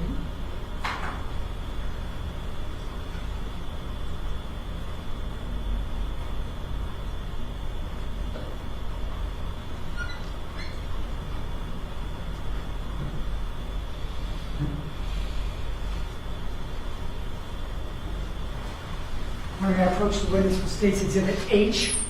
Ms. Shawn, counsel? You may. This is a composite of, I will show the number of pages, it's several, more than 20. Do you recognize the documents in State's Exhibit H?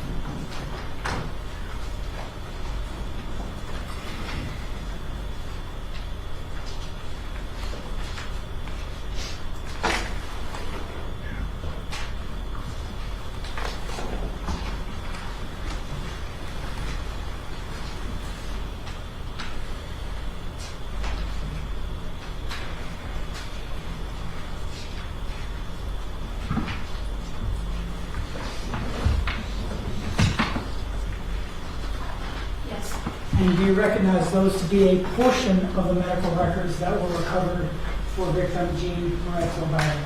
Yes, a portion. And at this time, we ask the court to admit State's Exhibit H as State's 9. Mr. Rowe, any objection? Objection, Judge. All right, so what was marked as Exhibit 8 will be admitted as State's Exhibit 9. And you may publish. Thank you, Your Honor. I'm not going to show you every page, Detective.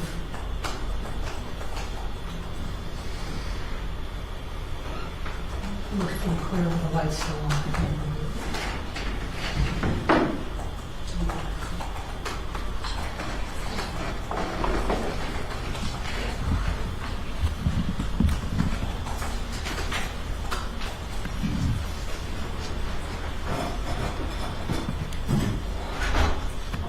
So I'm publishing now page 11 of State's 9. I'm going to make it a little bit bigger.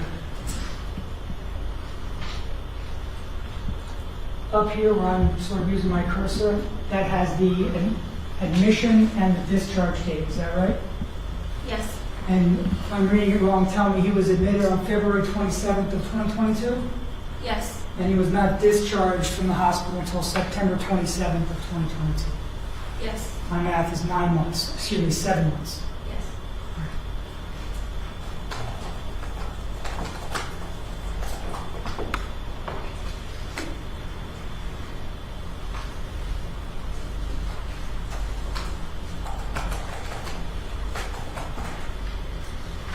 Scroll down to the very end.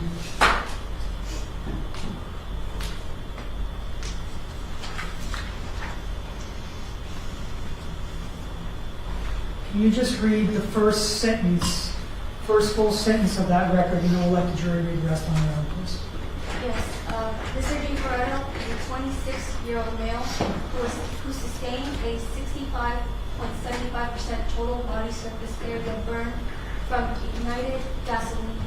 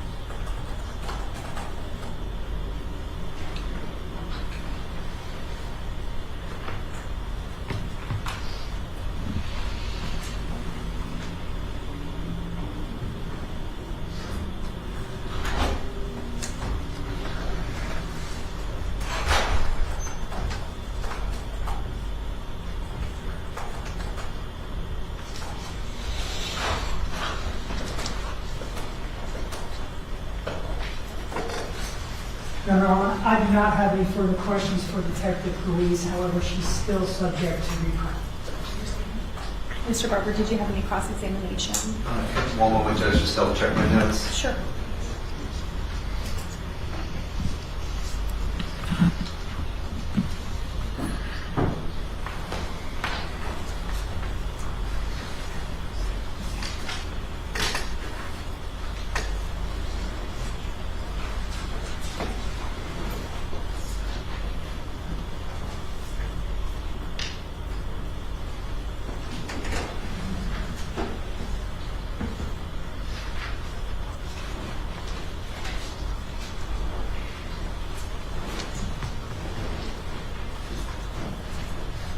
No questions, Judge. Thank you. All right, Detective Ruiz, you may step down to the subject. Thank you.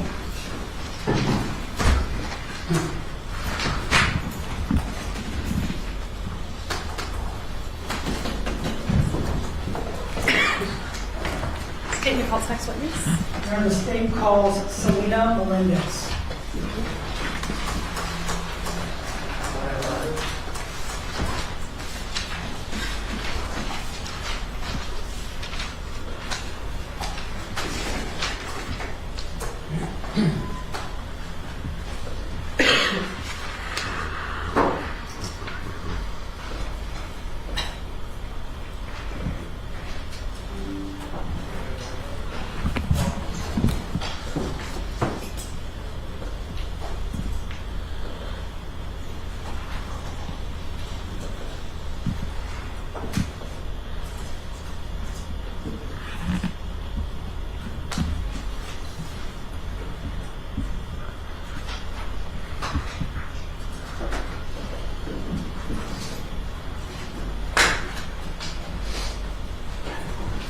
Good afternoon, ma'am. Just make your way to the witness stand and then turn to face the clerk, please.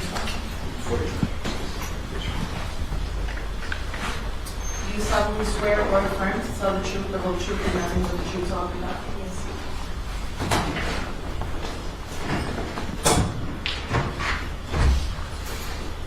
proceed, Your Honor? Thank you so much. I'm going to say good morning, good afternoon.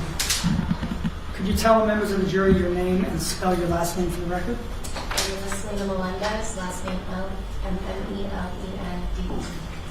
Ms. Melendez, where are you currently employed? I'm currently employed with the Utah State Crime Lab as a forensic firearm examiner and tool work examiner. Being as how we're in Orlando, Florida, and you just said Utah, could you explain to the jury what it is you do now and how you got to Utah? I was previously employed with the Osceola County Sheriff's Office from the years of 2018 to 2023. I moved to Utah and was employed by their state crime lab as a forensic firearm and tool mark examiner, and that was just a better career and advancement employment opportunity that I decided to take. So you said you were employed as a crime scene technician in Osceola County? Yes, that's correct. And can you just tell the members of the jury what a crime scene technician does, or what you did as a crime scene technician at Osceola for the years you were there, on a daily basis? So to be a forensic technician or forensic technician, responsibilities include to respond to crime scenes, to photograph, document, process, fill-in fingerprints, DNA, and also to identify, preserve, and collect items of evidence. In addition to that, we also process items of evidence in the laboratory for lay-in fingerprints and DNA as well. Can you tell the members of the jury a little about your education that prepared you for your role as a crime scene technician and eventually firearms examiner? So I received my bachelor's degree from the University of Central Florida in criminal justice with a minor in biology, and also received a crime scene investigation certificate. And when I was employed with the Utah State Crime Lab, they sent me to an 11-month training through the Ron Nichols Forensic Consultant Academy for the firearm and tool mark examiner portion of my career. Did you receive any specialized training from the Osceola County Sheriff's Office in how to do crime scene technician work? Yes, so as I was employed with the Osceola County Sheriff's Office, I completed a 12-week comprehensive training program that consisted of 3 phases. The first phase is observation, so I responded to crime scenes and I observed the investigation from start to finish. The second phase was assistance, so during those few months of assisting, I assisted the lead forensic technician with documenting, collecting evidence, and also observed the case from start to finish and assisted in any way I could.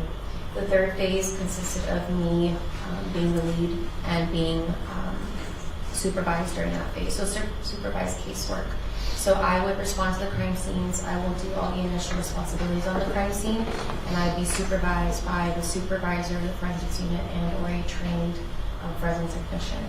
So when I completed that training and I was signed off, I then investigated crime scenes on my own. In addition to that, I actually took an exam through the International Association of Identification, which is a national recognized organization for forensic professionals. And I completed an exam that awarded me a crime scene analyst certification, which is level 2 out of level 3 within the organization. In addition to that, I've also received more than 200 hours of professional forensic training across various forensic disciplines. Okay. Were you employed as a crime scene technician for the Osceola County Sheriff's Office back on Sunday night, February 27, 2022? Yes, that is correct. And did you respond to the Wawa gas station at 3951 Central Florida Parkway that night in reference to an incident involving deputies and a civilian? Yes, that's correct. Did you end up documenting the scene extensively? Yes. Write a report that's about 9 pages in length? That is correct. So can you tell the members of the jury what time you arrived at the Wawa? I arrived at the Wawa around 8 p.m. Right? What was the first thing you did when you arrived on scene? When I arrived on scene, I met with the detectives on scene, which is Detective Ashley Soviak and Detective Kayla Ruiz. And after meeting with them, we conducted a scene walkthrough. Once you did a scene walkthrough, did you learn that someone from another agency would also be responding to the scene to investigate? Yes, that's correct. And who is that person? Detective Anthony Kinley, which is employed with the Bureau of Arson, Fire, and Explosives Investigations Department. Did you eventually begin taking photographs? I did. And collecting evidence? Yes. When you took photographs, was Detective Kamini with you? Yes. What was the purpose for the two of you doing that at the same time? For us to be able to document things cohesively, that way he was able to observe things as I also observed them upon my arrival. So we worked cohesively together. So I was documenting and identifying items of evidence to collect on the crime scene side, but he was also providing his expertise in terms of arson and fire investigations and explosive investigations, which is something we don't usually partake in because it's very rare that we respond to a fire scene or explosive scene. So he was present to provide his expertise.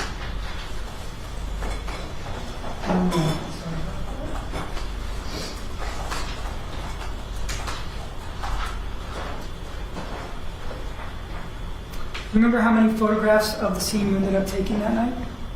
Here for my report. Any objection, Counsel? If it were refresh your memory, no problem. Yes, You may. ma'am. Go ahead. I'm sorry, Jim.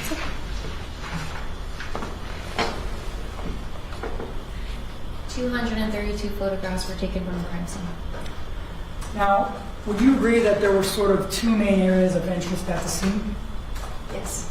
One area was at or near pumps 13 and 14, where there were some items of evidence collected. Is that accurate? Yes, that's correct. And the second area was away from the pumps where there was a dirt bike on the ground. Yes. And did you take photographs of both areas of that scene? Yes, I did. Did you also do what we'll refer to as a rough sketch of the scene? Yes. May I approach the witness, Your Honor? You may.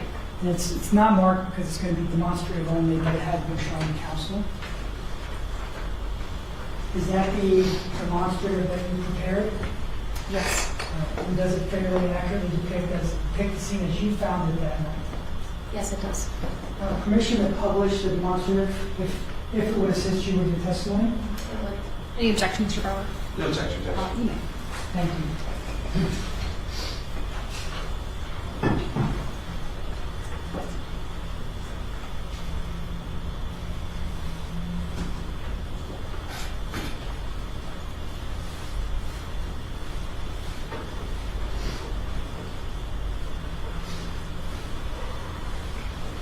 Okay.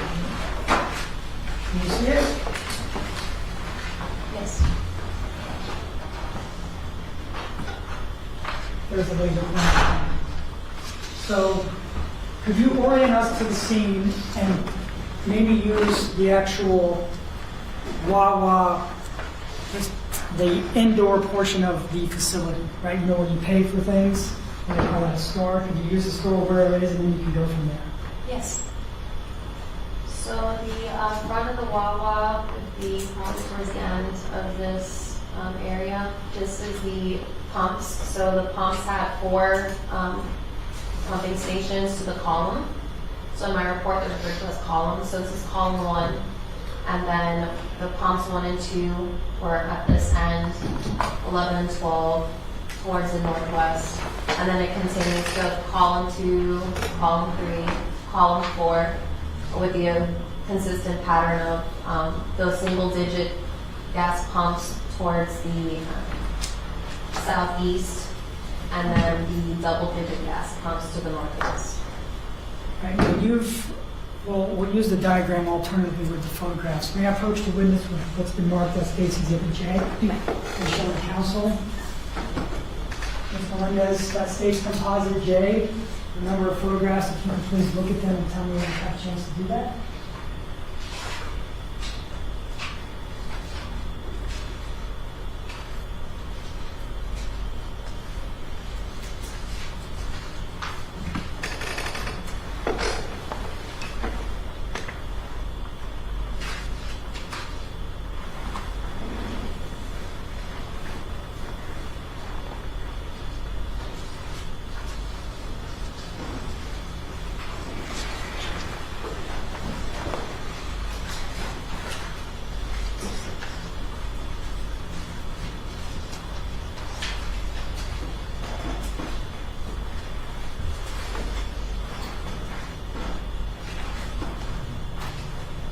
Do you recognize the images depicted in State's Exhibit J? I do. And what you recognize them to be? Crime scene photographs that I took. And those crime scene photographs, do they depict an overall and then close-ups of the area of interest near the bike? Yes. Are they fair and accurate depictions of the way you saw the scene that evening? Yes, ma'am. And I've asked the court to admit stage J as the next member exhibit. Mr. Barber, any objection? No objection, Judge. All right, so States J will be admitted as States Exhibit number 10.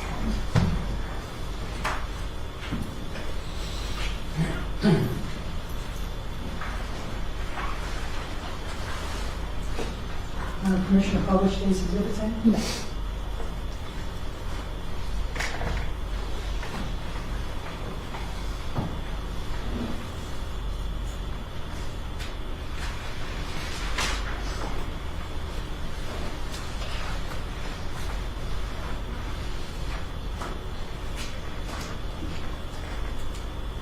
So if you could just sort of orient us to what we're looking at in that photograph? So this position would be to the south corner of the Wawa property, and we're looking towards the north, where this is column 1, column 2, column 3, and so on and so forth. Now publishing photograph number 2 of States 10. What are we looking at here? So this squared off extended concrete lot is northwest of comp 13 and 14.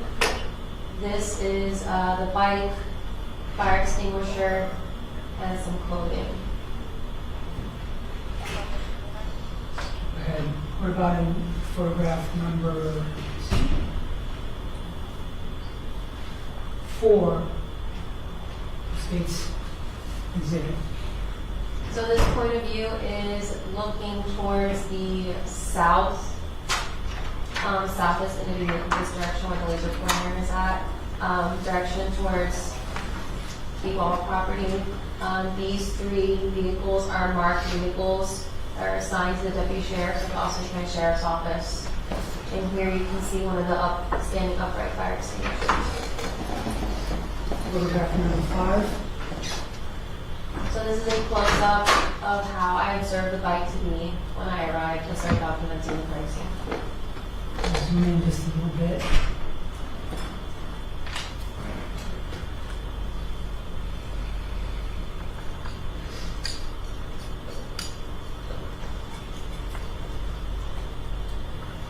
And photograph number 6 in particular, if you could talk about the yellow markers. So after the crime scene was photographically documented as it is upon their arrival, it's solely documented as observed without any manipulation. Once those photos are completed, we'll then start looking to see what items present can be identified as item of evidence. So at that point, I'll lay down markers to identify those items of evidence. That way it's clear for the viewer of the photographs to see, associate the item to a number and its placement on the crime scene. So I'm going to try to zoom in here a little bit. We can easily see that 11 is one of the fire extinguishers. What was photographed in item 12 and it's marked with marker number 12? And for my report to specific descriptions of the items. Any objection, Councilman? It would help refresh my memory. And would that help refresh your memory as to what the result is? Yes, ma'am. You may refer.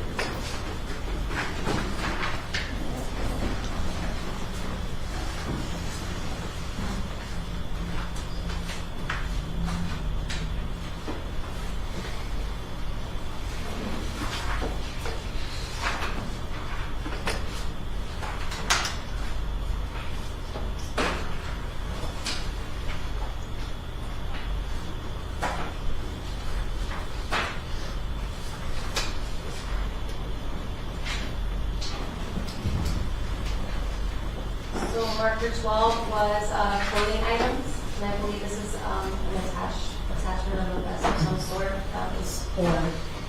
Okay. Let's scroll over here. Item 13, if you document what was that item 13? Yes, item 13 was a glove.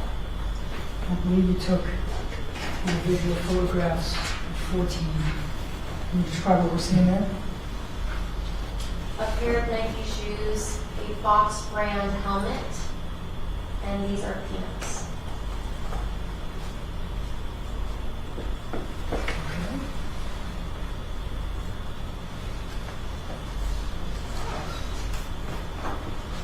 We approach the witness, Your Honor, with what's been previously marked as State's Exhibit K. It has been shown to counsel. It's a composite of 7 photographs. Could you please look at each one and tell me if you recognize it?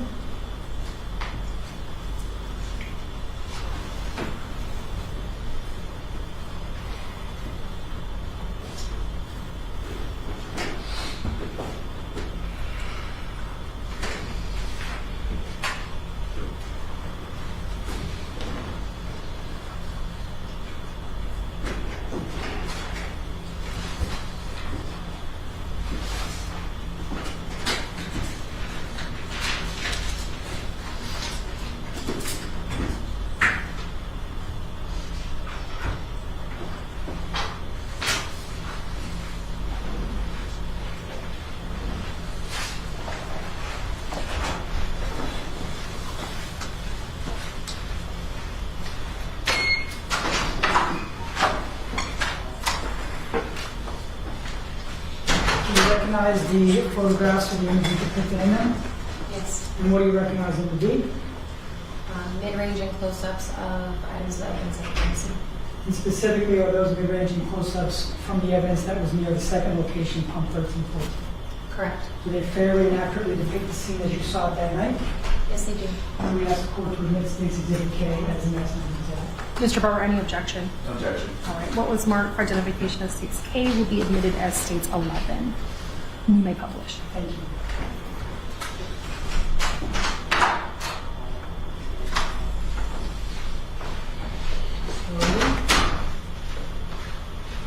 If I could trouble you to turn the lights down, please. Sorry about that. Thank you so much.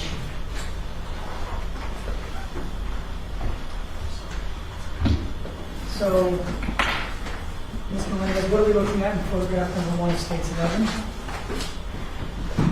So we're at the column 2, pumps 13 and 14, facing the north direction. Here's one of the marked card signs of different sheriff. Here are markers 1, markers 2. I'm going to zoom in a little bit.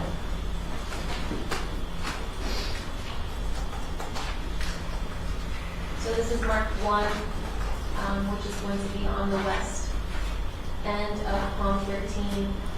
Marker 5 is towards the north end of pump 14. And then marker 2 is northwest of pump 13. And here's a portion of one of the items of evidence that has a different marker associated with it. Okay, so we're going to photograph number 2 of States 11. Same question. So now we're looking towards the south. This is pump 13 and 14. Item 1, or marker 1. Marker 2 is here. 6 and 7 are identifying the 2 fire extinguishers. Photograph number 3 of States Exhibit 11.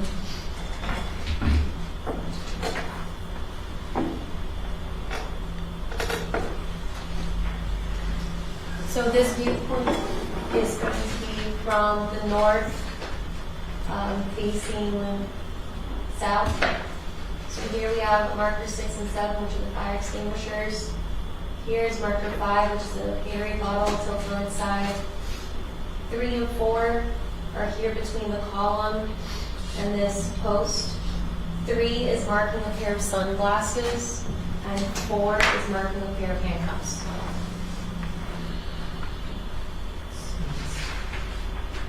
Photograph number 4 of States 11.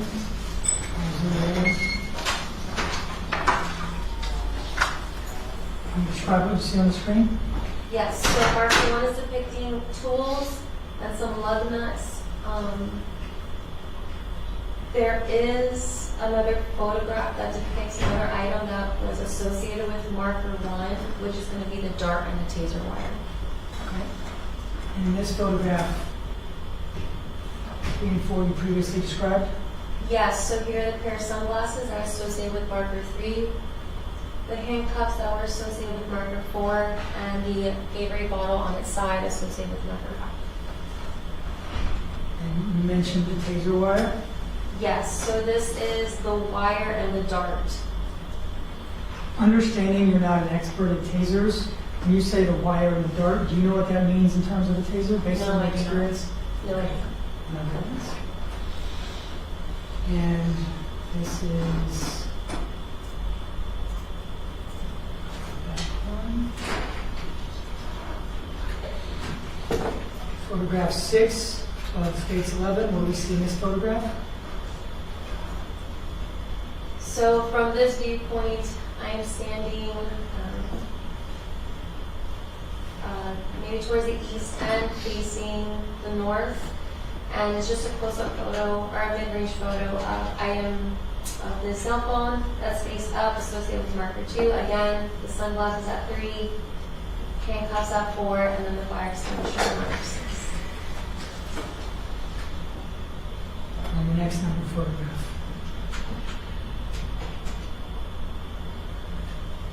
So now we're standing northeast of pump 14, and this is a mid-range photo of marker 5, which is the Gatorade bottle that's still on its side.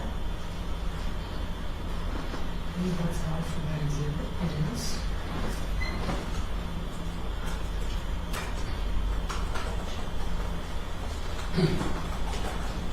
And I approach you, Lynn Schroner, with State's Exhibit L. You may. As I'm handing you State's Composite L, it's composite of 3 photographs. You look at them and tell me when you've had a chance to do that.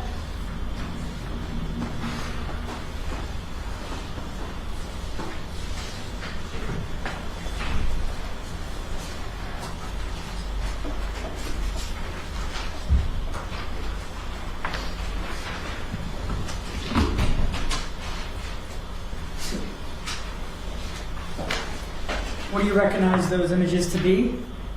These images were taken of the Chevy manufactured car that was on scene. The car was documented at the request of Detective Ashley Sovia.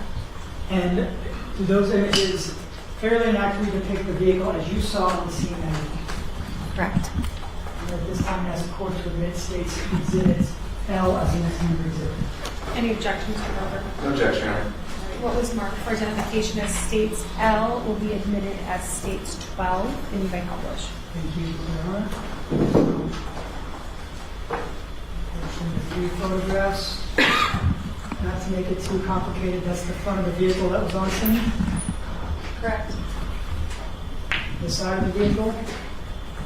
Yes. And I'm assuming you took that to get the tag number and document the vehicle. Is that right? That's correct.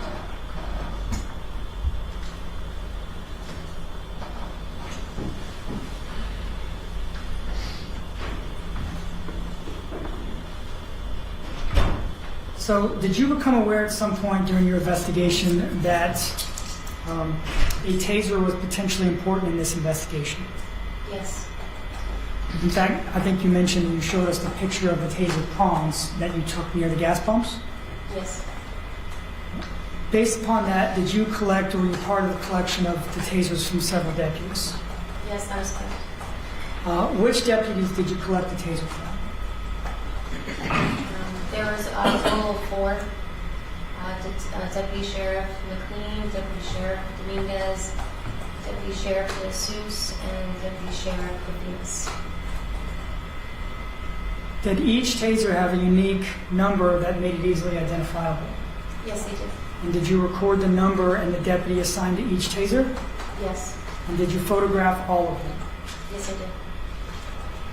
Did you eventually, I think you said you collected the taser assigned to Deputy Phoenix, is that right? That is correct. From where did you collect it or who gave it to you? So the taser was collected when they were photographically documented as observed, so whether it was sitting on their patrol car in an evidence box, or if it was kept in their patrol vehicle to keep it safe, it was collected when they were documented. So does that mean that Kofinas gave you his taser? That is correct. And did you document Deputy Kofinas' taser with photographs in the evidence box? Yes. And may I approach the witness what's been marked as State's Exhibit M and show the counsel? You may. Composite of 4 photographs. Miss Melendez. Please let me know when you have a chance to look at all the photos.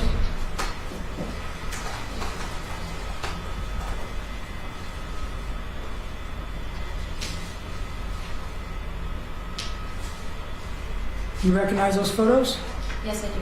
And do you recognize them to be the pictures you took of Deputy Kofinas' taser that you collected in evidence?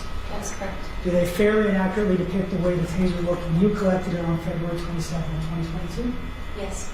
And I would ask the court to admit State's Exhibit M as the next number exhibit.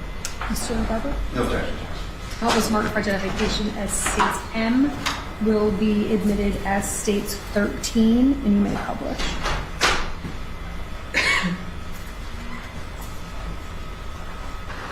Publishing photograph number 1 of States 13. It says taser right there, but if you could just sort of describe what you're looking at for the record. So this is what was collected and identified as Deputy Sheriff Kofinas' taser. Photograph number 2. So the top portion is the taser device. Again, I have no formal training. This is just what I observed to be the body of the taser and a pair of cartridges. That was also in the evidence box when I was collecting. Photograph number 3, you're just picking up the cartridges themselves. Yes, so this picture is to serve to identify the cartridges and its identifying numbers. And just a picture of the outside of the box so you know that you're the one that collected it. Yes, so this is who it was collected from and the the time it was collected on that date. May I approach the witness what's been marked as State's Exhibit N as in Nancy? You may. It's been shown out, counsel. Please.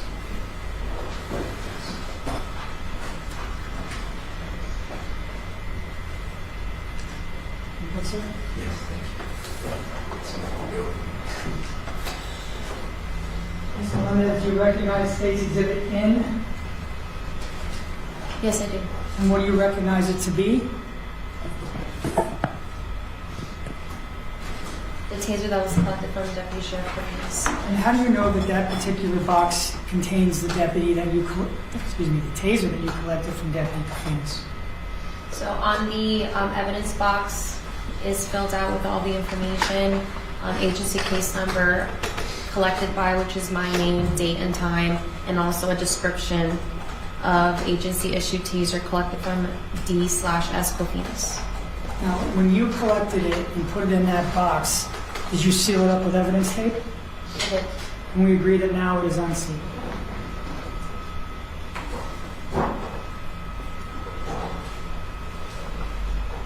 It is sealed. It is sealed. All right. At this time, I ask the court to admit State's Exhibit N as the next number exhibit. Mr. Barber? No objection, Judge. Did you say no Oh, objection? no objection, yes. Okay. I should have enunciated better. It's okay. What was marked for identification as States N will be admitted as States 14. Madam Clerk, can I have Henry the one large exhibit? Thank you.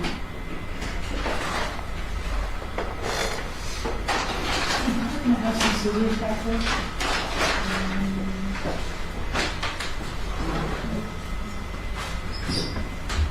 Jack, do you want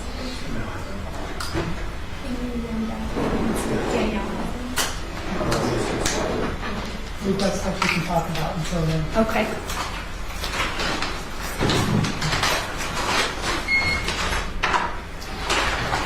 And may I approach the witness who has been marked as State's Exhibit O and shown the counsel? You may. And as I'm showing you State's Exhibit O, the writings, do you recognize that exhibit? Yes, I do. Leave it right there. And how do you recognize that exhibit? The packaging for the exhibit shows the agency case number, customer who collected it, which has my name on it. The date and time it was collected, and the description says helmet with glasses. And did you collect and bag whatever in that bag? Yes. And what do you believe to be in the bag? The helmet with the goggles. Is it sealed right now? Yes, it is. May the witness open the exhibit with the scissors, please? Any objection, Mr. Barber?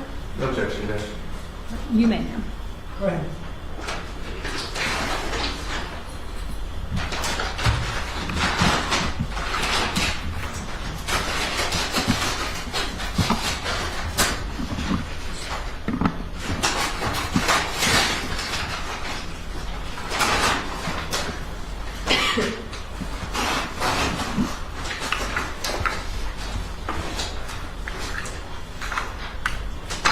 Just take a peek inside for me if you don't mind.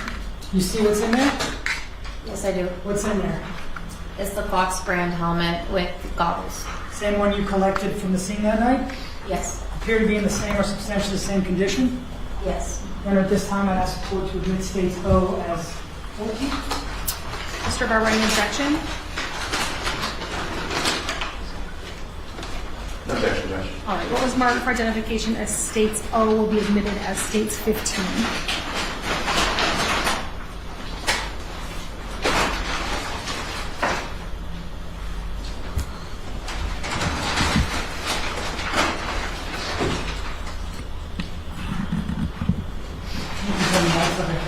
Oh, yes. Okay, Chair has ruled.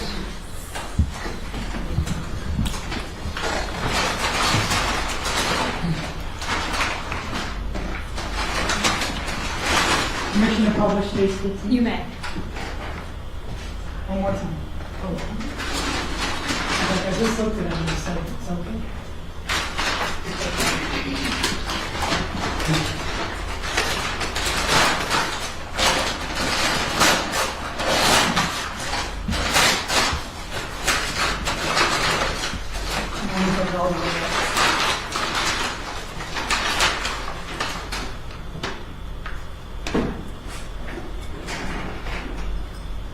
Simple, perhaps silly question, Ms. Melendez. What color is that helmet? It appears to be consistent with the red, or shade of red. Certainly not black. Correct. No further questions, please. Mr. Barber, your cross-examination?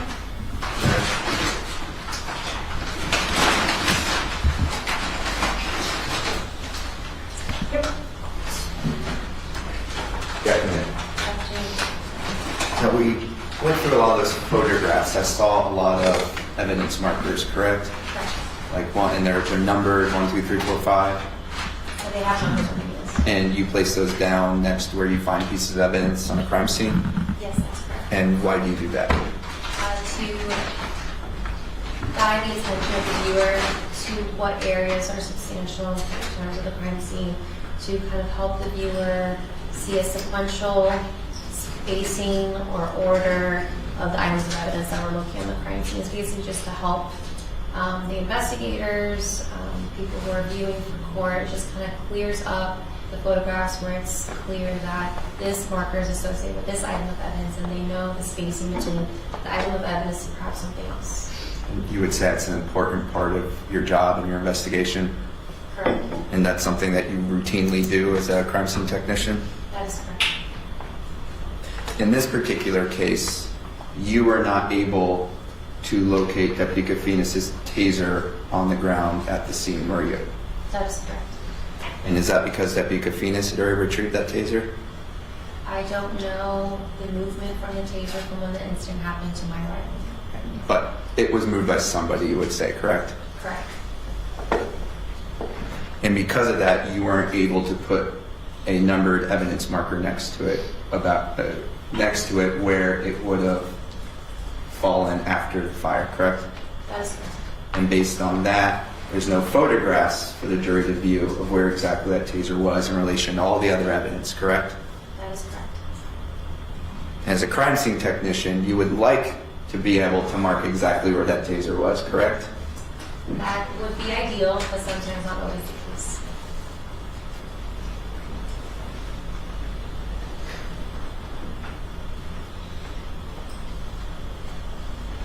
No further questions. All right, any redirect? No, Your Honor. All right. Thank you, Ms. Melendez. Ms. Oda. Is she excused? She is excused. Yes, Mr. Judge, Gerber? she is Okay. excused. Thank you for coming in.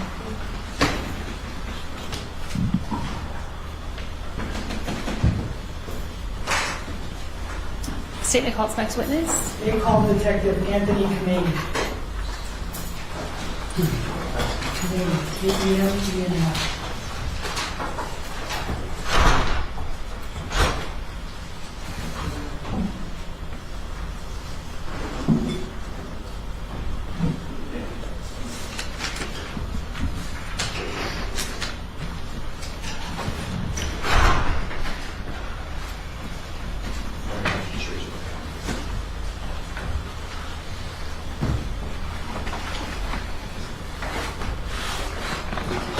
Do you solemnly swear or affirm to tell the truth, the whole truth, and nothing but the truth, so help you God? I do. Maybe soon, sir. Thank you.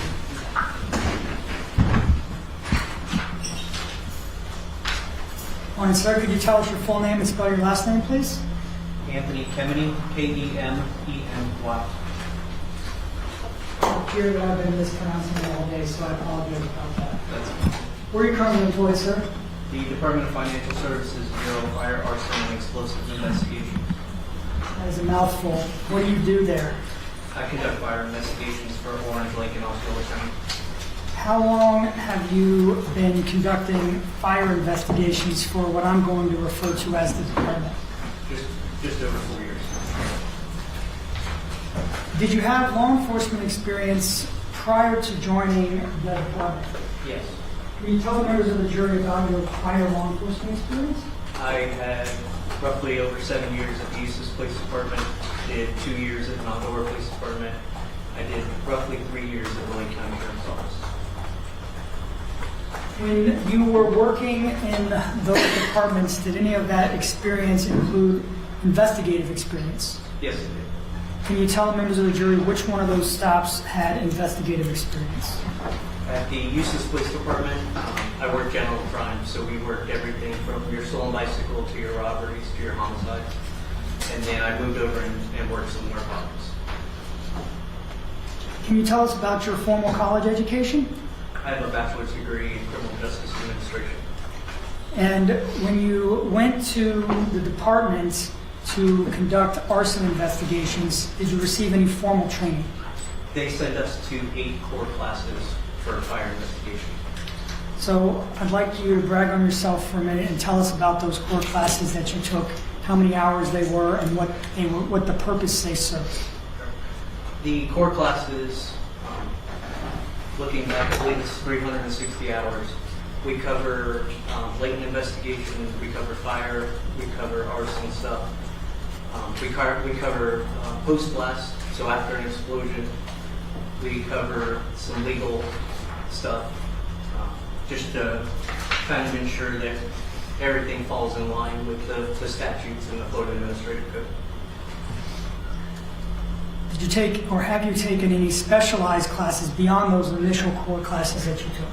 Yes, I have a total of roughly 533 hours of fire investigative classes. When those classes that you took, did you have to take examinations? Yes. Did you pass all your examinations? Yes, a lot of those courses are tested. Before you started doing your own individual investigations, did you conduct investigations under supervision? Yes.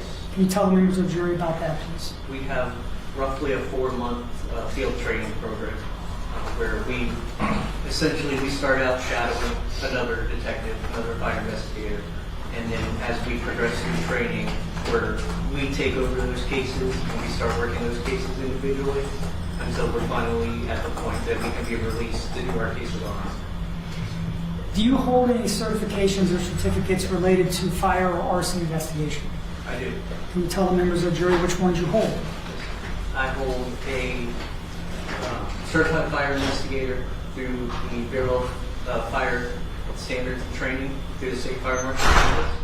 I also hold a certified fire and explosives investigator through the National Association for Fire Investigators. And what did you have to do to obtain those certificates? For the certified fire investigator for the state, that requires the 8 core classes, and then we sit and take a pro board test. For the NAFI, the National Fire Investigators certification, we had to sit and take a written test. Can you tell the members of the jury approximately how many fire investigations you've conducted over the course of your 4 years with the department? I have roughly 169 fires. During those investigations, have you collected evidence, Yes. reached conclusions and opinions on the source or origin of fires? Yes. At this time, we'd ask the court, we tender the witness to the court for opinion testimony in the area of fire and arson investigations. Any objection, Mr. Barber? No objection, Your Honor. You may proceed, Mr. Thank you. Were you employed as a fire detective with the department back on February 27th of 2022? Yes. And did you respond that night to the Wawa at 3951 Central Florida Parkway in reference to the fire investigation involving a dirt bike and some gas pumps? Yes, I did. Did you eventually prepare a report with some findings and conclusions? Yes, I did. So I want to talk about your initial arrival. What happened or who called you, without saying what they said, what happened or who called you that prompted you going out to the scene that evening? I was notified by Sergeant Rivera, the Osceola County Sheriff's Office, that they were on the scene of a fire. It involved a deputy, and they needed assistance in determining the origin and cause. Do you remember approximately what time you arrived at the Wawa? I believe it was after 9:30. Were other members of law enforcement still on scene when you arrived? Yes, they were. The Osceola County Sheriff's Office was there. Again, without saying what was said to you, were you briefed by someone at the scene about what had occurred involving the fire? Yes, I was. Who was that person that briefed you? Sergeant Rivera. They gave you their understanding of what happened? Yes. And did you use that to begin your investigation? Yes, sir. So what was the first thing you did? Prior to when we start the investigation, I gather my tools, I gather my camera, any tools that I might need to gauge or kind of poke around or spray. A pair of nitro gloves and a pair of leather working gloves. When you started to conduct your investigation, were you working in tandem with another member of law enforcement? Yes. Who was that person? The CSI for Osceola County. Why did the two of you do it together? So that we don't run over each other. We're both taking photographs, we're both looking at pieces of evidence, so that we kind of don't stumble over each other. Now, when you arrived on scene, was it your understanding that the dirt bike at issue was in the same location as it was when the fire initially started? No. It was your understanding, if I'm wrong, tell me, that the bike had been moved. Is that right? Yes, it had been. Where had it been moved in relation to the pumps? I believe it was roughly 100 feet from the pump. And did you find any other items of evidentiary value near the bike when you examined the scene? There was a gas cap, some melted plastics, and I think a handful of tools, like hand tools. Were those near the bike or were those near the pump? All that was near the pump. What, if anything, did you find near the bike? There was the bike, and then just off to the side, if you're facing the bike from the pump to the left, would be some items of clothing.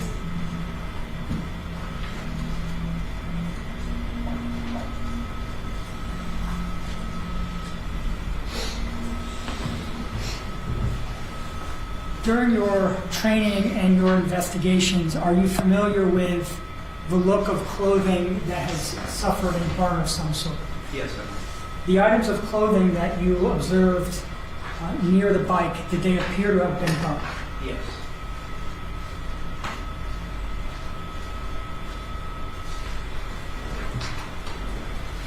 May I approach the witness with what's been previously marked as State's Exhibits P and Q? You may. They've both been shown to counsel. We'll do it one at a time. I'm handing you State's Composite Exhibit P. It's a series of photographs. Do you recognize those? Take a look at each one, please.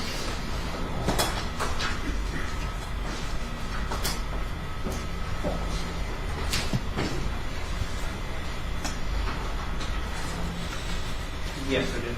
And what is depicted in those photographs? the area where the dirt bike was found. And do those photographs, I'm sorry, I didn't mean to say that. Do those photographs fairly and accurately depict the items found near the bike as you saw them on the night of February 27th? Yes. And State's Exhibit Q, I'm going to hand you that one. It's another composite of photographs. Please look at each and tell me if you recognize them.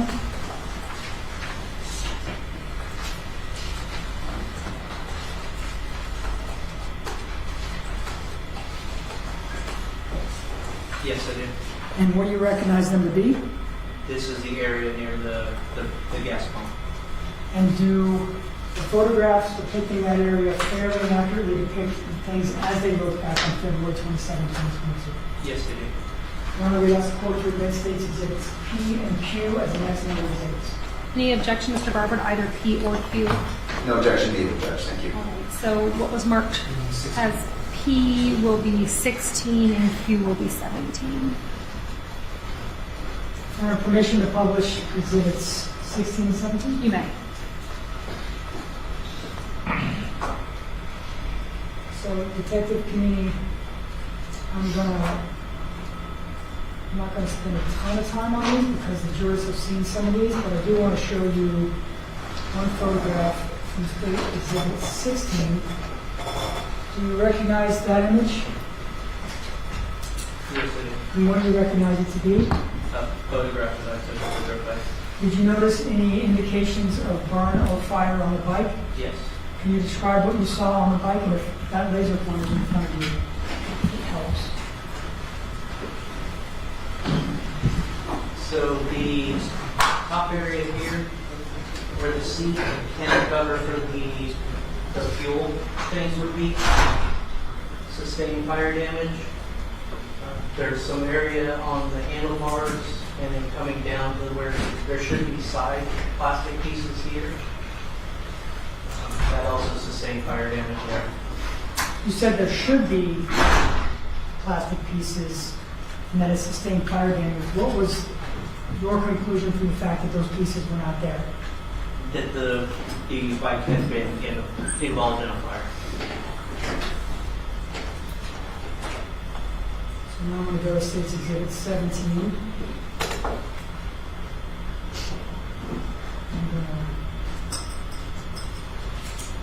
Publishing, let's see. Photograph number 4 of State's Exhibit 17. Can you tell us what we're looking at in that photograph and what, if any, significance it had to you as an arson investigator? This right here is the fuel cap for the dirt bike, the fuel tank. And then this section here is actually melted plastic, which had come off of the dirt bike. How do you know just by looking at that photograph? And I'm going to zoom in a little bit. Let's start with the fuel cap. How do you know that that burnt piece of plastic is the fuel cap? So this, it's a circular shape. It's got small notches at the bottom. And that, the size of that matches the size of the fuel cap for the tank that's on the dirt bike.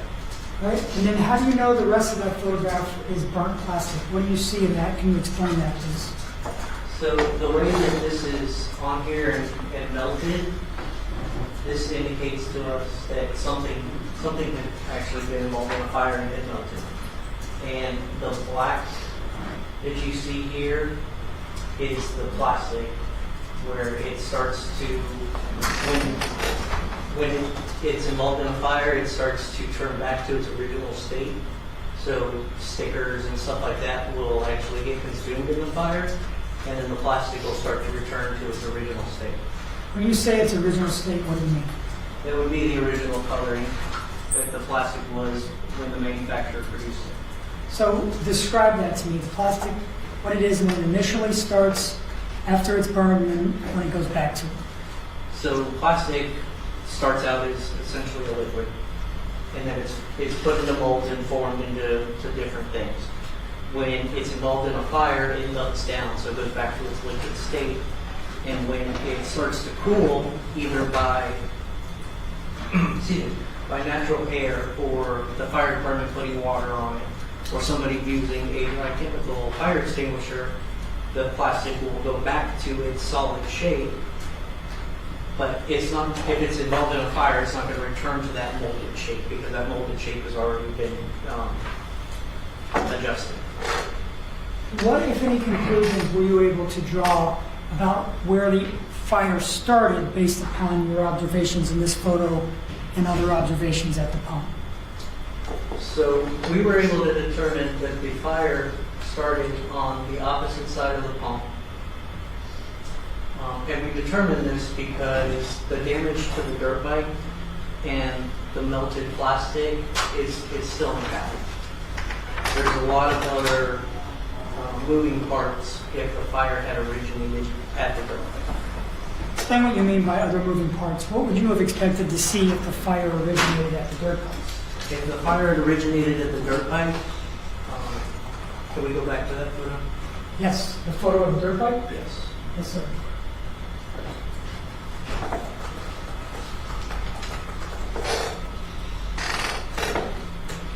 If the fire originated at the dirt bike, more of the plastic would be gone, more of the seat. There's still some of the combustible material, the foam, that's in the seat.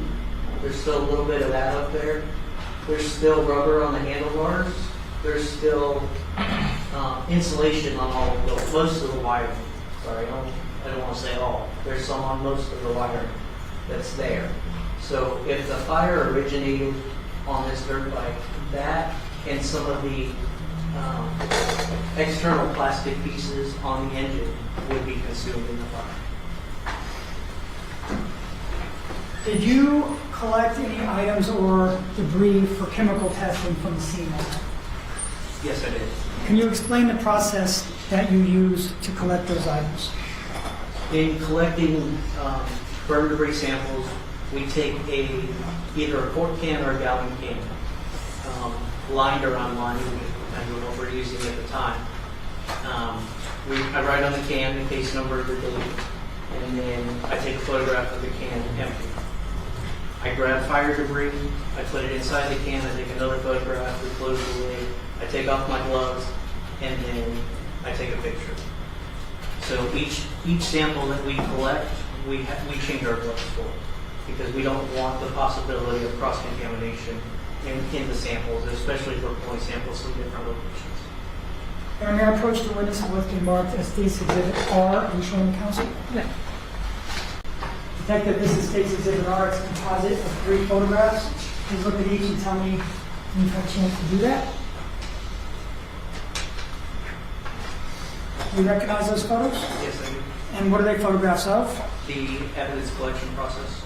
And do they fairly and accurately depict the 3 locations from which you collected evidence in this case? Yes. All right, at this time, I ask court to admit State's Exhibit R as State's 18. Mr. Barber? No objection, Your All right, Honor. States R will be admitted as States 18. Permission to publish 18 now? You may. Thank you so much.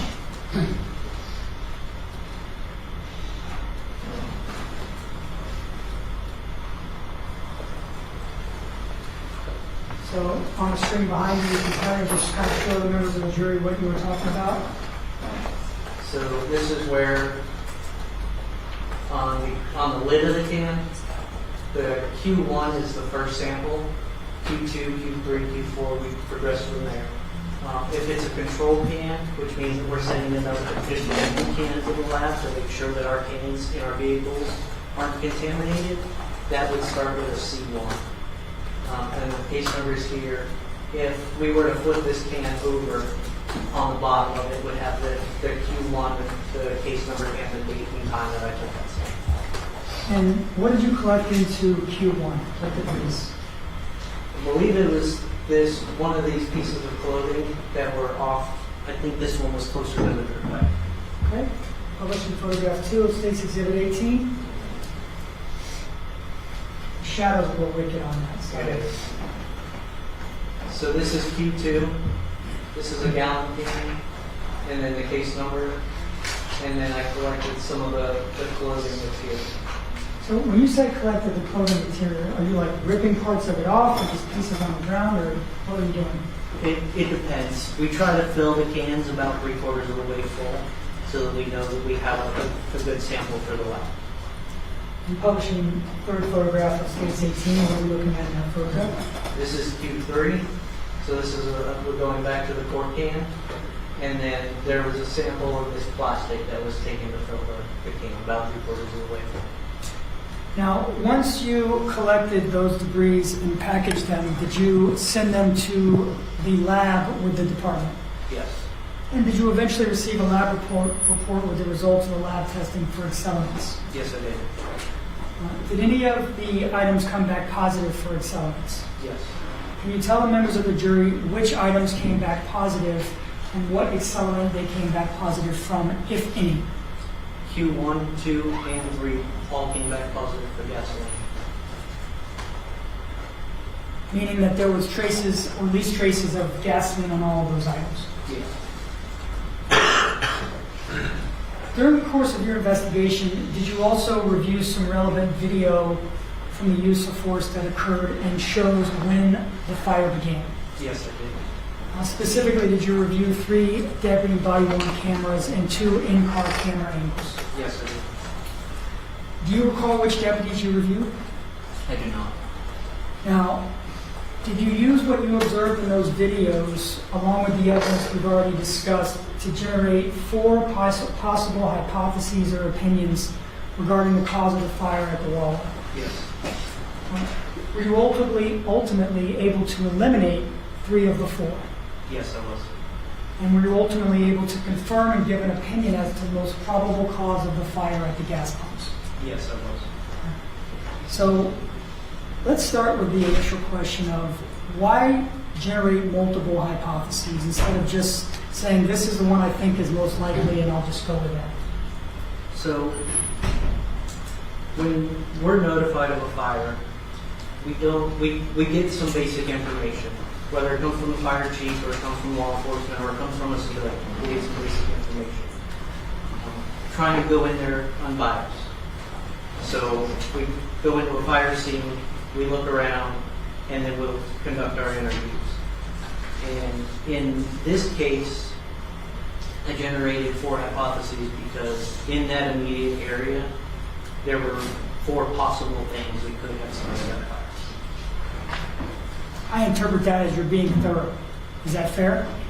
We tried. All right. So I want to talk first about the 3 hypotheses that you were able to eliminate. All right? So the first hypothesis was the extreme heat of the engine of the dirt bike ignited the fuel vapor. Do you remember using that as a hypothesis? Yes. Can you tell the members of the jury why you thought the heat of the engine from the dirt bike was a possible cause of the fire? Based on the information that we had, it was believed that the dirt bike was running on extremely hot. So the heat generated from the engine area of that bike is a possibility when you're essentially pushing a machine to its limit. When you push a machine to its limit, you can kind of feel the heat starting to come off of things. So the excessive heat from the bike was a possibility. Did you exclude that as the probable cause of the fire? Yes, I did. Can you explain to the jury how you came to the opinion that the extreme heat of the dirt bike was not the cause of the fire? So going back to the photo that you had up earlier Of the dirt bike? Of the dirt bike. So let's pause there for a moment. I'm going to show you State's Exhibit S. May I approach you? You may. Composite S, which I think is some more detailed photographs of the dirt bike that may help you. Do you recognize those photographs? Yes. And what are those photographs of? There's a couple photographs of the dirt bike and then one of the fuel tank. And do they fairly and accurately represent the dirt bike as you saw it back on the night of the incident? Yes. At this time, Your Honor, we ask the court to admit State's Exhibit S as State's 19. Mr. Miller, any objection? No objection, Judge. Right, State's House will be admitted now as State's 19. So, Detective, now that I've shown you and it's in evidence State's 19, do those photographs help you illustrate your point? Yes. say I could publish one? I'm sorry. You may publish. Thank you.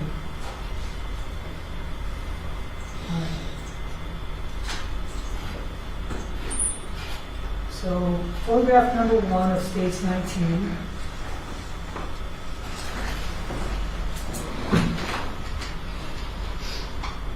As close as I can with it all being on there. You were sort of describing earlier what you observed on the bike, but I think this is a more complete picture. So if you could use the photograph and explain to the members of the jury what we're looking at and why it's significant to you. So this is the top side of the dirt bike. There's still plastic fairings up here. There's very little, but there's still some of that polyethylene foam for the seat. And then you can kind of see some of the wiring here. It still has its insulation on it. And what is the significance of the fact that there's still insulation on the wiring of the dirt bike? If the fire had originated from the dirt bike, the insulation from the wiring would have been consumed in the fire. Photograph number 2 of states 19. And I'll zoom in. Can you show us what is significant in this photograph in the back of the room?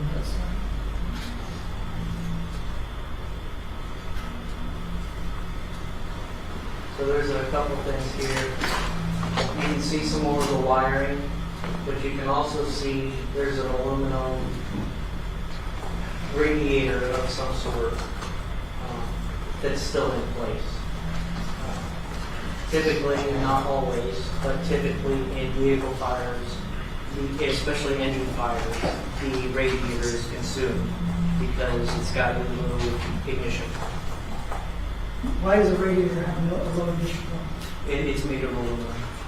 Typically made of aluminum. Aluminum has a low ignition point? It has a low melting point of about 1,200 degrees. So most of your fires are above the 1,200 degree point. Publishing photograph number 3 of states 19. Describe the significance of anything you see in this photograph, Detective. So can you slide down just a little bit? Yes, sir. Like this way or this way? No, the other way, I'm sorry. This way? Yes. Yes, sir. So here you have the engine casing, the exhaust, but you still have the aluminum radiator, but you also still have rubber here. There's a piece of rubber, I believe, right here. There's another piece here. The rubber, because it's got the same property as plastic, so it has a low melting point. If the fire had originated with the bike, would you expect the rubber to be in the condition it's in this photograph?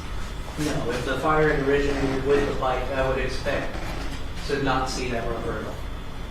And finally, photograph number 4. Why did you take that photograph and what's its significance? This again depicts the rubber. There's plastic here. There's a rubber hose here. And then you can kind of see the remnants. There's a rubber hose here that comes into the radiator. So my original question to you was, how were you able to exclude the hypothesis that the extreme heat of the engine of the dirt bike ignited the fuel vapor? And you told us that partly it was because of the condition of the dirt bike. Yes. Was there anything about the timing of the fire that allowed you to exclude this as a possibility? So, in watching some of the videos, there was a delay in the time that the dirt bike stopped, and then the time that the fire had actually started. So why is that important? That allows any product to begin its cooling process. So is another way to say that if the engine of the dirt bike had caused the fire, you would have expected the fire to start sooner? Yes. Because the engine was cooling the longer it sat. Yes. What about the location of the origin of the fire versus the dirt bike? Was that significant in excluding this hypothesis? Yes, it is. Can you tell the members of the jury why the location of the fire was significant? If the fire had originated at the dirt bike, the fire would have traveled from the bike to the other side of the pond, not the other way around. From the video that I was able to review, you can see that the fire ignites on one side of the pump and then travels to the bike. Anything else on the first hypothesis and why you excluded it? The second hypothesis was the extreme heat of the engine parked on the opposite side of the pump. So let's be clear what we're talking about there. You're talking about the vehicle, I believe it was the gray vehicle that was parked on the near side of the pump. Is that right? Yes, on the side of the pump that, Where the fire started, yes. right?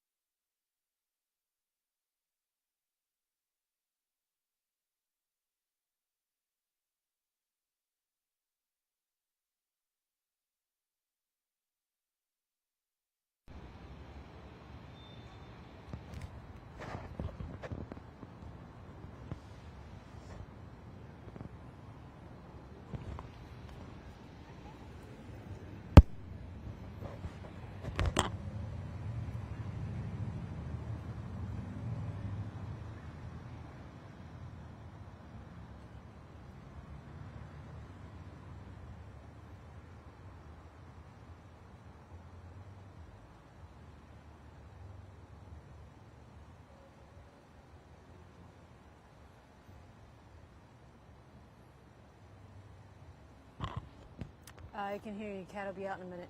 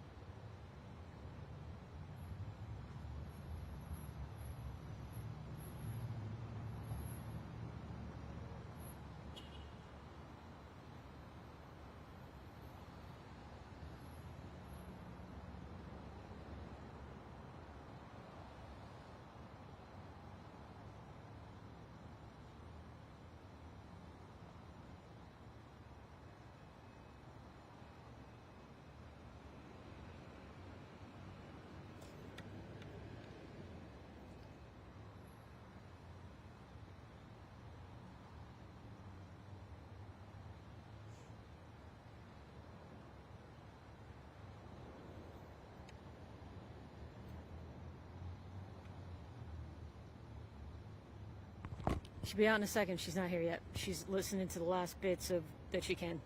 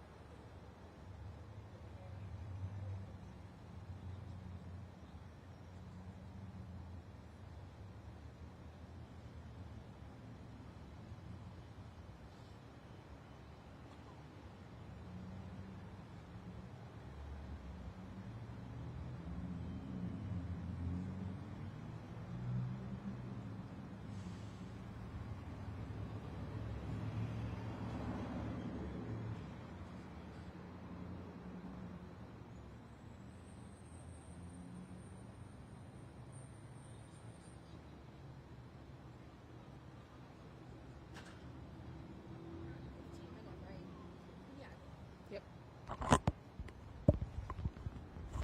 You're in a what? You're in a break. Break. Stop the recording. Stop it.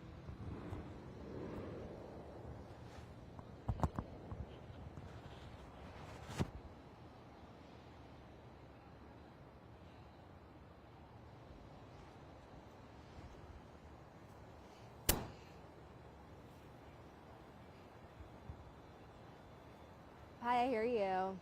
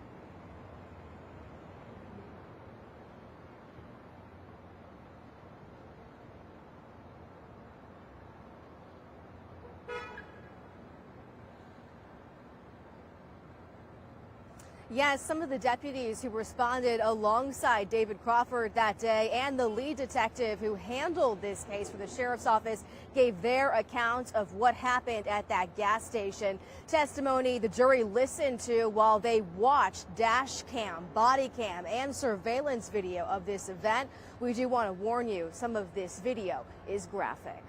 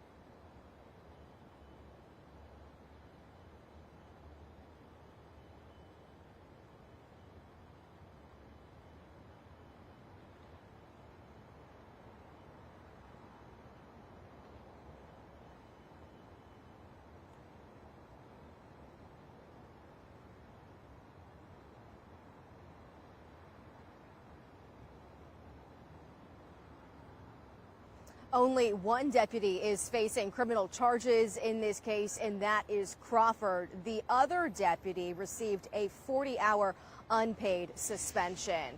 Right now, the court is on a brief break. They will be back soon, and we, of course, will be watching. We'll see you at 5:30 for another update. For now, I'm live in Orlando. Catherine Silver, Getting Results, News 6.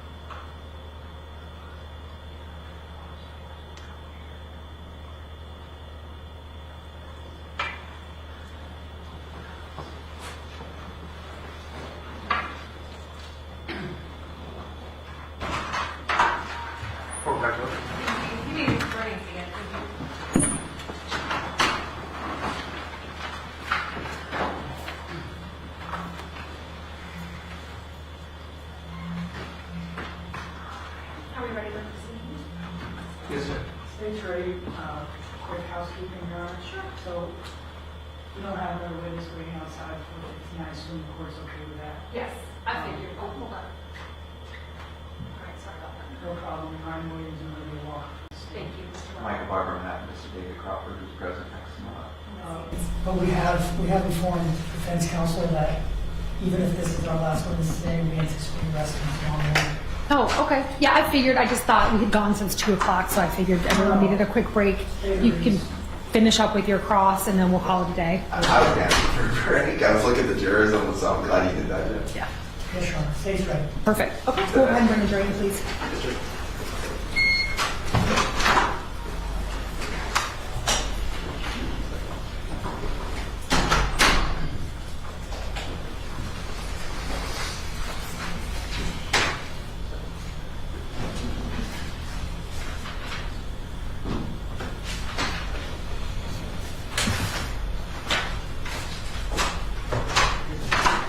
Jury enter.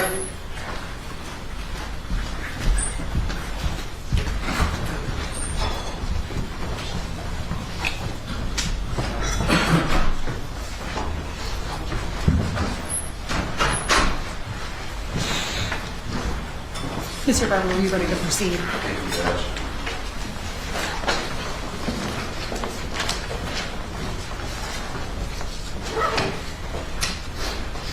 Captain Detective.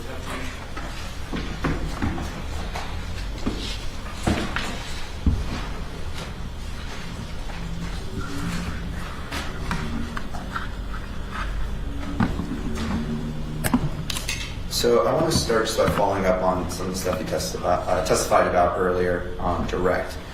Specifically, I want to discuss your hypotheses about the hot engine of the bike starting the fire.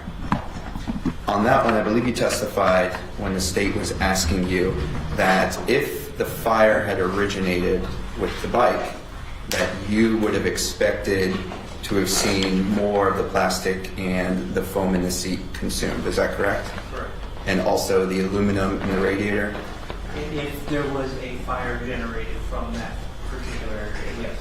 Now, whether the aluminum was melted or not, and the amount of the plastic and foam that was melted, wouldn't that largely depend on a couple factors? Would that be accurate to say? It could, yes. Would one of the factors be how hot the fire was? Yes. And would another one be how long the fire was burning? Yes. So is it possible for a gasoline fire to have been low enough in temperature or not burning for long enough? Sorry, let me break that down a little bit. That was going to be a compound question, so we like to keep it one question, one topic. Is it possible that if a fire was not burning long enough, it would not have consumed all of the plastic on the bike? If the fire was not burning long enough, correct. And same thing with the aluminum. If it was not burning long enough, then we would not expect to see all the aluminum melted, correct? Correct. And same thing with the foam that you had mentioned? Yes. Okay. Now, the heat of the fire, I want to talk to you about that a little bit. Gasoline burns at different temperatures sometimes, correct? Yes. And that depends on various factors, Yes. including the grade of the gasoline, Yes. the concentration of the gasoline, Yes. how long the gasoline has been on fire for, correct? Yes.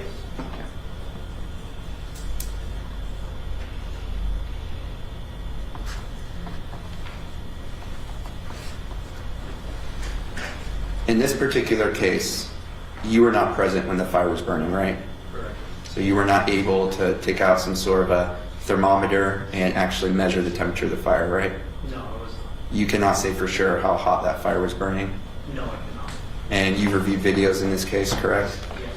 And pretty quickly after the fire was ignited, people used fire extinguishers to put the fire out on the bike, correct? I believe so, yes.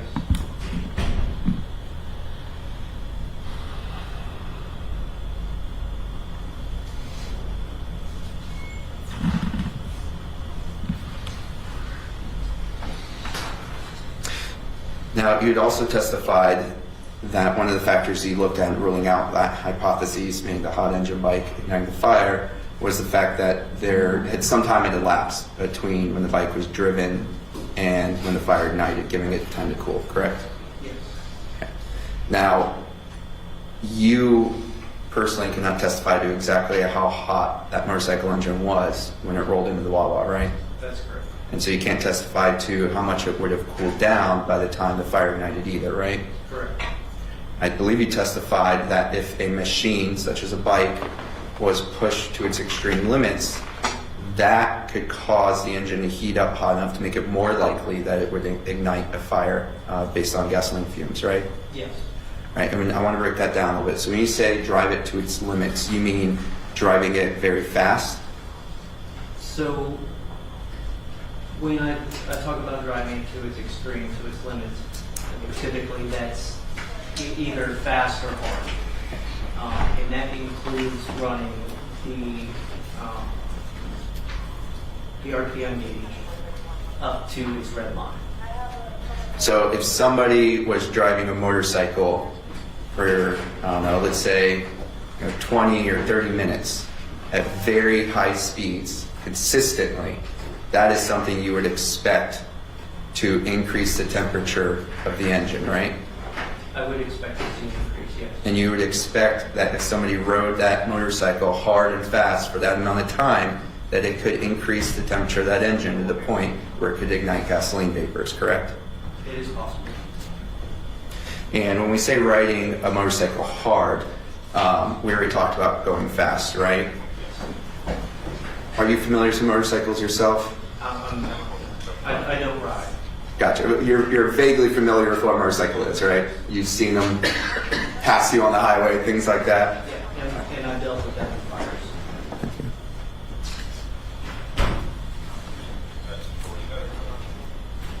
I believe one of the other things you said is the fire would have ignited faster if it was a hot engine from the bike that had caused it, correct? That would be time-wise. Time-wise, and that's... I'm sorry, what did you mean by that? Just explain that for us. In the video, the ignition of the fire, it started almost immediately. Now, we've already established that it's not the actual gasoline, it's the gasoline vapors that catch fire and burn, right? Yes. And the concentration of those vapors, or let me reword that. The longer the gasoline is left there in the ground, the more those vapors are going to concentrate in the area, right? If it's an open or an enclosed area, that makes a difference, yes. And so in this particular case, the bike, would you say, was kind of wedged between, there's pillars and a pump to one side and a car on the other? I believe that the bike was actually next to the pump. Okay. And so in a case like that, well, let me ask you this. Do you know how windy it was that day? I believe I pulled the weather and there was no given wind breeze. And so when we're looking at whether it's an enclosed space or an open space, what we're really looking at is whether the concentration of fuel vapors were able to dissipate, right? Yes. And without wind, that would affect how quickly the vapors would dissipate, right? Yes. And it would allow the fuel vapors to concentrate more because there's no wind blowing them away, right? It depends, but yes. And the longer they're left there, the more those vapors are going to concentrate, correct? Yes. And the more concentrated they are, the more likely it is that they are going to ignite, right? Yes. Thank you.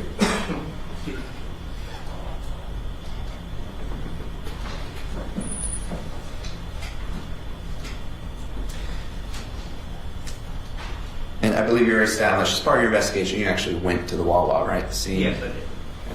And when you were there, you looked around to observe all the evidence for yourself? Yes, what was in the area and what was left behind. And you were able to observe on the ground a circular imprint where you believe the gasoline was burning, right? Where is it cooled from falling out of the dirt bike, yes. And you also testified that you located the fuel cap, right? Yes. And that fuel cap, I believe we saw the photograph of it, looked melted beyond recognition almost, right? It had slight melting to it. And that fuel cap, based on your investigation analysis, was made out of plastic, right? Yes. And And so the fact that that cap, that plastic cap, had the damage that we did observe, the fact that it had that damage tells you that cap was in the fire, right? It was affected by fire. Because gasoline fire is hot enough to melt plastic, right? It does. And this particular gasoline fire, based on your expert opinion, was hot enough to melt plastic, right? Yes. And it wasn't just the gas cap, you also saw melted plastic on the motorcycle, correct? Yes.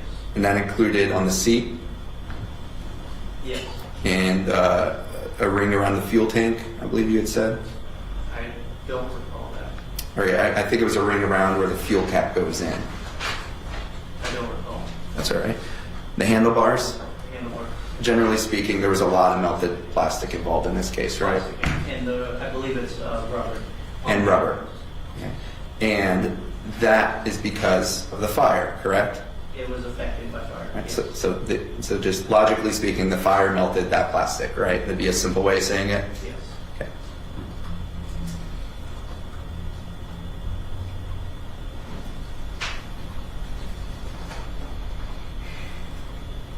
If there were other plastic items in the area where the fire was igniting, you would expect to see evidence of those melting and cooling as well, right?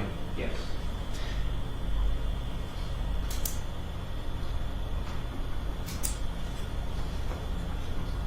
Your Honor, may I approach the clerk? You may.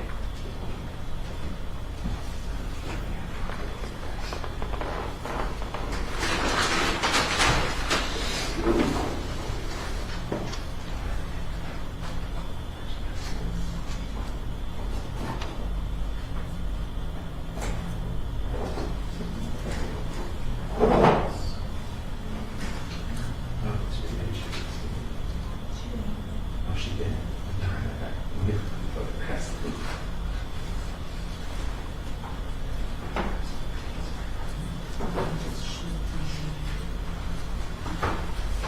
You want me to put them on the screen? Mr. Barber? If we can, I'm just going to show them the taser. Sure. Just looking for that one's good. This is the-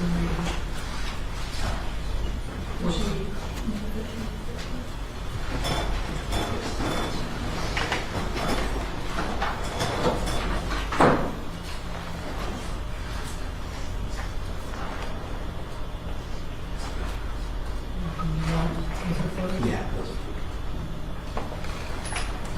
I am now showing you what's been entered into evidence as states Exhibit 13. Are you able to see that clearly? Yes. And do you recognize that to be Taser 7? Yes. Do you see any melted plastic or cooling plastic in your arm now? I do not. What about from that angle? No. And that angle? No. And that's it. Thank you.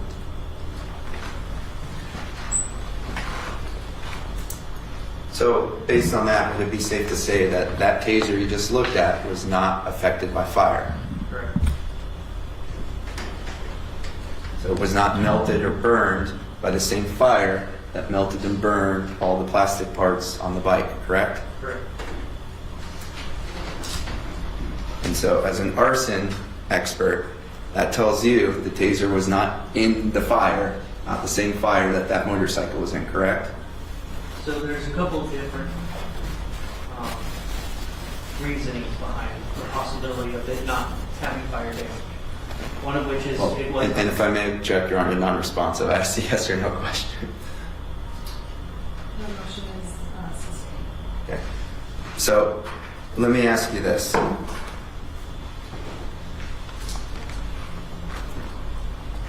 This particular fire, there is a plastic device in this fire. Based upon all the evidence in your entire investigation, you would expect that piece of plastic to have melting and cooling on it, correct? Yes. Thank you. By the time you had arrived on the scene to begin your investigation there, someone had already removed the taser that had been discharged from where it had been left on the ground, correct? Yes. And so you were never able to see exactly where that taser was in relation to where all the other evidence was, right? Correct. as an investigator, would have been helpful to you in your investigation to have seen exactly where it was laying, correct? Absolutely.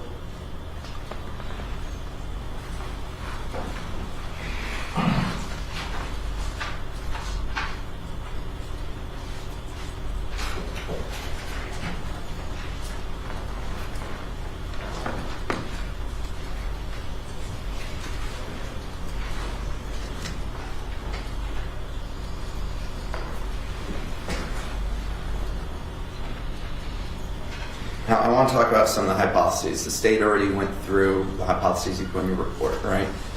And there are other reasonable hypotheses within the realm of reason for how that fire could start as well, correct? Yes. You would agree that if a piece of metal was dragged across pavement, that could cause a spark or enough friction to ignite gasoline vapors, right? Yes.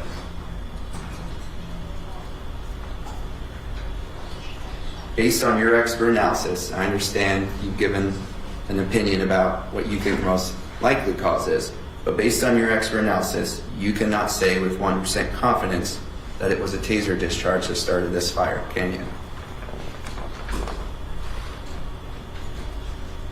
No. So we'd agree it's possible something else other than the taser could have caused that fire to ignite. It is possible. And you would agree that those other possibilities are within the realm of reason, right? Yes.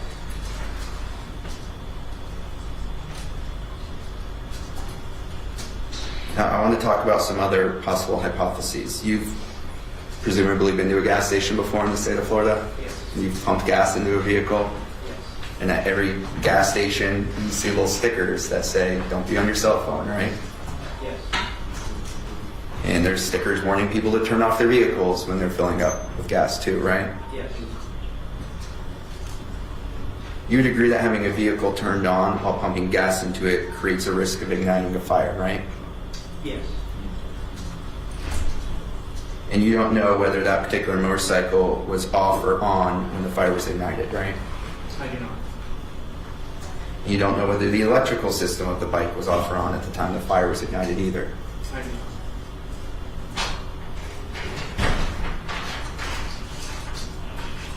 You'd agree that electrical devices can create static electricity discharges in general, right?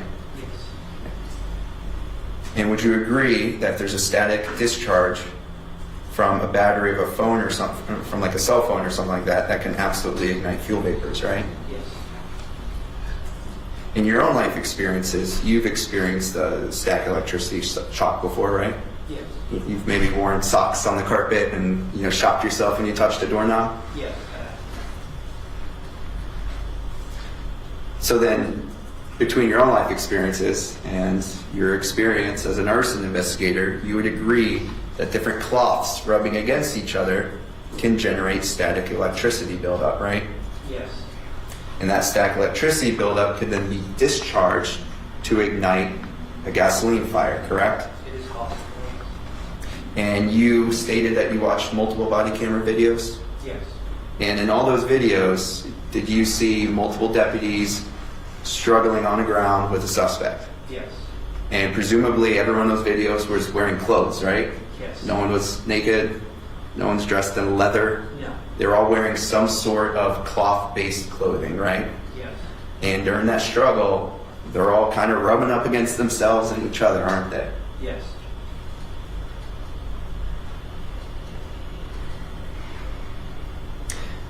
And if static electricity built up from cloth rubbing up against each other and was discharged, that could also ignite fuel vapors, couldn't it?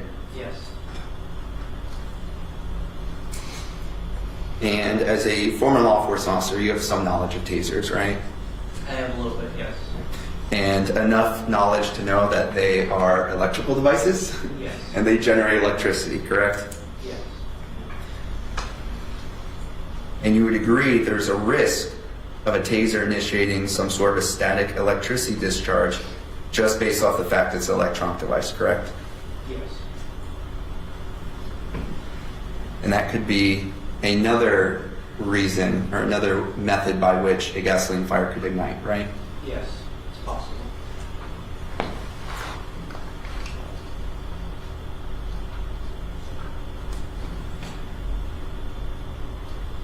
Now, you did write a report in this case, correct? I did. Okay.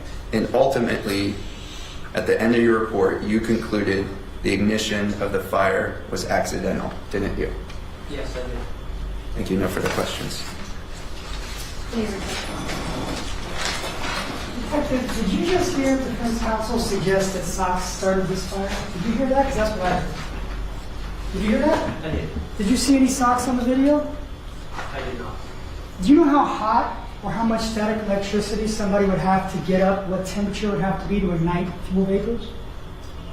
Fuel vapor ignites roughly 560 degrees. So somebody would have to rub their socks on the carpet to get up to 500 degrees to ignite a fuel vapor. To ignite a fuel vapor, yes. Okay. Did you see anything like that on the video? No. No. Okay. You were going to answer a question and then you were stopped by defense counsel's objection to your question. What were you going to say your full answer as to why this taser might not have damage on it? So there's multiple reasons why it might not have damage. One of which is the fact that it was not directly involved in the fire. It was in the vicinity, but prior to the fire actually growing in heat and intensity, it was removed from that area. Another is depending on the type of plastic that it's made from. Different plastics melt at different temperatures.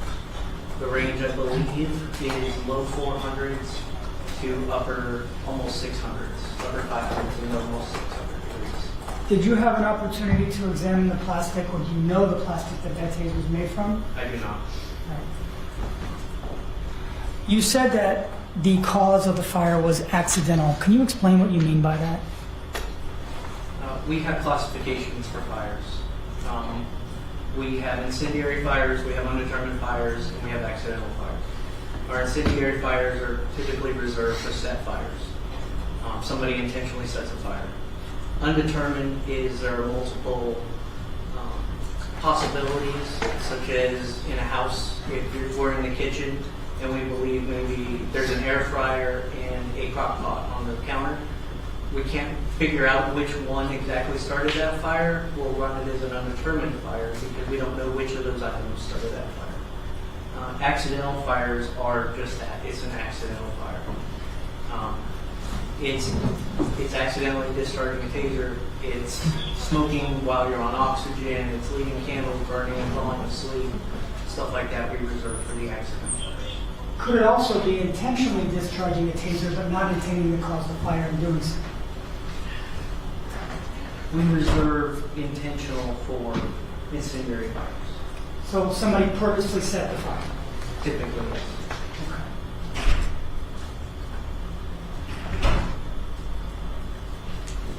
How many spontaneous cell phone fires have you responded to at gas stations in the course of your career? Are you aware of anything or any case that you've worked on or anyone at your agency where a cell phone, simple use of a cell phone at a gas station caused a fire? At a gas station? No further questions. Matt?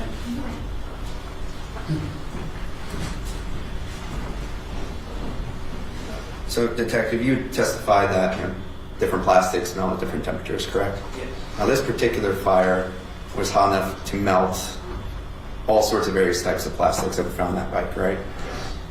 If this taser was in that fire, you would not expect it to be in pristine condition, would you? Correct. No matter what kind of plastic it's made out of. Correct. And you would agree, based on those photographs, it looks like it's in pretty pristine condition, doesn't it? Yes. Now, you stated before that one of the reasons why it may not be damaged is because it was removed from the area of the fire before it got too hot or something, correct? Yes. That's pretty much what you said. So, for instance, if somebody was throwing it, they were throwing it when it went off and the fire ignited, and then it kept going off in the direction it was being thrown, would that be an example of why a taser would not have any marks on it in this particular case? Yes. Based upon all your training experience, your expert opinions, you are unable to give any opinion at all as to whether a taser was discharged intentionally or on accident in this case, correct? Correct.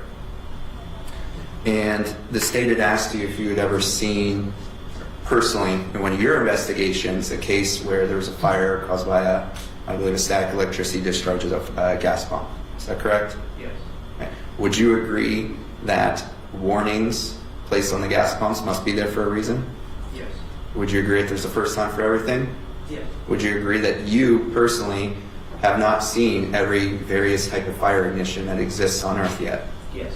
Would you agree that every year you're an arson investigator, you see new things and learn new things? Yes. Thank you. Thank you, sir. You may sit down. Is he excused?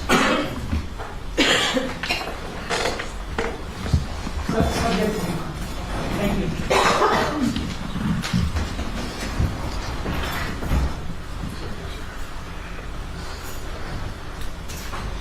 So, members of the jury, I think this is a good time to stop for the day. We are going to end court at this time. Please do not watch any of the local news. Do not do any research about this case. Do not speak with anyone about this case or with each other. Do you all understand my instructions? Yes. Okay. We'll see you tomorrow morning at 9 a.m. Thank you.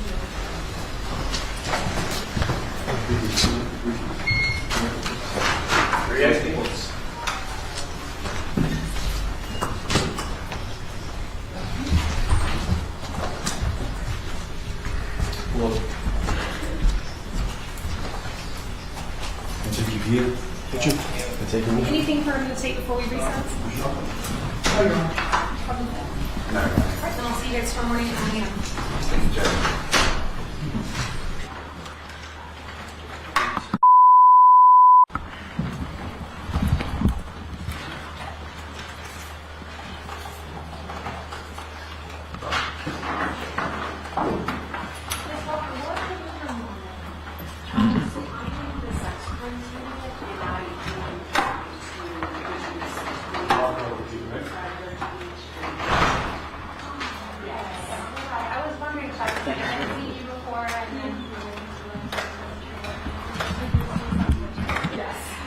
You want to miss out on fun. My day to day.